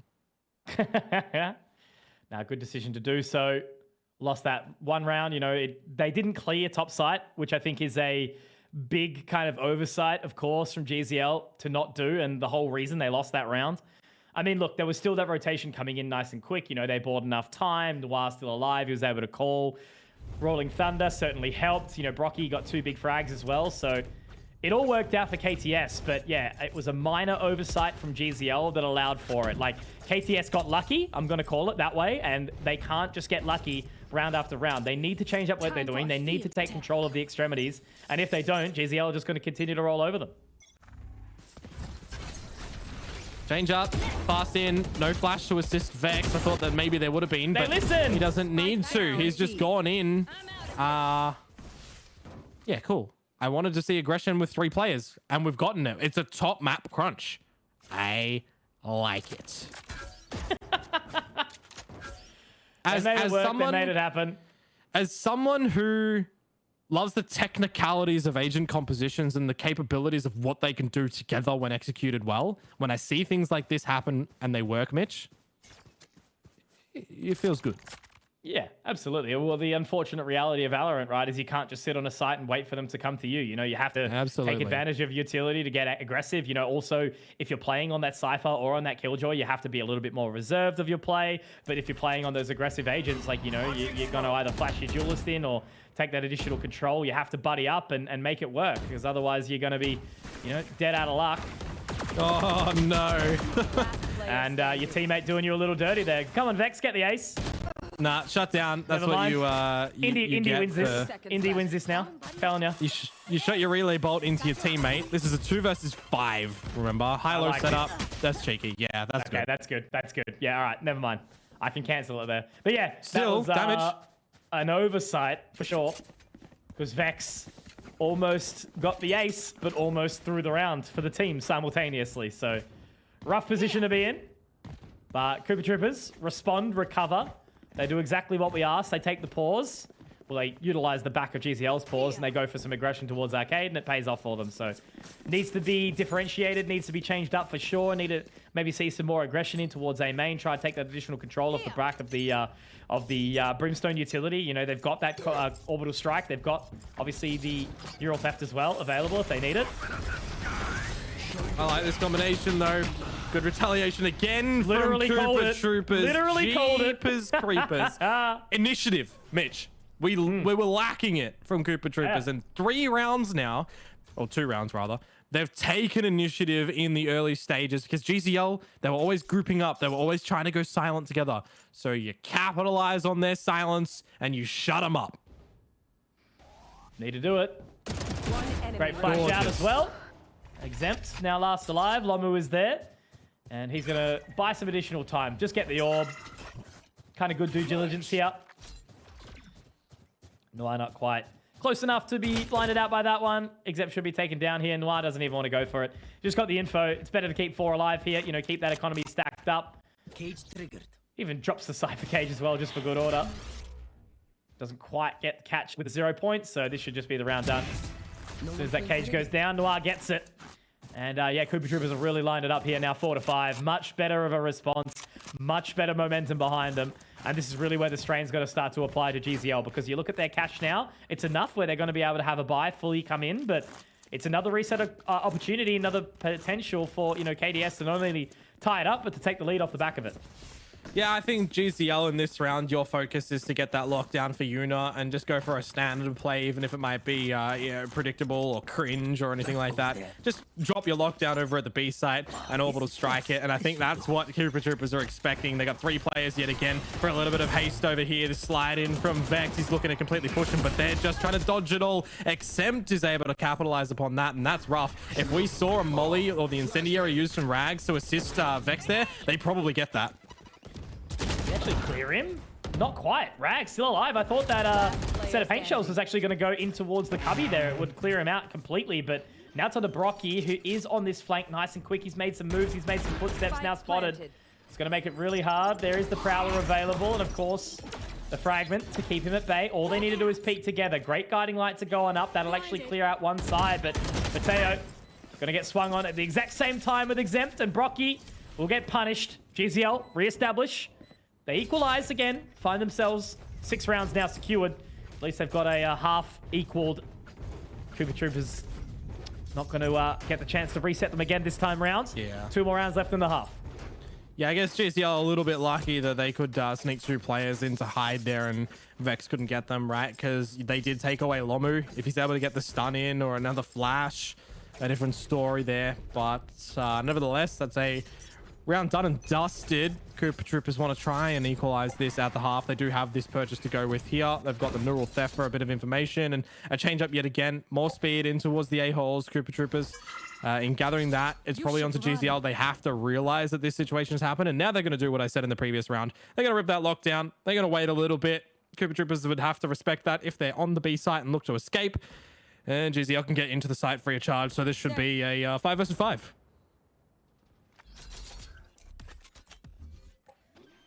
Please don't smoke that turret. On. Yeah. Profiled in a great position, but you know, he's got that obviously orbital strike that he needs to hold on to. Yuna's going to defend his honor for now. Profiled continues. Oh, what? It's just too easy. Way too easy there. Noir, last man standing, all in his lonesome, caught up, of course, by that information of the fade. And now that's a flawless round. 7 for GZL. The momentum is much behind them again. And yeah, look like this is potentially a 3-mapper Komodo, which is exactly what we asked for. Yeah, maybe. I will say, you know, the attacker side on Fracture is generally the one that players get, teams get more rounds on just because of the nature of how this map flows. It's the more preferred side, at least in the, you know, relative history that I've seen. But nevertheless, we'll see what Cooper Troopers' last round here is going to look like, and maybe more importantly, what GCL's defense is going to look like, because they're looking a little bit more cohesive now together. Decent reveal on towards where Rags is, but I think, you know, for me, it is what Brocky can do with these Seekers. It is what Noir's neural theft is going to reveal, because Cooper Troopers have gone back to what they were losing with in the beginning. They're leaving Noir on him by himself on the A site, not really being reactive or anything. They're just leaving one player to look at these extremities over B. And now that that guiding light has spotted nothing, Cooper Troopers are making a false reapproach towards the A site, and the Seeker's immediately destroyed, gives up the information. They're going in towards this B site. Nice and fast. Brocky able to lock it down, but at least a couple for now. Yuna drops the turret. And with that spike dropped, it's going to make it a little bit awkward. Does get recovered quickly, and now they can get the hell out of there for now. Rotation straight through. Neural Theft gets the information, so they have to rotate very, very quickly. Obviously, it does ping twice nowadays, and that Prowler opening up the door to give the further information away. But now they're slowed down. Still here. That's Brocky's it. still here. What is he going to do, though? They cancel it. Oh, he's looking to walk away, but maybe second guessing it. Yeah, GZL. They've got a small window of opportunity to get into this B site. What utility do they have? They've got no smokes. Rags does not either. Rags is a body here, and so is Noir. It's onto Brocky for any utility, essentially, to get in. But on that merit, least GZL, they've got more util. Yeah, 15 seconds though, Mitch. The time is a problem. That flash goes in. Rags, Brocky get what they need to. And now it's on to Yuna. He has to force this fight. And just by the timing, Brocky should win this as well. A good flash. Great flash. Leads to 7-5 at the half. A big round of kills for Ibra. Whose flash blinded Tree? Switching sides. Was it a team flash? Yes, it was a team flash. Then Exempt tried to send him out on towards that B site. A little rough. Maybe a little bit of panic there with only 14 seconds left on the ticker. So KTS get a well-needed 5th round. Now they move on to the attacker side. Of course, it is going to be struggle street, I think, to try get their way back into this. But at least it's doable. You know, it's not a very big separation. And, you know, the attacker side, not always the more challenging on a map like Fracture. You know, sometimes it can be relatively equal depending on the momentum behind them. So Cooper Troopers, you know, they showed that they had what it took on Lotus to absolutely decimate GZL. GZL have obviously got 7 here so far, so holding on to that lead. But, you know, it's too hard to call it at this point in time. Yeah. All right, pistol round. Let's see how the approach is going to be for both of these sides. It always gives some nice insight into any anti-stratting as well. A lot of utility through the B tree.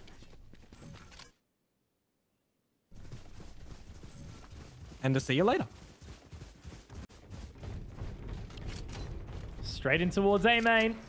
They will hear those tootsies. Nade goes in to at least buy some additional time for the rotation. But they don't seem to be overly keen. Noir has kept so much interest over towards this B site. The rotation's there now as they do march through towards B. See, that fast lane not available for Vex. He's going to be out to the site, but he does get the dive, and he actually gets the additional dink up, which means that Indy's low. Exempt, mate, 1v4. Where's your team? Spike planted. Big round from KTS. An unfortunate pistol for GZL. It's always one of those things where you've got a neon, you know, in the server. It can play with your rotation timings. Noir was kind of left by himself at B to try and find any kills, but I guess just the flood. GZL couldn't quite get a couple of those kills there, Mitch. So it means we're getting a little bit tighter here. All right. So that's the well-important pistol round that they need. GZL not going to force in this time. You know, we saw it on Lotus, obviously, where they did try to get a little bit aggressive with those stingers. But that was kind of a little bit more by the by at that point in time. You know, the game was definitely gone behind them. GZL still obviously holding on to that lead still here. And again, as you mentioned, right, you know, this map doesn't exactly have sides to pick. Kind of depends on the team and how they're vibing at the time. Yeah. They're just going to go for orb control nice and early here, Cooper Troopers. Right there. Oh, nobody home on the A side, unfortunately, for GZL. I want to see what sort of adaptations they look to do when they've got their actual gun rounds coming forward later.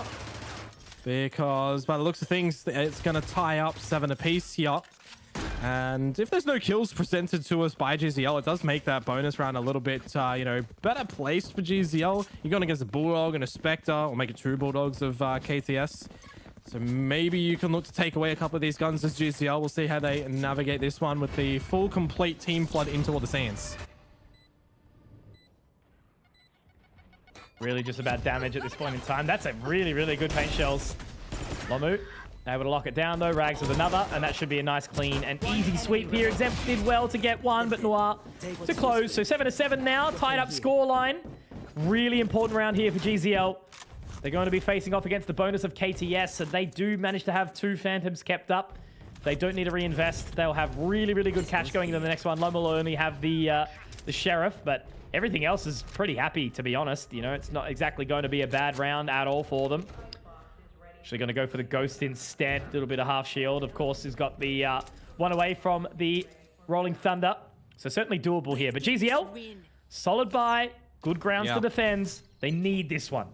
Absolutely, and they need to go in with a plan as well and try and find what information that they possibly can, because it's getting similar vibes, right? Noir was being left to one side on the KTS's defensive side. It's a bit of difference now that Yuno is playing Killjoy, not Cypher, and is being left on the B side of things, but in the mix, Mateo's already lost his life, and there's another frag being found by Vex, so it's just strugglesome for GZL at the moment, but maybe, just maybe, they can look to bring this one back, because the spike hasn't been planted just yet. Lomu is within an inch of his life, so there is a breath of fresh air that GZL can capitalize upon to still get this round. Definitely worthwhile. Now finding that spike plant, so important to keep composure. Rolling Thunder used very, very early to try flood it out because they're trying to get this rotation, allowing enough time for Brocky, and they do it well. Brocky gets it. Now moving on in, Yuna still there alongside Profile. They're definitely in position to do so, but that Aftershock is going to make it tough. They're just looking to get it ticked to half. Profile doesn't quite get away either, but it's still stuck in that spot. He could potentially try and get it, but that flashpoint still coming out, making it hard, and the post-plant Molotov is also there, so... That was a really nice lineup there to be thrown on out. Rags closes it with that utility in the post-plant round, and KTS take it away 8-7. Yeah, good timing on the flank to come through with Rolling Thunder from Lomo as well. Unfortunate for Exempt with that 0 point. It doesn't go deep enough. And as you may mention too, you know, Rags, really crucial with that Incendiary at the end. But just the bullying at the end there as well, right? The double flashpoint that goes on in. But I want to say, it's kind of funny there for Brocky at the end there. He's just painted a picture of the other guy spraying around him. Good times. But, you know, kind of the worst outcome, I guess, for GZL, though, right, is one of the important points to make on the back of that round. That was the bonus round. That was the round that they had the better weaponry. And unfortunately, it doesn't go GZL's way. So they lose the lead. They lose that bonus round. And now they're playing with a bit of a half buy. And KTS are welcoming any aggression. Not quite sure what the buy might exactly be. Is it a full force? Is it a half buy? Is it an eco? They're just waiting to see if there's any extension from GCL. Now that they don't see it, KTS are just going to go in. Straight on in. Yuna, good denial at the very least to sort of open up the can on this round because of Zem. Fantastic position. Oh my god. Not clearing anything at all. What a position for Exempt to get away with all of that. Absolute murder. Fragment goes down as well, making it really, really hard. Brocky, though, with a cheeky response, but he's so bloody low. 11 points of HP. Now he's looking to send his way into the tunnel, but they are going to be macking their way down towards Tree if they want it. Yeah. Prowler goes through to gather the info, but Brocky is going to have to waltz around. This should be impossible for Brocky. He's not a Sage. He can't heal himself. Indy and Mateo, if they get a crossfire on the site, that should be all that they need. Both Prowlers expired. Spike on the site is the problem. And 20 seconds, yeah, less than that. How do they look to hold this one? Or rather, how does Brocky just get back in? So many angles. They're together on the site. Oh, I don't know about this being together on the site, Could you imagine? Yeah. Oh, no, he got one. Jesus wow. Christ. Oh, man, that repositioning from GZL was so bad. Oh, tucking themselves into the corner together. I mean, look, they're doubled up at least, right? But the angle that was almost created by Brocky with the sight box could have potentially made it 2 1v1. So, oh, geez, I would have loved to see at least, you know, sight in the cubby and then tower maybe for the crossfire. But irrespective, they make it work.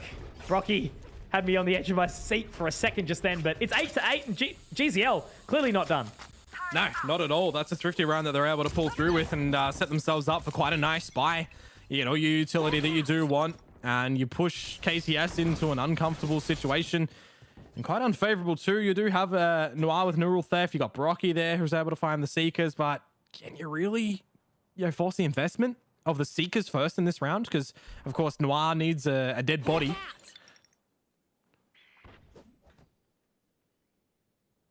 So it feels like it's back to the drawing board for Koopa Troopers in a round such as this. Rags one away from the orbital strike. Could be a really big ultimate to try and find a pick on this B site. Isolate an angle for the team to get in. Oh. Yuna opening up really, really nice here. Great response. The turret to open. It's always a little bit of a kick in the teeth to fall to that turret. Now they're really trying to reposition here. This is awkward, going straight in towards the generator. I don't know if Exempt is going to get caught off guard here. I don't actually know if he's seen them cross. He hasn't. He has not at all, Komodo. This is going to be a perfect flash. They swing on in. Vex. Oh, he's looking to make it work. Rags, though, going to be taken down by Indy. 30 seconds left. Indy does well to drop 2. Now it's all on Rags in this 1 versus 2. Spike is down. They can move forward to it. They're both so low. It's in such a bad spot. Paint Shells will hold it. Rags has to get moving, has to try and throw himself into this. 15 seconds. Pick up that spike, my friend. Already moving in towards Canteen, and I'm not talking... No. In his own head, rent free as Mateo will walk on in. Rags to riches. Certainly looking like Rags in that round as GZL take the lead. I'm stretching my knowledge here, and I may very well be wrong, but I don't think I am. You can hear when a Brim pulls orbital strike. If I'm remembering correctly, you can hear the rip of the orbital strike, and that is a sound cue that the guys in Canteen would any day of the week swing on the extra 0.7 of a second, I think it is, to re-equip your weapon after that. In the chat to confirm that, but that's just, that's wild. Yeah. So not only is that kind of like a wasted ultimate, but it's also a situation where regardless of Rags pulling it out, even if he doesn't rip it, it still gives Q. Yeah, that's an ouchie. Man, oh man. A Band-Aid don't fix that. Rough position. Certainly not one you want to be in, but irrespective, they've made it work. And yeah, Rags not able to close despite the fact that, you know, when you put back up against the wall in an awkward spot, it's never going to be easy anyway. You've got so much to kind of think along. So irrespective, pause taken, time thought out, conversation had. Now, GZL with that lead taken back. KTS do have the buy-in. Money's not great for GZL either, though. So important for both these teams to win away. Well, KTS loved their pace on their defensive side. We'll see if they are able to convert in towards this one, because Mateo started things up as well. Exempt is there to back up his boy. And if this was a normal map, I'd probably say, yeah, that's it, but that's done. But we can see the radar. There's nobody at A, so there's a chance for a plant to go down. With the forward position of Rags following the Seekers, maybe he's able to get a kill to get Cooper Troopers back in this round. But you'd still probably back GZL here. Definitely back GZL. It's going to be such a tough hold. KTS up very aggressive as well, all wanting to fight this. And you can just see, waiting, Exempt, all he needs to do is buy time here. That lockdown is going to make it so tricky here. Like, Rags can push on in, sure, but the post-plant utility that they've got to try and work with. Now they've got all this information. Brocky manages to get outside of that lockdown, but Komodo, this is going to be tough. Utility flying left, right, and center. Indy already onto it, but Rags, Lomu opening it up, but it's not going to be enough at all. They buy enough time. Indian profile, get it done, and GZL, they'll take 10. They'll break that economy, and they'll really make their absolute merit towards this third map here of Ascent. Yeah, it's just really difficult for Cooper Troopers in a 3 versus 5 scenario when you're on that deficit and you've got a lockdown against you. All Exempt really needs to do is try and buy time and bully Cooper Troopers to stay around that lockdown, draw them away from the site so that the teammates can get on and start to get that defuse, knowing where Cooper Troopers have to come from if they lose the duel, if their teammates lose the duel. So the fact that GZL have the contingency and the positioning in that current situation to do what they need to do to get that job done is absolutely brilliant, and they're setting themselves up very, very nicely to convert to an 11th here, and maybe even after the fact to 12th, and we're looking at map point to try and send us into Ascent. This haste from Vex has been shut down time and time again. It's time to go and rethink things. Absolutely. Been punished hard these last few rounds. GZL certainly making a show towards it, but they aren't going to be broken down by that opening map of Lotus. Everything is hunky-dory so far. This investment, you know, only gentle here from KTS, but they're walking straight in towards a very, very well-held site here. So much utility down from Yuna, who has been having a stellar game. Sky Smokes go in. Rags wants to try and find that weapon here. Might be able to recover it. Brocky needs to break that turret as well. This is just so awkward. Presence now given. Turret able to get it done at least, but Exempt finds the wallbang as well, so that's going to be really, really nice. Now this rotation can start to come through. Mateo already starting to fade away a little bit. Rags spots him out. Sight should be at least taken here, Komodo, but still so much here to do. Left. GZL are in a fantastic defending position. Profile gets the spot, gets the info, and it's another one. 3v5, and this should just very well be GZL's round to take. Yeah, just a bit of misaligned crosshair placement from Rags. Not expecting somebody to be too close, unfortunately. Good swing out from Mateo, and it's only going to be Noir good for one. So 4 alive at the end of the day for GZL.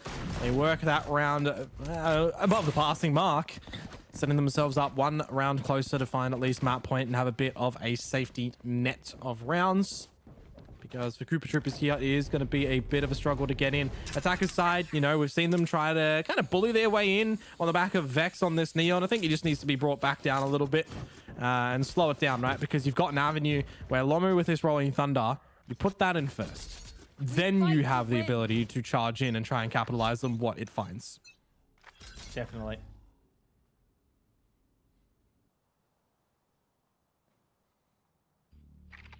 All the pressure now aligns. GZ will get this one. It's map point, overtime point that they've got to fight for. There's that Rolling Thunder already expended. It's going to make it really, really tough to defend now. Yeah, Vex. He's gone in a little bit too aggressive. It's made it awkward because Indy now has cleared out main. Should have so much information. Catches Noir on the rope. Oh, that is rough to be found. Lomu does manage to pick up one as well as Vex. Now Vex moving into the sands. But you have to do more than slow them down. If he wants to be the prince in this round, Mateo finds another response as well, but Brocky gets him from the dish, dropping him down. Yuna now moving in towards the site alongside Indy, but Vex able to deny more. Indy last standing. Money's still good for GZL, so it's not going to be too much of a burn. Vex with 3, exactly what he needed. Even getting knocked up by that Rolling Thunder, it's still A-okay. KTS get 9, but still a lot more ahead, rather. Yeah. Looking at the economy of GZL as well, it's not really everything that you want to go into a round with. You got a couple of members down on light shields. They will be able to do some calculations, though, to make sure they get all of their utility, because that is going to be a very important thing. But it's kind of this risk versus reward situation as well, right? What do you look to sacrifice? Is it just shield at the end of the day? Koopa Troopers, kind of the same thing. Couple of players a little bit more down on that, because if you're GZL and you lose this, that's the approach for KTS to get back into this one. It's 10. You take a knee in the round after, and it's 11 for them, provided you don't get that thrifty round. So it's a very crucial round for GZL to win here. You know, I wouldn't have been opposed to seeing a half buy, give themselves, you know, the full buy to make sure they can try and stave off Koopa Troopers from evening things up. Oh, and Vex, I thought he was sleeping there, but he still finds Yuna. Big opener. Massive, massive opener. If they want to recover here, potentially find that swing round, you know, reset the economy. There's certainly things that they can do here. Noir actually manages to get the catch inside the tree as well. Still had the neural theft available, but he's going to be quickly stopped by Profiled now. Brocky, lots to do. Brocky lines up, but he can't quite find it. Now has to get the guiding light out, and they need to move away. Vex going to join him. They're already moving all the way around, rotation all the way through, and they know it. They can already start to hear it. You can see Profiled getting in towards position. Look at the control that they've already got in towards main, Komodo, all the way in spawn. They're going to be able to lock this down. The thing is, there's no extra heals that have actually gone onto Vex's body, so Profile with his Phantom is just going to be able to line everything up. It's unfortunate that Lomu gets him. I thought that maybe Koopa Troopers would reroute back towards the B site, because that's where Rags is going to come from, but he is the late contingency. Vex is taken down by Indy, and it's going to be him and Exempt to try and take this one back. Lomu, but a nice timing and positioning on the side itself. He works wonders with that one, and with Brocky finding Exempt. That does mean there is that 10th for Koopa Troopers, Conky. And what was I just mentioning about the economy, about GZL? You know, if they took a half buy in that previous round, it's because this is the round that they would have that proper buy. And now it's the other way. They don't have a buy in this round. They didn't last, but they lost it. So we should be seeing 11-all. Definitely should. Huge result here. Swing round, as Pilski calls it. The investment from Exempt, of course, but that's about all she wrote. Koopa Troopers just need to be so careful that they don't allow anything to really come out over aggressive. Mateo's actually going to be spotted out. Great C's in. At least throw Vex back for the time being. The Haunt will also gather some further info, but never mind, it's destroyed quickly. Guiding Light goes through, doesn't quite spot, so at least they've got this control of the drop, but they don't need to overgo. They don't need to run it in. It's a quick reactive C's from Mateo as well. The fact that he's there by himself, if he had a buddy, they could have potentially popped on towards Vex, who got caught out by that season. There's an opening kill. It's drawn a lot of rotations to the A site now. That quick little early pop from KTS. It's just how do you do. There's no firm handshakes or anything. It's the beginning of the business, Mitch. Oh, that's a big dink. Vandal wins that, by the way. It does. It does indeed. Good frag from Brocky, though. It's going to be a little bit of extra control taken, because it still keeps the interest over here. But this is a little dicey, Komodo. Oh, Brocky. They're all rotating over. Brocky has sort of sent some semblance of information over, but they have to clear everything because, as we saw previously, not clearing the top of that side. I mean, Profile doesn't exactly have much to play with, but he gets the opener here. If he found a second, it would have been dastardly, but no. Yeah. Lomu, Vex, Noir, all getting frags, and now Yuna stands alone. Spike planted. I like that neural theft as well from Noir. Reveal all the positions of the GZL guys, even if it is an eco round. This is a crucial one for KDS to win.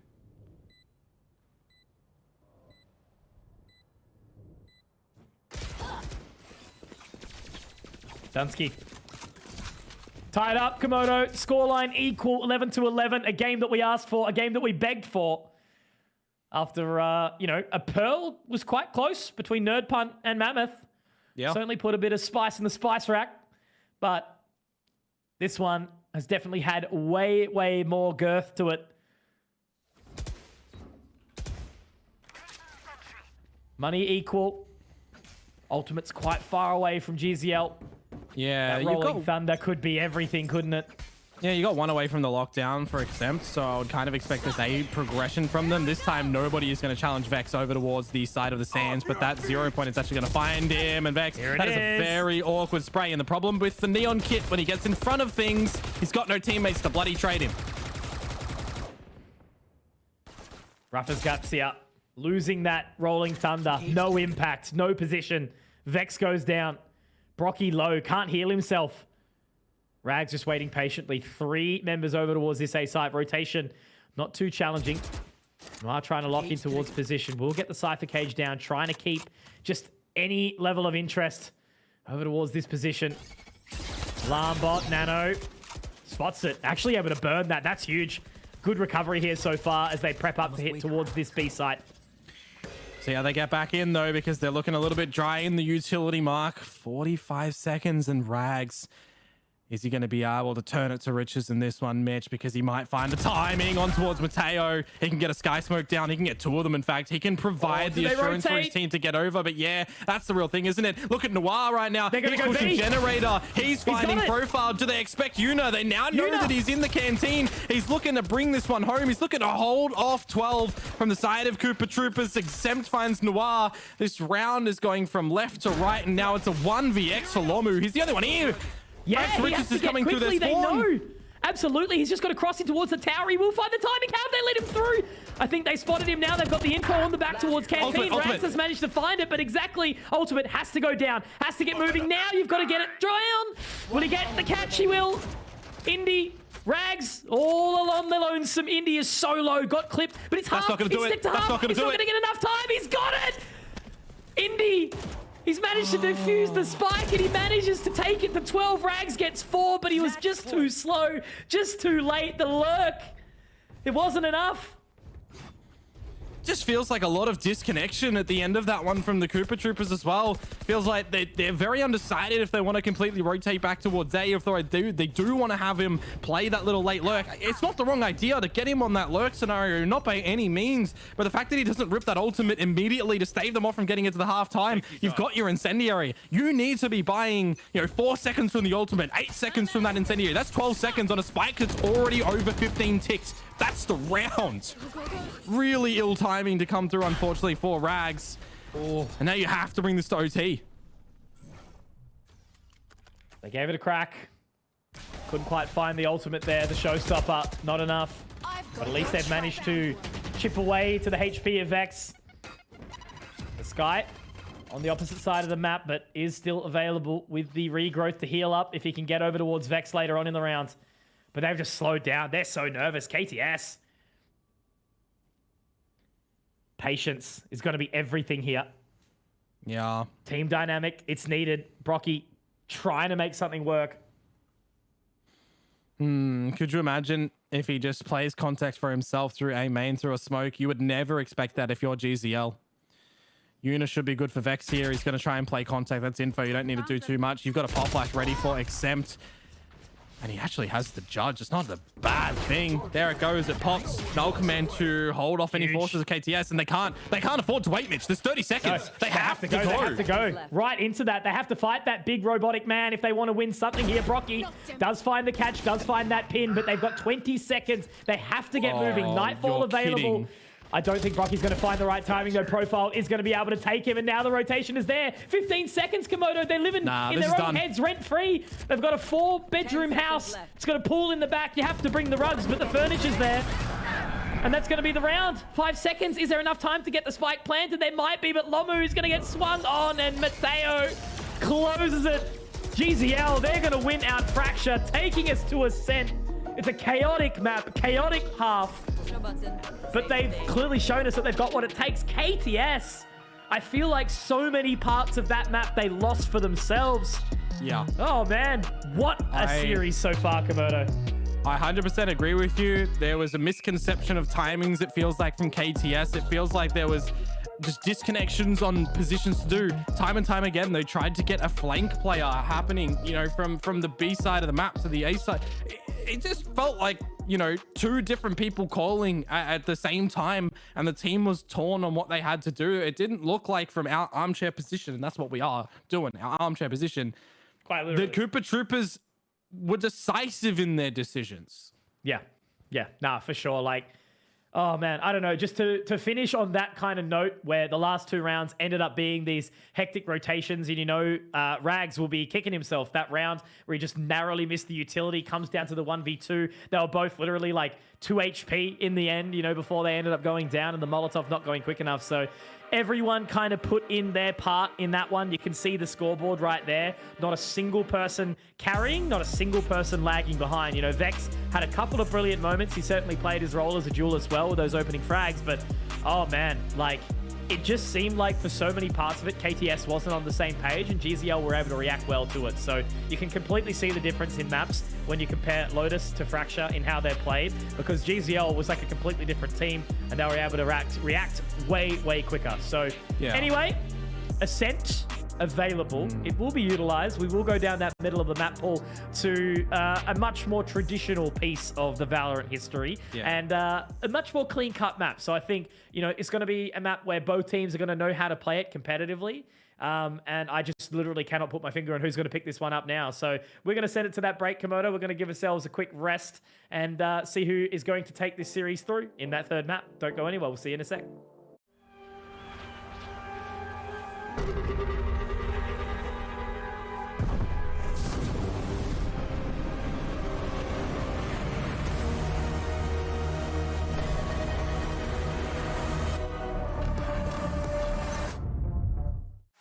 Introducing the new and improved LetsPlay.Live. New look, new feel, new tournaments. Play and compete in dozens of esports tournaments from Open Division to Pro. Check out our new platform at LetsPlay.Live.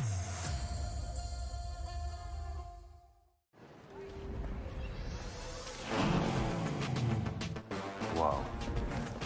Attention passengers, the final call for flight. Wait, is that a phone? Look at the performance, the graphics. That thing's a gaming machine. A new challenger. Is that Faker? That man's a gaming legend. Everyone, fasten your seatbelts. And here we go! This is your chance. You keep her alive. Save her, you can save her. If you come this far, then you know what's out there. You have a greater purpose than any of us could have ever imagined.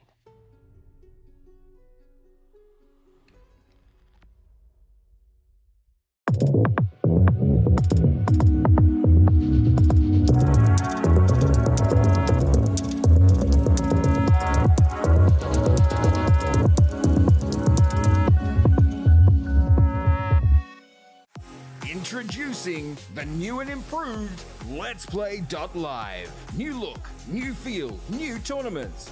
Play and compete in dozens of esports tournaments from Open Division to Pro. Check out our new platform at LetsPlay.Live.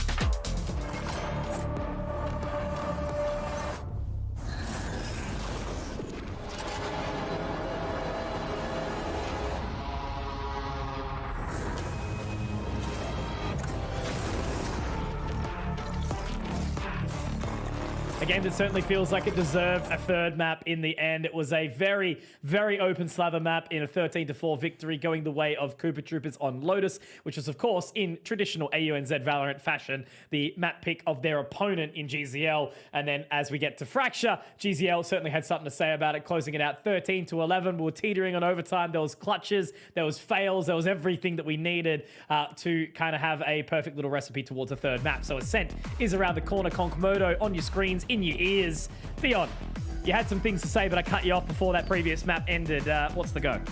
I am actually going to take it onto what you just said now. There was a lot of fails, and I think that's something that a team in a VOD and in a review is always going to have to learn. And I think the biggest thing to take away from Koopa Troopers is timing. Time after time, we saw them trying to push in towards these sites together really early on, and GZL were just, capitalizing upon that. Corners overlooked. Even here, Exempt gets a 3K because everybody cleared the left corner together, one after another. It's already clear, boys. Look the other way. Clear something else with your utility.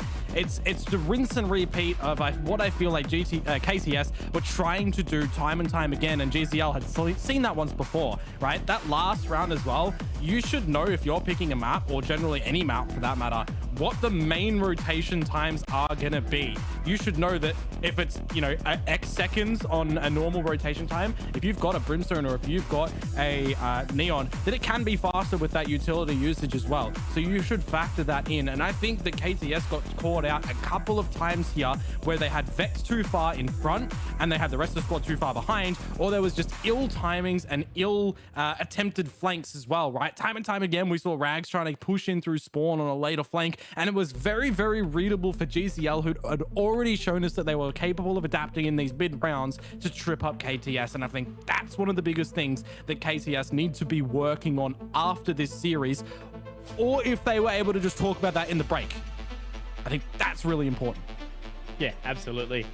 Both teams with lots to kind of ponder and to think about before we do move into this grand finale of Ascent. And, both these teams sitting very much in the middle of the league, right? We've got Cooper Troopers who played in the previous stage. A couple of roster changes, of course, come out. And the Guangzhou Long Lions, they are a new entrant into here. Players have obviously played in the leagues previously, and they've been a good bit of experience between the bunch of them. But again, how well they've looked on the same page. Fracture, the answer was much, much better than Lotus. And now, again, looking at that veto, how we ended up here. So, Icebox gotten rid of. Pearl, yep. It all, looking at this, it all sort of makes sense, right? And I think it's just the classic tradition to end up on a map like Ascent. It's the Mirage of Valorant. So, we'll see how it all goes in the end of it, I suppose. But, plenty of pressure on to both these teams to perform, because they can kind of show what it means. And, if it's anything from what we heard from Profiled, have fun, get carried by your team, see what happens. Yeah, absolutely. And of course, this is going to be the difference of going 1-2 or 2-1 as well. The difference between being in the same field as Fun Crew and 95X or being down with the Who and XYZ. So I think there's going to be a real big difference for who actually takes the dub here and who doesn't. Remember that all of these games, however, are already predetermined with who you're going to be going up against. Also, hello, Cloud. Welcome to the broadcast. He's crossed because it's gone to a third map, which means that I have to cast more Valorant, but I'm actually excited about it, as we sort of mentioned, right? So agent compositions is always going to be important about what we're going to see into this one. Again, a very traditional map that's been around for a long time. That's the coolest thing about this. A game like Valorant, the differentiation is not going to be just in what the maps look like. Obviously, the agents that come through, an agent that's released 2 years after a map may actually work out really, really well, depending on that structure. So Ascent's been one of those ones where we've obviously seen some additional things be adopted. We might not see the Harbor quite, we might see the Gecko, anything like that, but there's certainly some dynamics that have been kind of moved towards as time's gone on. So right now we're just waiting for the players to obviously reset and recover before we do get to see that agent selection. But yeah, I don't know if anything sort of, changes up in here. Do you have any difference of opinion in how you sort of started here? You went with KTS. Do you think that's going to remain, or? Yeah, I honestly think it will remain. And my reasoning behind that is Fracture is just built so much more different. And generally, you get a little bit more practice and more mainstream ideas on what to do on a map like Ascent compared towards Fracture. So I think bringing it into a map that's been here since the inception of this game, for an agent lineup that should be a mirror match except for the Astra and Omen, I think that's the only differences between these two teams. It's going to be more, of a known quantity between both of these teams. And I think that for Cooper Troopers, they're going to be upset and hungry with how that last one turned out. There's not going to be any silly rotation timings that are going to trip them up, I feel. So this should be a little bit more forward, like we saw mirror from matchup almost as well. Omen for the Astra. For the Astra. And we're good.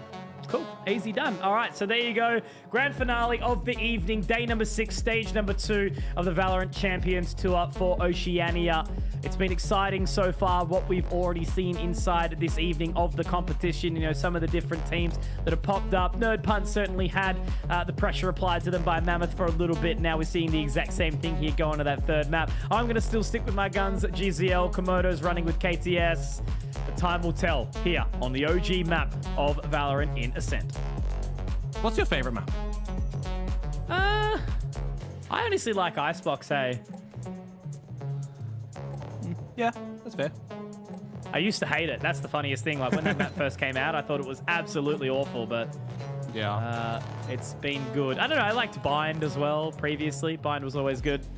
But I'm happy to see it out of contention for now. It became very stale in competitive for a bit. Ascent's still fun. I like watching this one. So, yeah, of course. Alrighty, pissed around here. A little bit more measured from both of these squads at the moment. The door, I do believe, has already been shut. I think that's the echo that I just heard over at the B site. So it's up to the Cooper Troopers to see what they want to try and do here. Remember, the difference between the Astra and the Omen is Profile is going to have these smokes that he can reimburse time and time again when it comes towards this one. Leads into some nice mid bait and then go back on in. But for the Astra of Rags, those smokes once deployed on the floor, well, you don't get them back, unfortunately. Unless you dissipate them.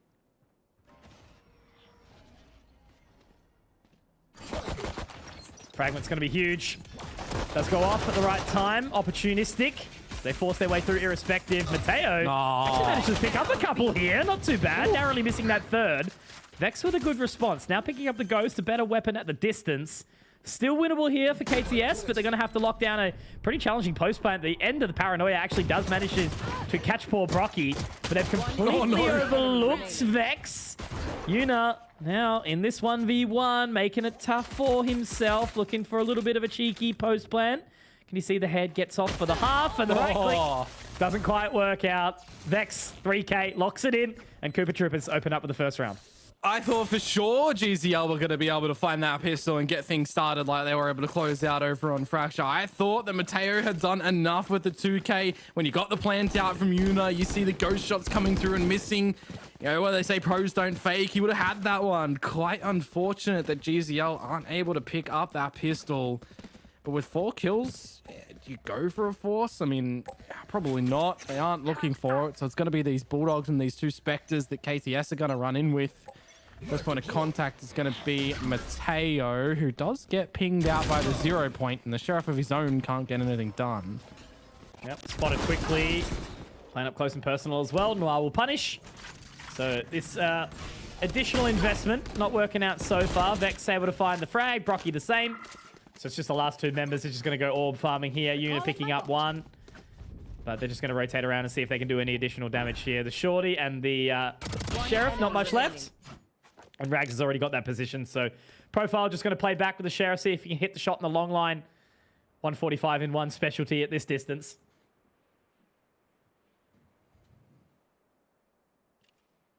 Let's see. Don't know if anyone's going to really give it to him. Although if it is Vex, yeah, he will be dead. 20 HP.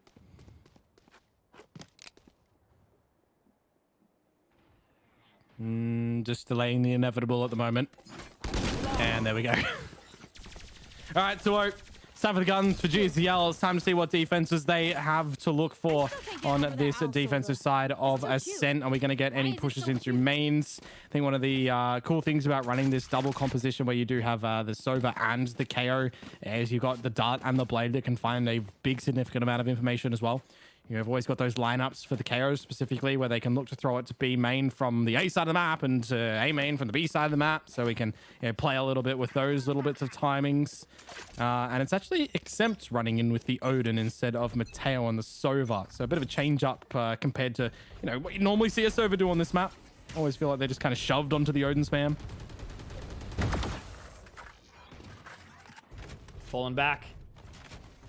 Early control from Cooper up towards short, trying to gather that extra position on the back of this bonus. Very, very quick here from Vex. Yuna already forced back into a bit of a predicament here. The gravity well is going to catch him as well, so it makes it very, very awkward. They're up in heaven. Want to get the flash through as well. It actually does work out quite well. Vex able to find Yuna. Mateo with the response on the Sova. They still have to clear out Profile, who is still under heaven. They're clearing out the site well outside of that. Going to leave the back of heaven open. Noir's already got the flank onto Indy. Actually chooses to fall away, but Lomu! Oh, Lomu! That's a bit bold and brave, my friend, when you don't clear under heaven. Now Mateo on the site. 3 versus 3. Spike in a very, very tough position to defend, but Rags does manage to drop Profile. Now they know nobody on that Spike. Information gathered. Brocky swings on in. Exempt does manage to find it, but that's going to be another fragment. Brocky gets the info, but you got to be careful up against that Odin. Now up close. Noir to find. And I think that's actually the first bonus we've seen one of 5 maps tonight. That is, oh, actually. And didn't they win the bonus in the last map? Did they? The first one? I think so, from memory. If they did, tell me to shut up and call me an idiot. It's fine. Well, Cooper Troopers won the bonus on Lotus, actually. Oh, dude, I suck. All right, never mind. Disregard. It's fine. But the important thing here is the Koopa Troopers do get that round on that bonus, right? You see all the weaponry for GZL. You see those trades coming on through. You see the taps on the spike. And a little bit unfortunate in the end there. But for Koopa Troopers, I mean, they played that quite well to get the round. A bit of a change up for GZL in a main. Yuna's turret to play contact profiled with the Sheriff in the back of Wine, and that's why that dart is pretty powerful, because it can clear Tetris, it can clear Wine. Lomu, he's gonna get Yuna. They know that profiled is back there, so it's just dotting I's, crossing T's for Koopa Troopers. If you're profiled, you're probably not gonna be playing Wine again. Yeah, well, look, where the hell was this Koopa Troopers in the last map? That's all I can say so far. Oh, that's cheeky. They've been very decisive. They've been very clean. They've known their positions. They've been trading well.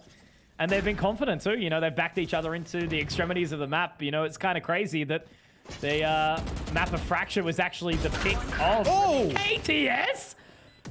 What the expletive? I can't swear on this broadcast, all right? What the? Let's get these idiots. I hope that came through.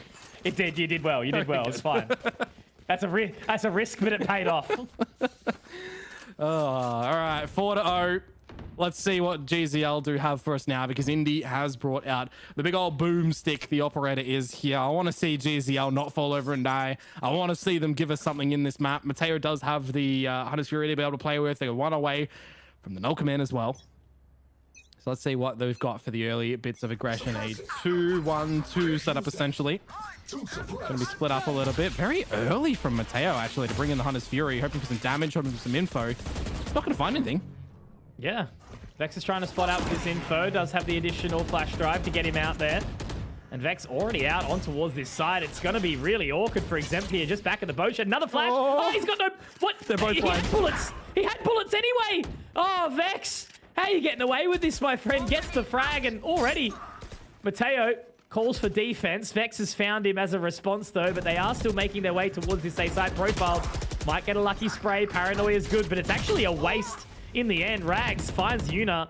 Yeah, no, that Paranoia actually sucked, if I'm being completely honest. As the door went down, a little bit of a reactive play here, because look at Vex. Vex gets another kill. Look at that. Incredible stuff. This is... Oh! Okay, Vex is just turned up. Someone come collect they mans, because he's fragging. Yeah, what's that? A 4K in this round. It was a 4K in the last round as well, or something, wasn't it? 12 kills. Round before, potentially. Yeah, he's been killing it. Yeah. Doing his best Rags impression from map number 1. Correct. Yeah, 12 and 1, though. Flexing up a little bit more. I think Rags started out 14-2. There you go. Surely that's a GZL pause. But yeah, Koopa Troopers, like, the gap in these last two maps is just wild. Like, the momentum and the confidence that KTS has almost made it seem like they wanted a third map, you know? Like, this is just crazy, because it seems like how they were feeling on Lotus. Yeah, definitely needs to be a good discussion during this timeout for GZL. It's 2 gun rounds now that haven't gone their way. You know, a bit of rapid succession for KTS, getting into these sites nice and early, establishing themselves in a good plant position. That Hunter's Fury was a bit of an interesting one from Mateo. You're always going to understand why you want to try and rip that one to find us some damage, get some information, especially if you do have, you know, teammates close toward these entry choke points too. Or I guess you say defensive choke points if you're on the GZL side of things here. Null Command still available, one away from the shadows and from the lockdown. So a couple of good ultimates to try and get around on the board. And I think that's going to be the first hurdle here for GZL for me. Just get that first round on the board and go from there, one at a time. Going in with a bit of a half buy in this round.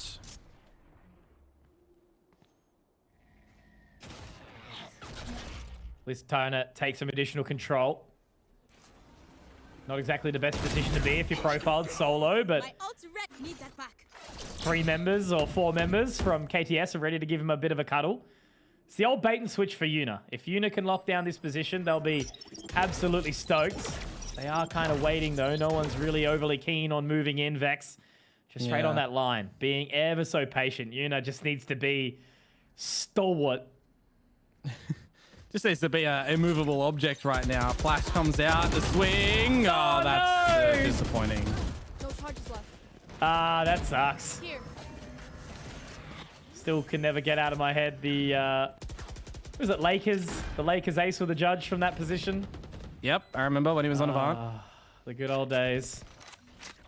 I miss Lakers. He was a good boy. I miss early teams of Valorant. Early adopters. Yeah. We had some stacked bloody rosters back then. Oh, God, yeah. Yeah, absolutely. It was just a shame. Like, the first year was kind of rough from a competition standpoint, I guess. So, yeah. Everyone tried to, you know, take the gamble. Now, like, the best years of Valorant are now. Right? Like, the best competition that's set is right now, but that's why all the teams who have been putting in the extra hard yakka and remaining for the long haul, they're here in this competition right now and making good things work. So, Exempt does get a cheeky little exit frag towards the end. Will go down to the hands of the Spike. That Radiant dropping him down. KTS 6-0, making it nice and easy. Yeah, you're already happy kind of with this scoreline on the side of KTS at the moment. So this is going to be the real decisive blow if they're able to put GZL 6 feet under in this one. We want to see a round from GZL. We want to see this one competitive. They've got those ultimates that I've been harping on about time and time again. Operator back for Indy. Exempt running in towards that Odin. You know, if we get a situation where it goes to a quick post plant again, what differences does that actually look like for GZL? Play this a little bit more mundane. Rely on these ultimates. Bit of slow play. Early info would be very well worth its weight in gold for them. And off the little get-go in the beginning, a bunch of this utility that's already been traded out. And Vex, I mean, this is what KTS have been doing, right? They've really just wanted to try and go quickly, isolate a bunch of these angles. Exempt. Okay. Here we go. Bit of movement. Bit of movement. Indy with that operator as well, able to find it. I think they will have a site plant here. A little bit of a cheeky one. They do manage to pop the nanos. But there's still a lot of work to do. Rag's also going to be spotted out by the alarm bot as well. So Lomu has that site and just waiting as long as possible. They do. I mean, look, they were going to win the round anyway, but Indy, that was bold. Good round from GZL. Enough to get their way back in 4 alive. The most needed round of the map so far. They respond with something, and it's a start, exactly. And yeah, it needed to be the start, right? Yeah, one could argue that maybe it's a little bit too late that they started to get around on the board, but if you're doing it with 4 alive and you're doing it in a bit of a convincing fashion where you get that good opening pick and then you're able to back it up with the operator, there's picks across both sides of the map. I think maybe Profile was a little bit lucky that Brocky had to pull out that gun as well when he did from the shadows redeploy himself. But anyways, a round is a round for GZL. They're happy with that one. Now the important thing is, can they start to chip away at the economy of KTS, because you still have to contend with, you know, 2-3 rounds essentially right now.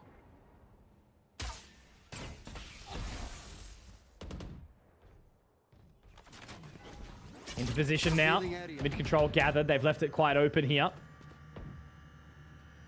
So the door's going to be closed for the time being. Still not overly interested in making any moves. Profile, great frag. Lomu goes down, and the shrouded step to send himself packing again.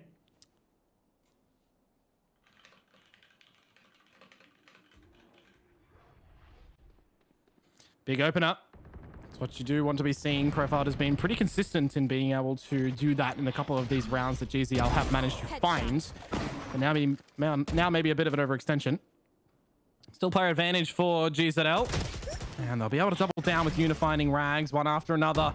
Things are looking pretty good. That's the sinister shots come out from Indy. And now it's all on to Vex. He's had a bit of a heater so far. Wow, with 30 seconds left, he now says 1 versus 4 and being dinged. Yeah, you're not getting out of that one. Nicely done. They close it out. Get it done. Respond now. GZL finally showing something. Cheeky little pause to come through from KTS. I'm sure last few rounds have been really, really flat from them. Just no real aggression. Much, much slower than what we saw in those opening 6. They were looking so well drilled, but GZL have had a cheeky little response. They can make it work if they keep on kicking here, GZL. Still a long way to go, though. Map number 3, of course, openers we had. Lotus 13-4. That was the map selection of GZL, picked up by KTS, and then a big shift of movement in the way that we got to see The map selection of KTS, a fracture, go the way of GZL 13-11. Plenty of chaos on that one. Yeah. Look, if GCL can bring this back and find 5 rounds or maybe even 6, I think we're looking to put them in a good form. They've got that resilience and fortitude to get back into it on the switch up. But even if they get 4, you know, maybe it's a little bit of a stretch, but you find the pistol in the second round, then you're starting to cook with gas. So I think this timeout that Cooper Troopers have deployed is going to be real vital for both teams to have that discussion. But I think still it's going to be more important for GZL, because that kind of feels like a defensive timeout from KTS to stop GZL from gathering any more rounds, just to stop their hypeness, right? Again, I mentioned Profile has been sensational to try and find a couple of these kills and entry frags for the side of GZL, opening kills rather. So we'll see if he can continue with that, as this is just going to be the exchange of lockdowns with a Hunter's Fury as well. Absolutely. Just going to put a bit of a freeze on the round for the time being. Do see Vex go in now, who has had a stellar game so far. Turret destroyed, so full site control taken. It's going to be one of the usual certified 5v5 retakes. Never mind, cancel that because Rags is on the lurk. Profile, who's been having a really, really good run, does get punished, as you say. And now they're trying to lock down this position. 2 under heaven, though. Uno opens up nicely. Noir gets the response. And a second in the round, looking for a third. But, oh, Mateo, little stutter step. Very nicely done. Now Lomu has lots and lots of work to do. Luckily, though, Rags will choose to join him inside this flank. Now they're peeking around, trying to clear. That will work. 1 HP for Mateo. Lomu gets him, and it's going to be 2 for him. Close out the round. KTS get that response back. The pause clearly well needed. And now they are taking the lead back again, 7-2, moving forward towards the end of this half. Nice little serve attack from Lomu there, making sure that the trigonometry is all there with the ricochet of that bolt as well. And in combination with Rags as well, getting that star down to just get the concussion. Nicely done. Saw that he pulled that one back and was kind of just waiting for it to get back on the charge. So the 2 versus 2 going Cooper Trooper's way. But, you know, it's not all for naught for GZL. They'd started to chip away at this economy a little bit. They're still able to fashion themselves a nice purchase into this new round. They don't have an operator, though. They do still have that Odin. And what they do have is a bit of this main control. They've pushed 2 players in, Mateo and Indy, over at that B side of things. So it almost feels like, yet again, we're going to have a retake situation if KCS are able to get into this A site. Because we've got no forward extension from the GZL guys over at B. Bit of a spot out from Exempt in mid. So they should have a pretty good idea that Cooper Troopers are setting up for this A site. And just trying to buy time, repeating profiled start covers. I feel like GZL are making like less mistakes than they were earlier on. You know, KTS was able to kind of rip open those sites nice and quickly. But GZL slowed down a little bit. Certainly have KTS kind of on the back foot a bit more. Haven't really had to change too much.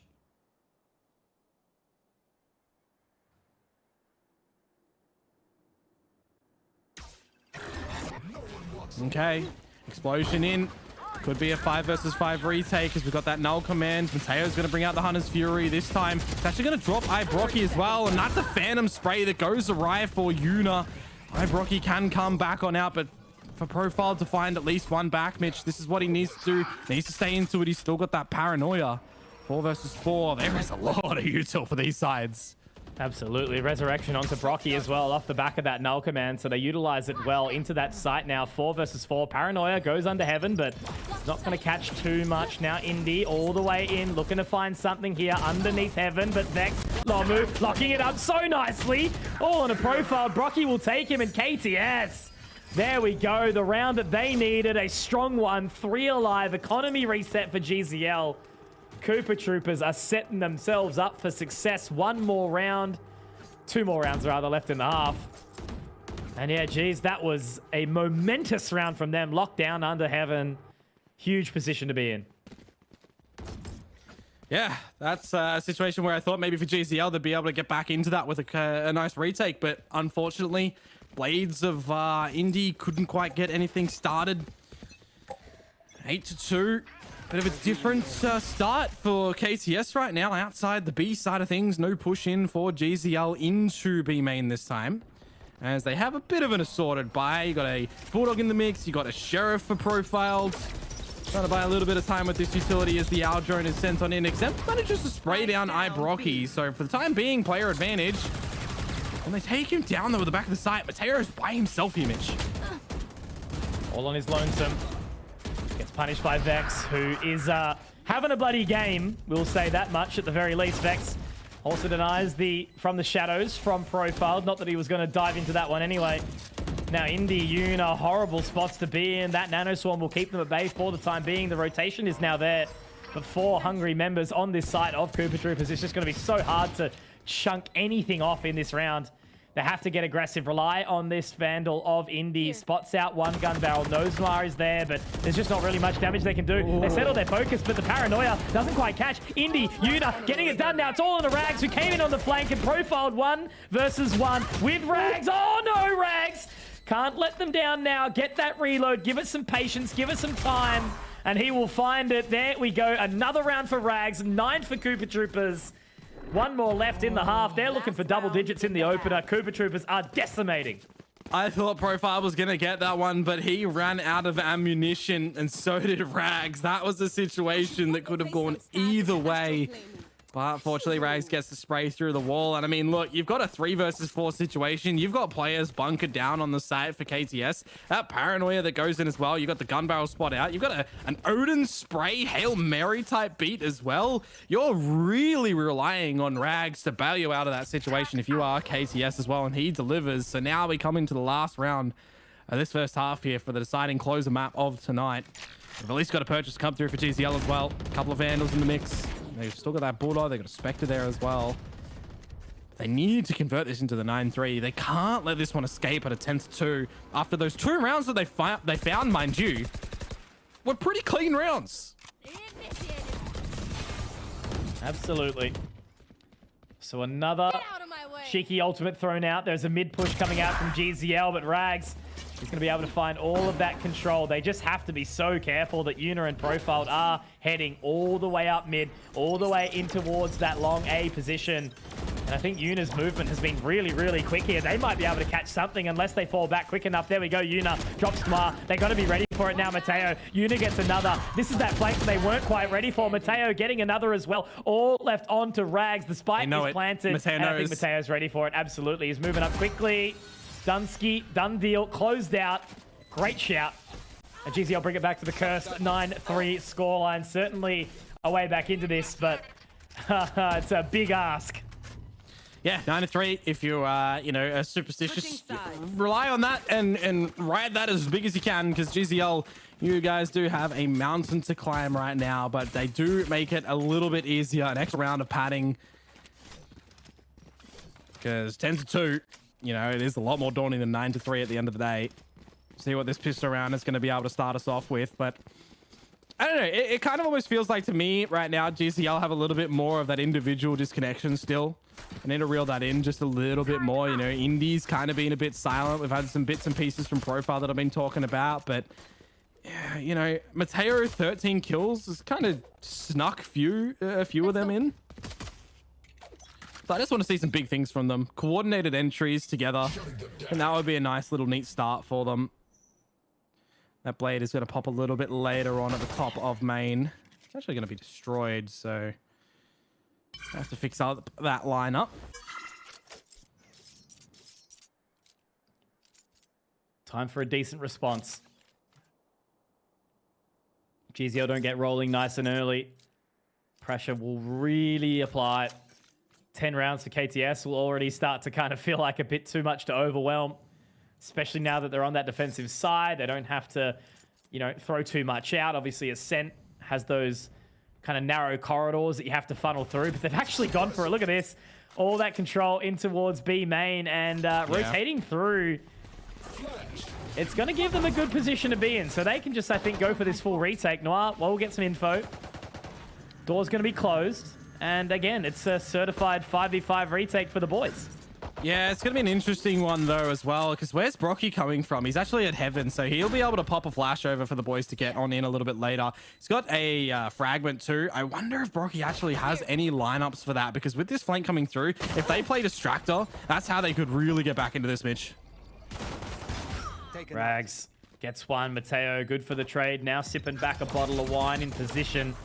Indy looking to try lock it down. Noir gets another. Actually makes it two. But Indy, hang on a second, gets a nice shot. Indy, 1v1 now up against Vex. The Jet versus Jet. How's it going to look? He's got the line. He's got the position. And Indy, he's going to round 4 kills for a 4th.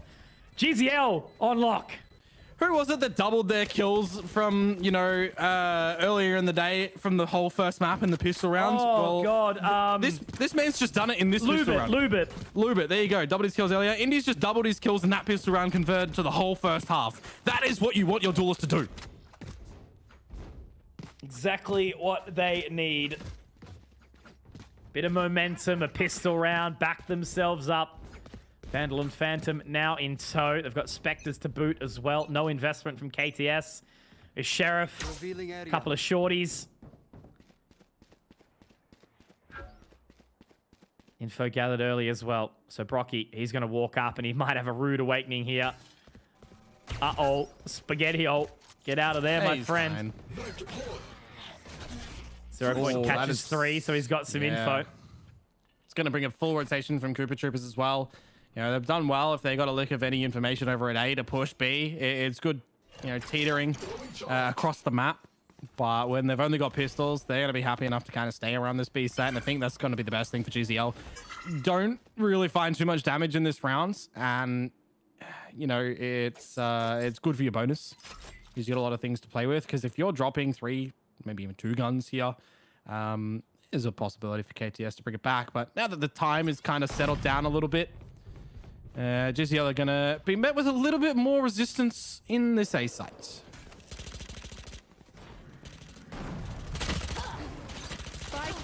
Vex. Nicely done from Una to at least tonight. Just dashed into the site. Easy. Trying to give him a hug. Yeah, absolutely. Position on lock. So another round secured from GZL. Not letting anything really be given away there. Exactly the kind of response you need.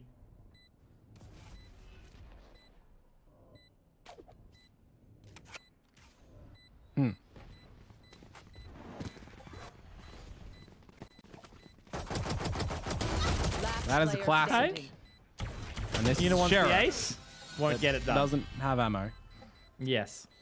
Alrighty, there's those first 2 rounds done and dusted here, Mr. Mitchell. So we're finally going to get that gun round from the Cooper Troopers. But again, you know, this was a 9-3. Valorant is a closer, you know, FPS game that you need to get that all-important 13. So comebacks are a little bit, you know, quicker than some other games you might be a little bit familiar with.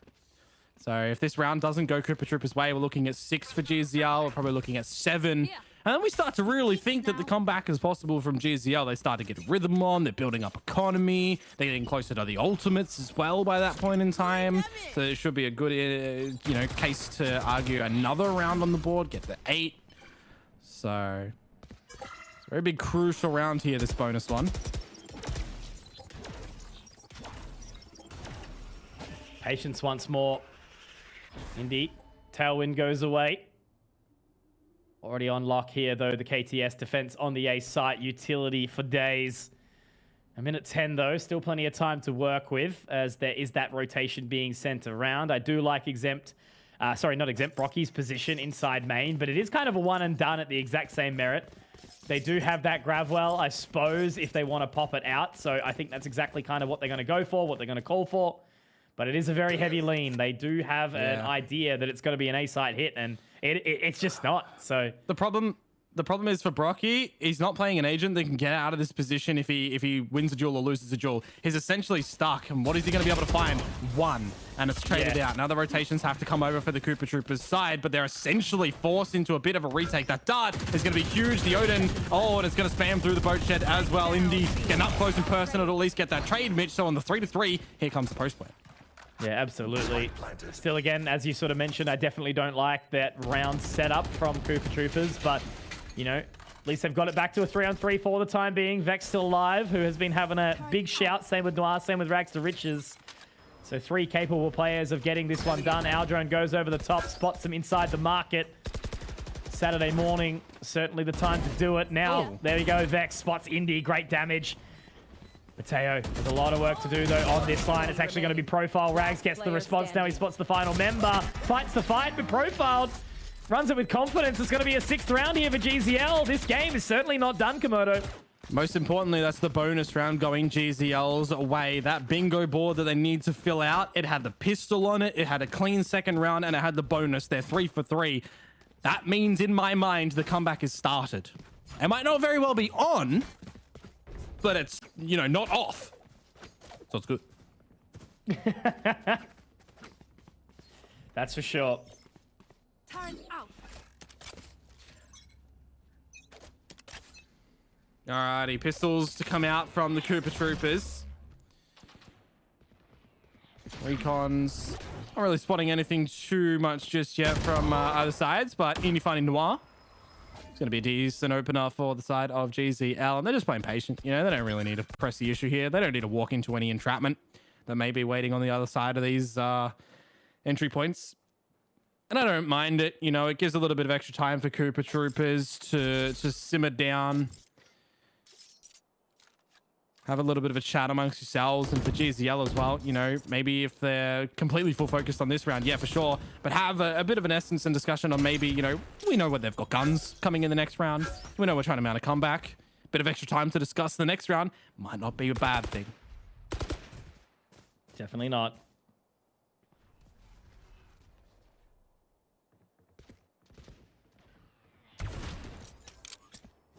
Locked into position. Just bullied away by this GZL utility. Look at them go. Indy all the way into market now. Trying to take that additional control. Lomu, a really rough one. Couple of shots out, but last alive inside that dark cover. That's going to be another round going GZL's way. This recovery is an absolute sight to behold. Not getting thrown at all. The 9-3 cursed scoreline continues forward, Komodo. Is it going to be a single frag for Lomu? Nada. That's nice. That's really good from GZL as well. Not dropping a single gun, a single player in this round, building up their economy, because trying to come back from behind, you know, you want to make sure that you've got all of the equipment that you could possibly want to come through. 7-9. That's 4 rounds that GZL have gotten on attack. Is going to be a pause to come on through, because this is going to be, and I'll say the word, the swing round. If this goes GZL's way, we're looking at a tied scoreline, essentially. If it doesn't go their way, KTS get their first defensive round on the board. They find double digits, but they do not reset the economy of GZL. They have to tackle it again. So if you use ultimates in this next round, you don't have them in the one after. But I think at this current point in time, if you're GZL, you're looking to reset your opponents, use those ults. If you're KTS and you're looking to get your first round on the board, use those ults. I think it's very important in this current situation to have a discussion about ult management and ult usage. Absolutely. And I'll add to that as well, sorry. GZL on the attacker's side can get that A orb a little bit easier than KTS can, and they could put it on the null command or the Hunter's Fury. So there's that as well. Oof. Lots on their mind. GZL certainly have all of the tools in their shed to make a beautiful house at this point in time. A house of victory. Operator in hand, though, for Vex, as I sort of mentioned. Is this going to be what they need? They've tried a few different things, KTS, in forcing back this GZL comeback, but so far it really hasn't worked out. GZL have been looking dominant. Unfavored, was it? Moisturized, unbothered, flourishing, staying in their lane. It's looking good. I'll smile and nod. Tickle the toesies, though. GZL, bit of information on their whereabouts known. Rags playing at the back of Wine. We have seen a couple of fragments go here. Time and time again. Exempt does have one, and Profiled finds that first frag. No smokes now available for the side of Cooper Troopers, and with a lockdown, this should be really well placed for GZL to try and find this swing rounds. Can they do it? Again, it's just that really rough position that KTS have found themselves in by the hand of GZL. Under heaven, Indy locks it in. Battle of the lockdowns once again, but Mateo is going to be able to deny as best as possible. Lockdown destroyed. He's done plenty. Now the null command gets thrown out as well. Lomu able to drop it very, very quickly, though. Jesus. Exempt immediately taken down under heaven. Indy is going to try res for it, but Lomu is going to be able to fake that one out for as long as possible. They just have to get moving, really. This 4 versus 4. Komodo, he's actually got the res up, though, as you mentioned. Noir gets the shoulder, but profiled, able to find it. Shrouded step out, and oh, man, there's literally nothing the KTS can do. Yeah, that's Vex brilliant. taken down. 5 alive. Actually gorgeous. The flawless because Exempt gets brought back up. That is that swing round from GCL. That's a reset to the economy of the Koopa Troopers, and that may very well be a hands in the head moment. GCL have found what they needed to do on this attacker's side. Their economy is starting to flourish. The weapons, all the util that they could probably want. And again, Mitch, I'll harp on the fact that that round was a round to use your ultimates. You had them used, right? You had the lockdown from Yuna. You had Exempt get that null command off the back of the plant. You had the Hunter's Fury from Mateo as well to counter Noir's lockdown. That was what you want to see for an attacking side mounting a comeback. And now we very well should be seeing a tied scoreline game for this deciding map. So much to think about. Both these teams, like tied scoreline, you just wouldn't expect it the way it started, right? Koopa Troopers were looking just dominant. GCL had no space. And I feel like just a lot of this series has been completely attacker sided. So happy to back themselves, but the second they need to rely on each other's defensive mechanisms, you know, it just all sort of starts to fall apart a little bit. This round, throw it by the wayside, just the Sheriffs, no big deal. Because GCL, they're all walking together. They're all grouping up. I mean, Brocky, he might be able to do some serious damage here. Not quite. Spike recovered. And Noir also spotted, so it's not going to be enough for them. Another member top mid. Exempt can just hold it, try and lock it down. They do find it. 3 versus 3. I'm not going to say it's easy, but Noir, if he gets into position quick enough, no, he pops the null command, no! Yuna now can swing out and find it, but Lomu finds another. Hang on, Komodo, just wait a second. No. Oh, I was going to say Mateo. It's because Noir's still on the side by himself. Noir's still there. He's disconnected himself from the action when he put the nano swarm on the floor. If he was still in B main, I thought, all right, then maybe there's a little bit of validity in using that null command. But I think, you know, for such a powerful ultimate, yeah, that's questionable. There is still damage here to be seen in the 18th. There's those 2 1v1s that Noir can technically find. The drone, oh, that's timing. He's got to get off that one, but the jump from Mateo on the trampoline. Ladies and gentlemen, we've got a tie scoreline now. Not something that I think many would have been looking at. But then again, you know, GZL's approach to Fracture was enough to make sure that this series was anyone's, right? You had KTS, I had GZL. GZL from the get-go. Profiled the man we sat down and chatted to in that interview early on, had some movement behind him. He's been looking good on that controller role, doing his bit. Vex has really slowed down on this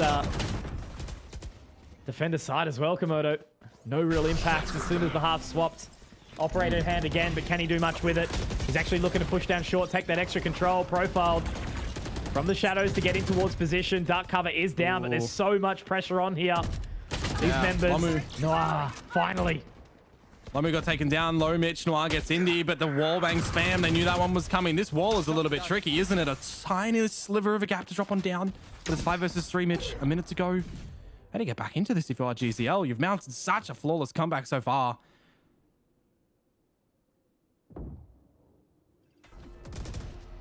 Here. Oof. Mateo back in, trying to make it equal. There we go. Mateo Exempt, bring it back to a 3-on-3. Vex trying so desperately to get in towards position. Now he's going to be spotted out by the 0 point again. A gentle step to the side means that the shot does get missed. And Yuna! Oh, Yuna punched again. The Phantom can't quite do it, but now Vex gets it done. Exempt has to jump high. Only has the Odin. 9 bullets, exactly right. Nothing to work with. Koopa Troopers finally get around. Finally hit double digits. But GZL certainly made them work for it there. 3 alive, desperately needed. Okay. 6 rounds in a row from GZL. Is this where it falls apart and Koopa Troopers finally get this defensive side started? Or is that just the one round that goes to Koopa Troopers' way and GZL realize what mistakes they made and they can get back into this? Because, of course, that's where the economy that they've built up comes in clutch, right? They can go back at it. They can tie this back up at 10 apiece. There has to be a good discussion in this timeout. And, folks, it is from GZL. It'll give Koopa Troopers a little bit of time to figure themselves out as well. But in this one right now, I actually really like the fact that GZL used this timeout to, you lose 1 round and then, you know, you instantly stop anything from KTS that could potentially bloom. Oof. Wipe the sweat off the brow. KTS holding true, not allowing GZL to take that lead back at all. Give it time, much to ponder.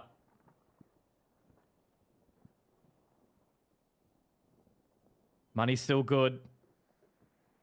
Not going to be falling apart anytime soon on that. Hunter's Fury obviously available for Lomu still. But I don't think there's much in this round that kind of separates the two teams. It's how they play it.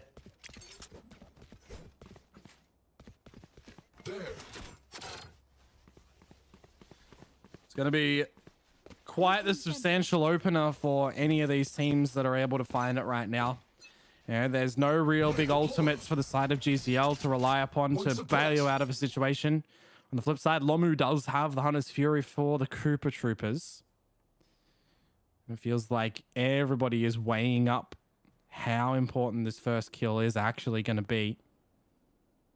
It's a real big push from Vex actually up through towards Catwalk 2, playing on that operator line towards top of mid. Pulling them in. Oh, that's a big reveal actually. 2 players over at A main. Is Vex going to be able to lock this line down? Tailwind popped, just sort of toying with it at this point in time. It is going to fade.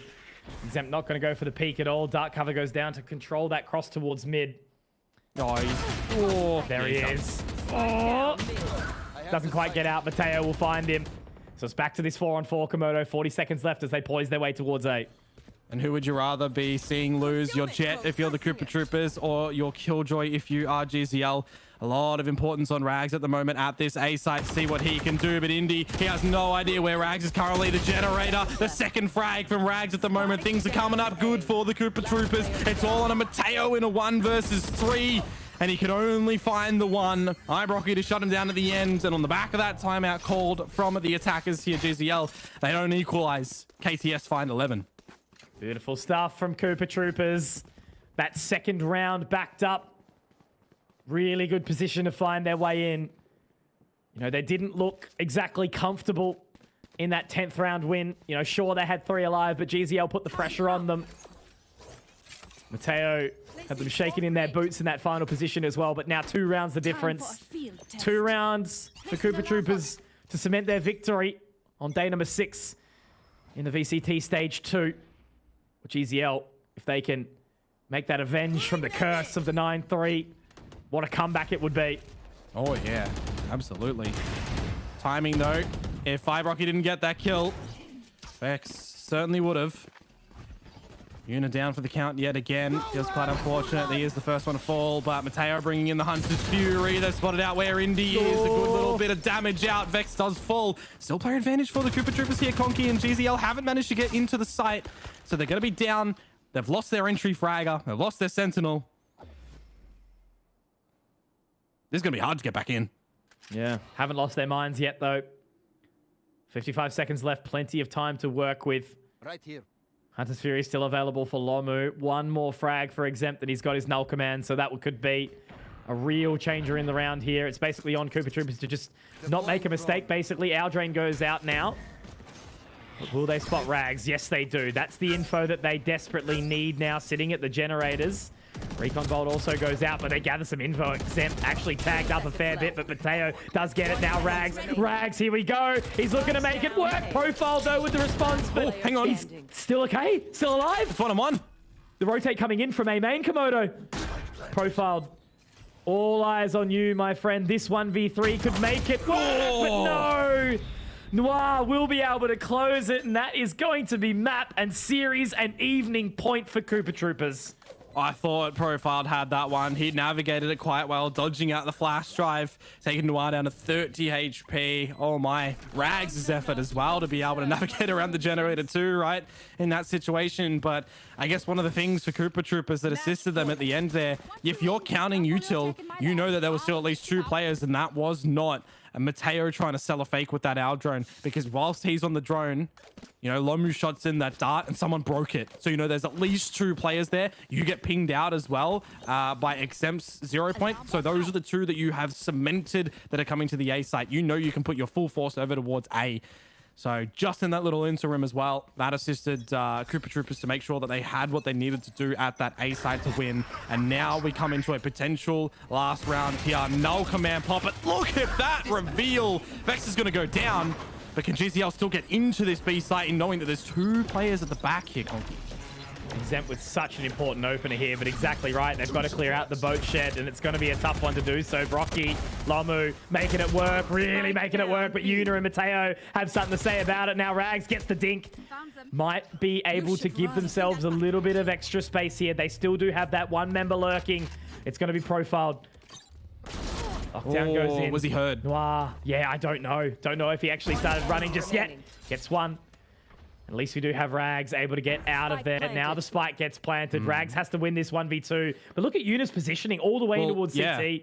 And also the fact that Profiled finds 1, you know, it changed that from having a Cosmic Divide and a Lockdown to now just a Cosmic Divide. You don't rip this if you're Rags. You try to find 2 isolated jewels. You hold this ult in case you need it in the next round if you do drop this. But he's sneaking in. Does he clear the stairs? No. It's not done just yet. Dizzy, I'll find double digits. We go again. 10 rounds for GZL. A really important one to hold on to. That opening for Exempt meant everything. Able to crack open the site because the money, it just isn't there for KTS.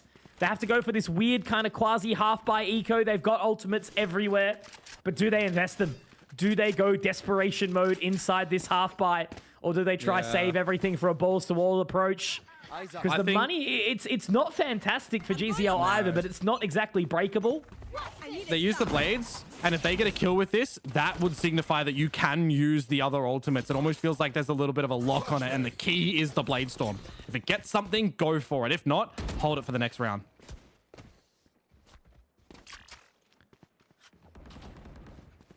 Just waiting for him push in towards main. I've already got all that control. However, Rags top mid. Able to find 1, and Brocky the second as well. That Sheriff getting the job done. This is the investment in. It's gentle, but they play around that forced up weapon. Profiled missing the shot now as well. All it took was 1 cheeky top mid push. Now the paranoia going out, but they peek anyway. Gets the spray. Okay, hang on. Round turns on its head now. Indie, Profiled, Exempt, all picking up frags. And now they go towards A. Phantom can be recovered. Noir, does he burn this ultimate? Oh, this was a, what, 3 versus 5. And a bit of an overheat from the Cooper Troopers members. Lomu's low. Noir copped a reload on that one. Does he just look to try and get through the door or not? Yeah, Cooper Troopers actually going to rip that one. You don't need to stick around. You can leave. Yeah, I thought that was going to happen. But you've kind of left your teammates out to dry. Oh, this is going to be a weird one. Very, very weird. Like, do they burn the Hunter's Fury? Does Lomu want to waste this one? It's such a gamble to try and find that position. Yeah, exactly. Straight in towards CT now. They're there. Lomu, Noir. They should be able to actually get in towards that side. Profile has let them both through. Both are on the site, but that gives enough time for the rotation. It isn't planted in the best position. Get that turret down, Noir. You've got to give it some extra time. It is going to be enough, though, on that spray. And yeah, that should be the round in itself. It is Profiled. Huge. 3 rounds. 3 frags. 1 left to go for GZL to tie it up to take it to overtime. I mean, I don't want to question Cooper Troopers there, but when you've got that 5 versus 3, you know, it's got to be on one of the players' minds to take that advantage and fall back to the sites, right? Because they've still got that commitment of players through mid. You had a player peeking A main as well. Oh, shoulda, coulda, woulda. It didn't happen, and now you're facing overtime. But I guess the good thing for you, if you are a Cooper Troopers or a Cooper Troopers fan, is they've got a lot of ultimates right now. And we can't say the same for GZL. They have to rely on their individuality. You've got no one really, you know, even close to the ultimate. Indy 2 and Mateo 2. You need an orb and a kill or a plant in the mix. If you die, well, yeah, it doesn't really matter. Exam lines up the wine molly. No one's currently playing in there.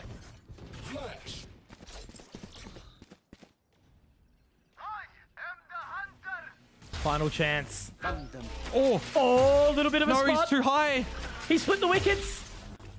Straight down the middle. Profile gets the opening. That could have been massive for Lomu, but it's not enough. Gathers some info now. Indy runs forward. He's trying to face that one straight up here, but Brocky takes Mateo down, and also another frag going their way. Now Yuna on this big flank. Oh, they're not checking it. They're not checking it at all, Komodo. This could be so big for Yuna. Moving on in. Can he find the right timing? He can do some damage. They've done it. Indy, Yuna, making it work so far. Now Vex all in this really awkward position as that keeps pulsing. Trying to get that info, trying to lock them down. Vex moves forward, has to leave his teammate for dead. Can't quite find any further position. Yuna's found it. Now the wrap goes on in. All they need to do is just burn time, play position, and then they've got overtime. Then GZL can really try and close this one out. It's enough. It's a 3K round selection. Tied up scoreline, 12-12. GZL make it work. Overtime. That ultimate from Lomu's, I think, was the decisive blow in that round for Koopa Troopers as well. You know, a reveal of a recon of 3 players outside A main, and Lomu knows in that situation that he should be putting his crosshair down a little bit more. He's shooting the bolt over their heads. Oh, that's real rough. It even gives him an indicator on where to aim exactly. That's kind of heartbreaking watching that one. But for GZL, I got to give a round of applause and a big clap. The comeback is here. From a 9-3 deficit, they've at least pushed us to OT. Now it's anyone's series. An operator investment for Indy is a big one on this defensive side. And again, you know, who is going to be the first one to falter? Who's going to be the first one to fall? Such an important round. We've seen just stronghold offense in this map so far from both of these teams. 9 on the attacker's side, Conky, and now Koopa Troopers are on that side. Does that give them advantage here? Or if GZL find it, can they start it off? So much pressure. A little bit of info spotted as well. Off the back of that recon bolt. All going to be around these rotations and this position. Only 2 to defend, and Yuna goes a little bit too far forward here. Now poor Exempt is going to be all on his lonesome. Will he take any damage? Oh, they line up to a degree. Exempt gets 2. And now it's back to a winnable prospect. 3 versus 3 here. No further information gathered. Rags taken down by Indy. There we go. Some further damage, but Brocky gets the response. 2v2. Where does he reposition to here? The market door, a little bit chipped away.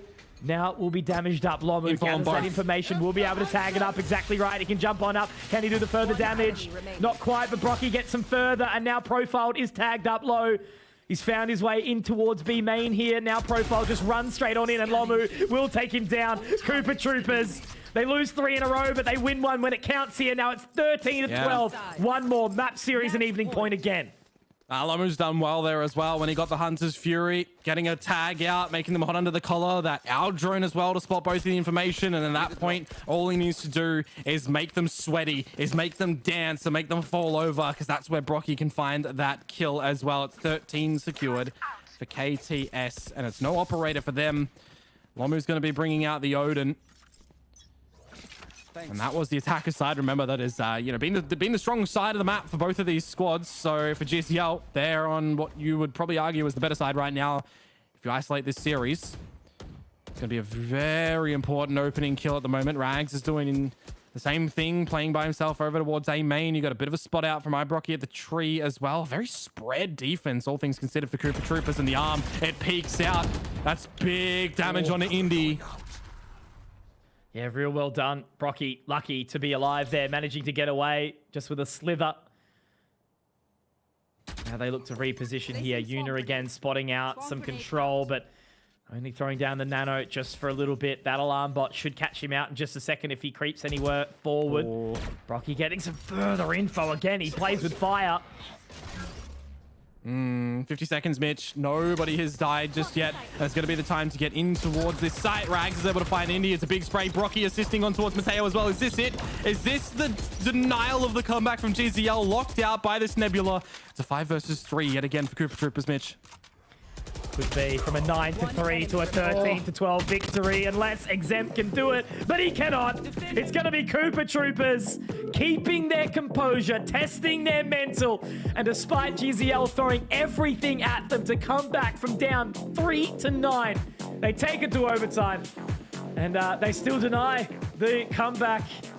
My word, I cannot believe that we've just seen a response of that nature. They managed to do it. Cooper Troopers, they've earned that victory, I will say.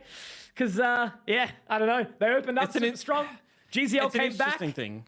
Oh. It's a wild thing, isn't it? Because you want to give praise to Cooper Troopers for getting it to a 9-3 half at the first point, and you're thinking, yeah, they've got this one, all aboard the Cooper Troopers train. But then you see the comeback from GZL, and you switch over. You believe that they're going to be able to do it. Both teams had me believing that they were going to be able to do it time and time again through this map. As soon as it got to something like, you know, it was around the 10-all mark, 11-9 or 11-10 or whatever it was, regardless, that I thought any team was going to be able to take this and we go to OT. And I actually thought that we were going to go to something like 18-16 or something like that. I thought that this series had that potential to keep on going. But for Cooper Troopers, you know, at the end when you get to overtime, all you need is that one after you get that advantage, and that's what they were able to do. So massive props for them to be able to find it. But again, for GZL, right, there's a lot that they're going to be able to take away from this series, even in defeat.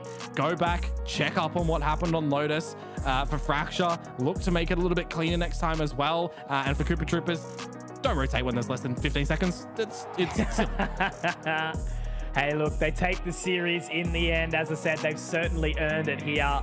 It was an exciting series across the board. You know, Fracture and obviously Ascent were some of those most fun games of Valorant I've casted all year. So certainly an exciting one. You know, lots of spice to be thrown out. There was both moments of valor. There was mistakes. There was everything that we could have potentially asked for. And look at him go.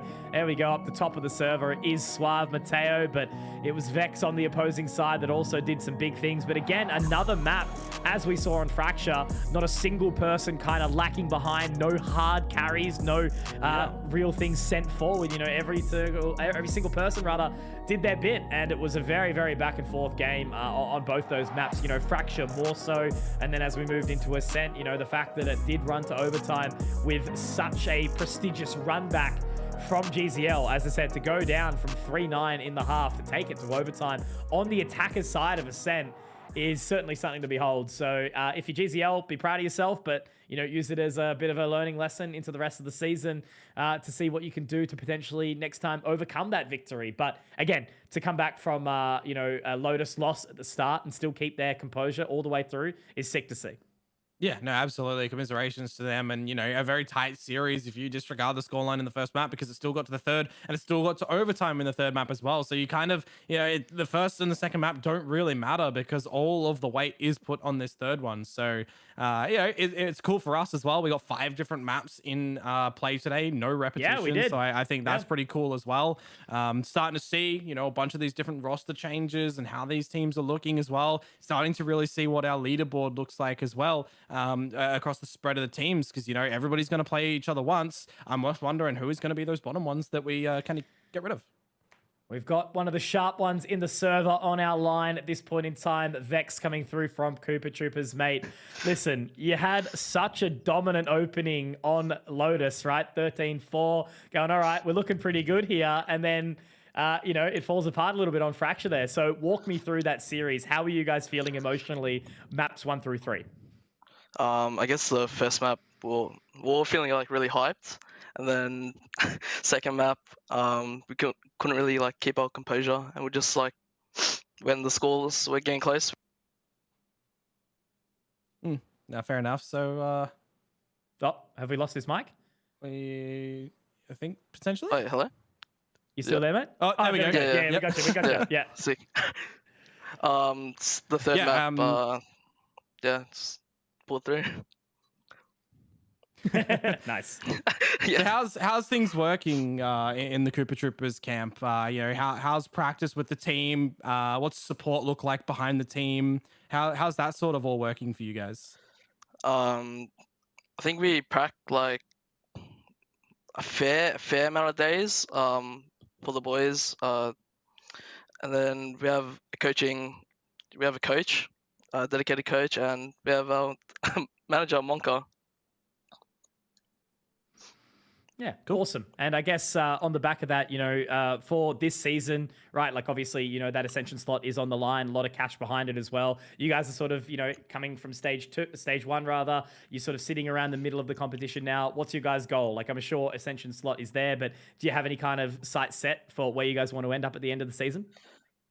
I feel like this stage's like competition is like relatively close. I feel like last season 95X and Bobo were like dominating. So we're just gonna try prac hard enough and try get the highest like score that we can get. Yeah, cool. Awesome. Cool. All right. Anything from yourself, Komodo, or should we let this man go to bed? Yeah? All right. Guys, we're going to let you go to bed. Hours. Yeah, Vex, you take care, mate. Thanks again. Congrats for the win, and we'll see you in the next game, all right? Yep, thank you. All right. There we go. So we've heard from the big man himself. Absolutely looking awesome on that jet in the final map. Super sharp, making so much space for his team. And yeah, good to hear that there is a little bit of support behind as well with the manager and the coach too. So Cooper Troopers really putting in the work into this season. But of course, Komodo leading to the end of the night. Day number 6 we've just had on our screen. So we'll run through that leaderboard to see exactly where the teams sit and what we're going to kind of expect over the next little bit. Nerd Punt very much sitting strong up the top of that leaderboard, 3-0. Whereas unfortunately, Mammoth fell to 0-3 after getting bested by Nerd Punt earlier. And then, yeah, Cooper Troopers and GZL obviously sitting in the middle right there. That was for the, spot kind of 4 and 5 difference there. So Cooper Troopers obviously taking that one forward. And yeah, there was an exciting game between 95X and Fun Crew yesterday as well that sort of determined 2 and 3 on that scoreboard too. And same actually with the Who versus XYZ. So overall, we've kind of cemented ourselves nicely. I still think that top 3 though is anyone's game really. And Cooper Troopers saying that they're fighting hard for it as well. It is a little bit closer. I definitely agree with Vex this season. Yeah. And of course, there's 4 more weeks of play essentially too to try and get towards that top 6 to make playoffs, the way that you want it. If you do have a goal, if you don't want to get first in this little bit and get a different seeded towards playoffs, I don't know if they've got any teams doing those sort of mind games, but 4 more weeks of play. Even Mammoth, being at the bottom, they can potentially get back into this. So don't count them out. Yeah, no, absolutely. And the top of the scoreboard, of course, still Norson sitting there. Vex following not too far behind. Feta also sitting in, I think, a similar spot. Easy K also maintaining. And same with Mike. So knocked down a little bit. I think we did lose whoever was sitting up near the top at the start. Was it Feta? Yeah, it was. So he's dropped down a little bit after his performance, but he still played pretty bloody well tonight. So that's a big statement to Norson's performance so far. But look, no real surprises what we're seeing there. Vex had a great performance tonight. So plenty more games ahead, as you mentioned, Komodo. A few weeks left before playoffs, and I'm excited to see what else this season brings for us in Stage 2 and who is going to really sort of convince us that they deserve that Ascension slot. Yeah, absolutely. And of course, the games that we're going to be coming next time on Thursday, the 27th of April, we got 95X versus Nerd Punt, and we got the Who versus Mammoth. So that's going to be a nice deciding one down the kind of bottom. Will Mammoth get their first victory, or will the Who +2, be able to just get up a little bit into that leaderboard and go 2-2? And then, of course, there's games on Friday as well. But those are the other 4 remaining teams. If you want to look at it, you know where to go. Absolutely. Check it out. Have a look. Jump on that brand new LPL website as well. Look through everything that is there. Make sure to obviously, support everything to do with the Valorant League, your teams, your players, your everything, and make sure that everyone gets back and around these playoffs that are coming up soon. But until then, we'll see you next Thursday here at LPL_Valorant. From Komodo, take care. Have a good night and cheers.